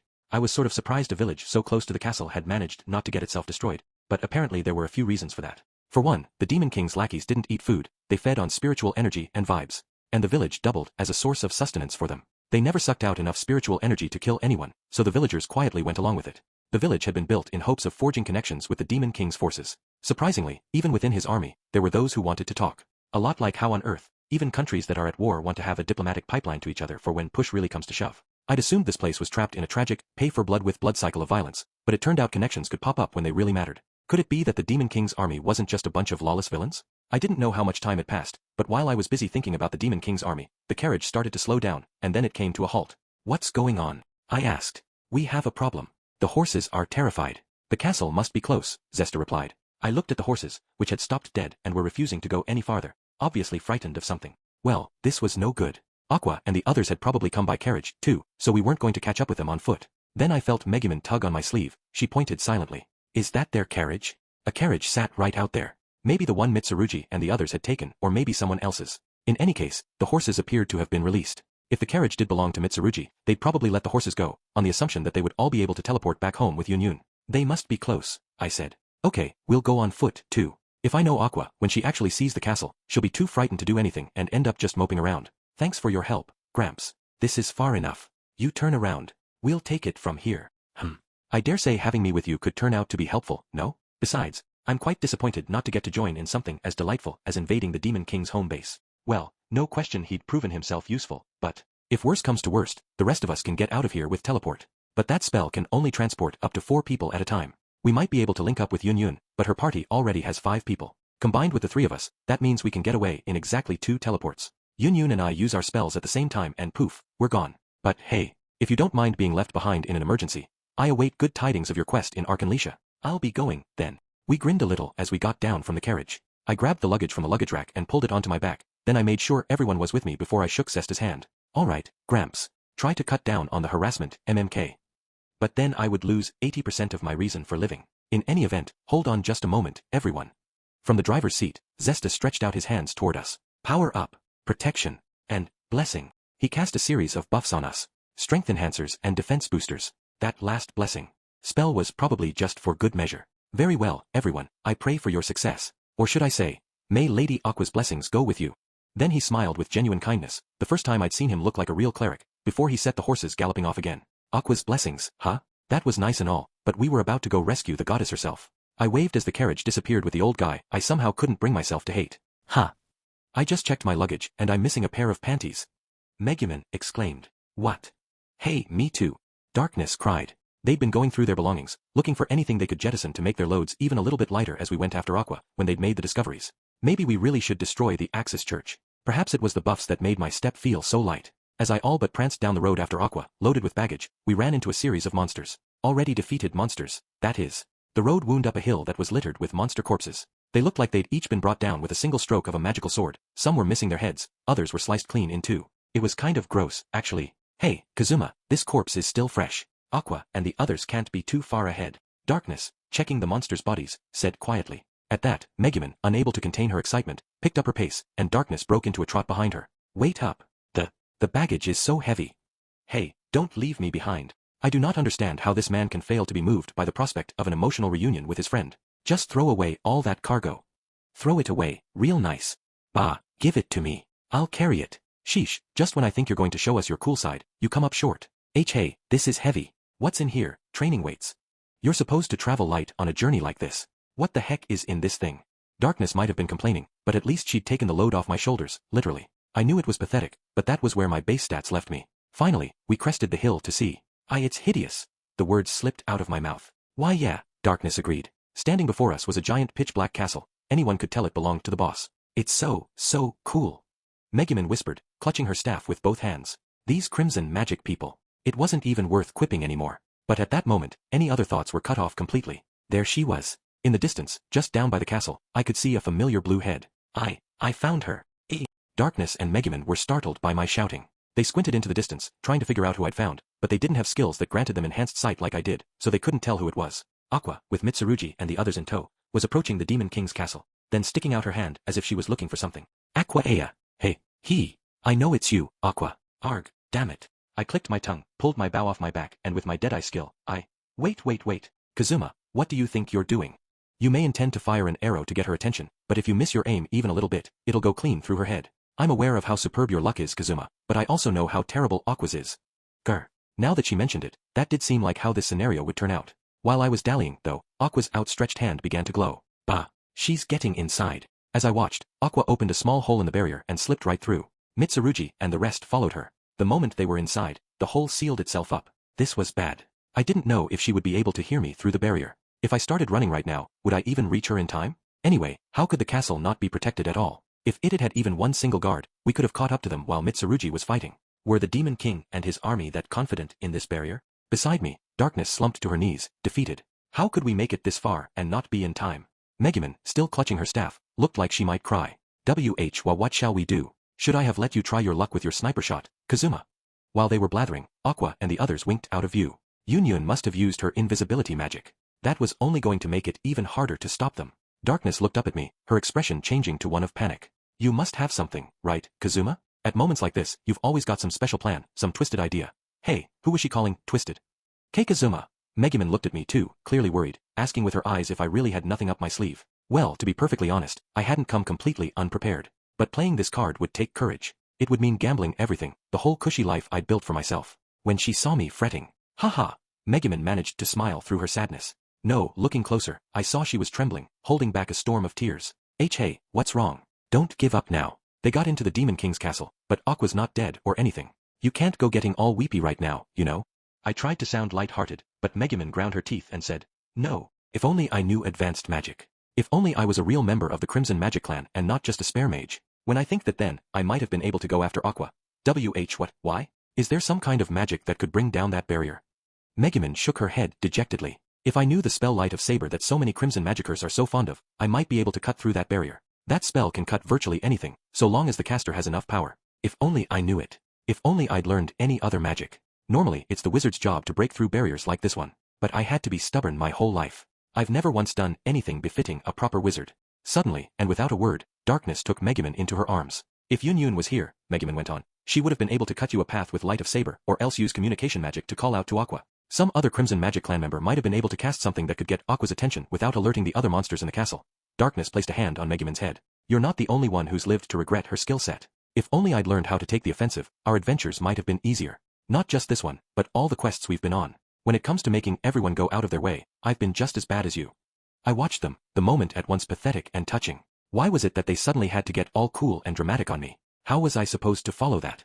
This wasn't the time to be getting all teary-eyed and introspective. If we just let Mitsurugi handle things, he might actually take down the Demon King for us. But then again, he and his party might run into some random shrimpy monster and rush back crying. Megumin had called herself a failure of a mage. She was probably thinking of the letter from Crimson Magic Village where she'd been referred to as a spare at best. Normally, she probably would have laughed it off with a haughty snort, but doing this entire journey without our usual companion, Aqua, with us must have taken its toll. She acted tough, but deep down, she was still a kid.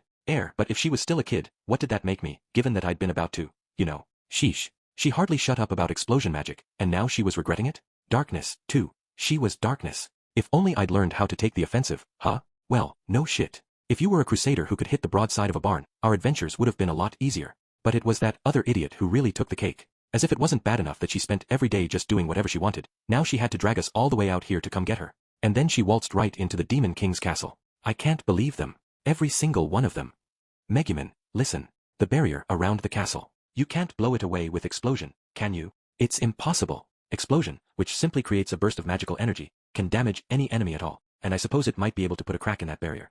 But, then she whispered, pain in her voice, I just don't have the firepower. She was still deeply dispirited. I said, what you're saying is, one explosion wouldn't do it, right? But maybe a whole bunch of them in a row could break through.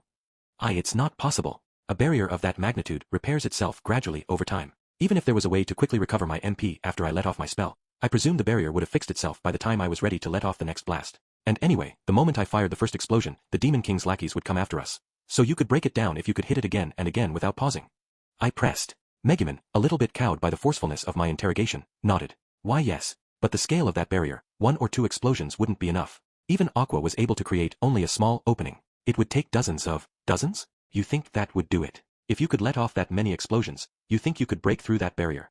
I continued to push. Yes, I could. To bring the barrier down would take less than 30. No, less than 20 blasts. She nodded again, as if to say that in this, at least, she had confidence. Well, that was enough for me.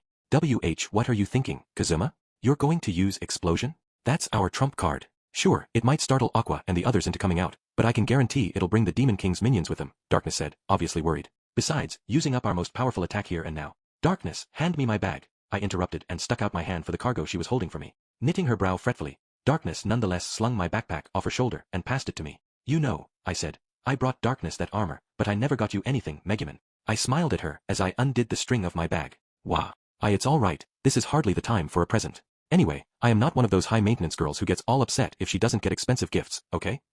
Megumin chuckled. Darkness exclaimed, hey, Megumin, when you put it that way, it makes it sound like I'm high-maintenance.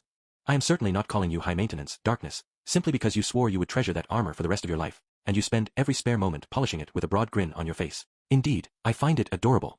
Megumin smirked at Darkness, who turned a little red. Now, don't fight. I did go ahead and get you a nice, expensive gift. Just take it. Oh, really? Why, you certainly didn't have to. I see that grin, Darkness interjected. I think you might be higher maintenance than you to Hey, do you like pulling my hair that much? While the two of them struggled, I poured out the contents of my pack. When Darkness and Megumin saw it, they stopped cold. Here's your present. It's all yours. Sorry it's a little late, I said coolly. Megumin started to sweat profusely, while Darkness's mouth worked open and closed and she started to shiver. Why you? Do you understand just how much this is worth? How did you even get so much of it? Darkness was a noblewoman. She ought to have known what it was like to have wads of cash, but her voice was scratching, and she was practically screeching. You'd better believe I know how much it's worth. It cost most of my fortune. I made a ton of money with Vanir once, remember? Back when I sold all my intellectual property rights to him to repay your debt, Darkness. Well, he told Wiz to use it to get the highest quality manatite she could find, and to thank him for helping me out in the dungeon, I bought it all off him before we left on this trip. Darkness put her head in her hands, looking woozy. Kazuma, this is... Megumin pointed at the pile on the ground, at a loss for words. The highest quality manatite Wiz could find, like I said. I remember what you told me when you took some of this stuff off Yun. You said a manatite crystal shoulders the MP cost for a spell, right? And that even the best stuff couldn't quite cover one of your explosions. This time, Megumin couldn't even make a sound. And I think I remember you saying something else. That a gem like this wasn't even worth a second glance from a great mage like you. Well, Manatite this good ought to be worthy even of the greatest mage, and I'm giving it all to you. There was a clatter as Megumin dropped her staff. Beside her, Darkness put her hand to her forehead and looked up at the sky. Have you lost your mind? Megumin asked, her voice scratching. I mean, one piece of manatite of this quality could buy a small house. With all these together, you could buy a small castle. I don't care, use it all up. Just take out that barrier, I said. Megumin picked up her staff with trembling hands. Really? You're sure?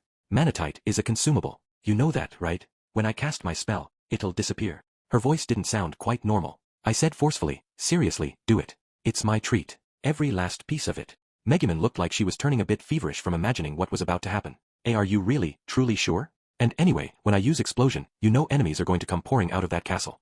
She gulped heavily, including the one Serena talked about, that long-serving former general who's more dangerous than the Demon King, the most powerful wizard in the world. I stuck out my hand, preventing her from saying anything more. I don't care who we're up against.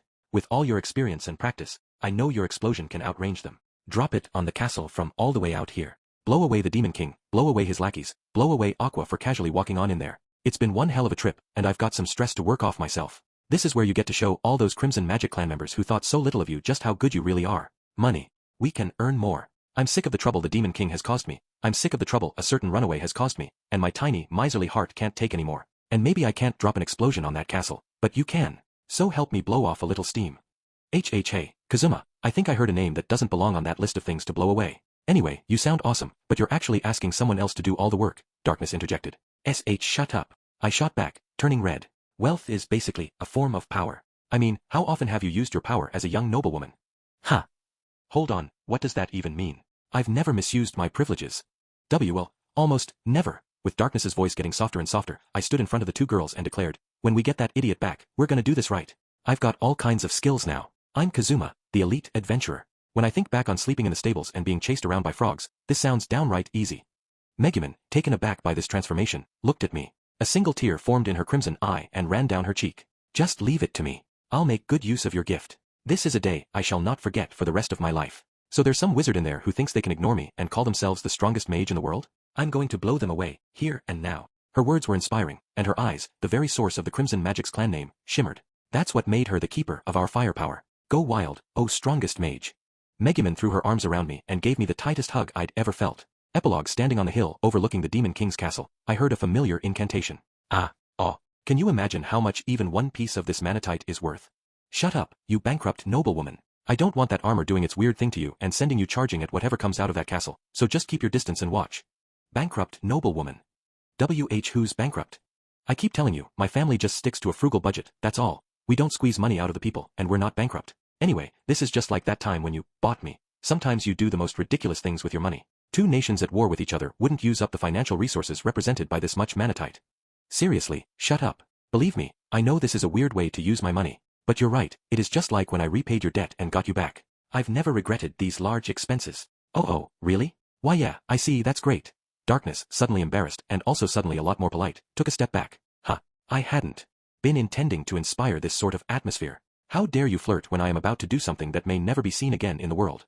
Megumin, buried up to her waist in a mountain of manatite, looked thrilled but sounded a little annoyed at the awkwardness that Darkness and I were exuding. There's this thing called explosion magic. It's outrageously difficult to learn, of course, and that's not even mentioning the tremendous amount of MP that casting it consumes or the fact that it's virtually always overkill, making it notorious as the spell with possibly the worst cost-benefit ratio in the world. But at the same time, it's also the most powerful offensive magic available to humanity. One good hit from it can deal damage to any adversary, be they god, demon, or even the Demon King. With the manatite you've given me, I will show you a display that even the greatest of the great mages would not be able to replicate. You are about to witness the finest accomplishment of my entire life. I hope you will always remember the honor of being present here today. There was once a girl, an archwizard, who'd always been dismissed as a joke mage. She could cast only one spell a day, and no party anywhere wanted her. Even her fellow clansfolk considered her a spare. My name is Megumin, greatest archwizard of Axel and master of explosion. Bring on the world's greatest wizard, or any demon, or dragon, or even the Demon King himself. I'll show you that I can blow them all away. A failure of a wizard who'd spent her life being ridiculed and teased as she chased the dream of being the strongest. Explosie nun. That day, she well and truly claimed the title of the world's strongest wizard. Afterward, thanks for picking up Konosuba, Volume 16. Your author, Natsume Akatsuki, here. This was a more serious volume with a pretty minor role for Aqua. In order to chase after a goddess gone alone on a journey to save humanity, our self-absorbed, cowardly main character had to really train himself up for the sake of his precious companion. He also had to summon the courage to commit to destroying the Demon King. I think that's about accurate anyway. The scene with Megumin at the end of this book is something I've wanted to write since I started posting this story on the web. This party is so dysfunctional that frogs remain mortal enemies for them, yet they've battled more and more powerful opponents and now find themselves taking the fight to the Demon King. This is the story I've had in mind ever since I started writing Konosuba. I hope my readers will stick with me just a little longer. Oh yeah, less than a month to go now until the Konosuba movie makes its theatrical premiere. Our dysfunctional party has made it big enough in the world to have a theatrical movie. As an author, it's pretty emotional. By all means, I hope you'll go enjoy the adventures of Kazuma and his friends on the big screen. Around fall, there'll be an anime of Kemonomikai, the manga series I scripted about a pro wrestler going berserk in a pet shop in another world. I definitely hope you'll check it out. As ever, this volume reached your hands thanks to the effort of everyone involved with it, beginning with illustrator Kuron Mishima and including the editorial, design, and copy editing staff and everyone else at editorial. And as is becoming a habit, there's just one thing I really have to make sure I say. To everyone who supported the series and every reader who picked up this book, my deepest thanks. Natsume, Akatsuki.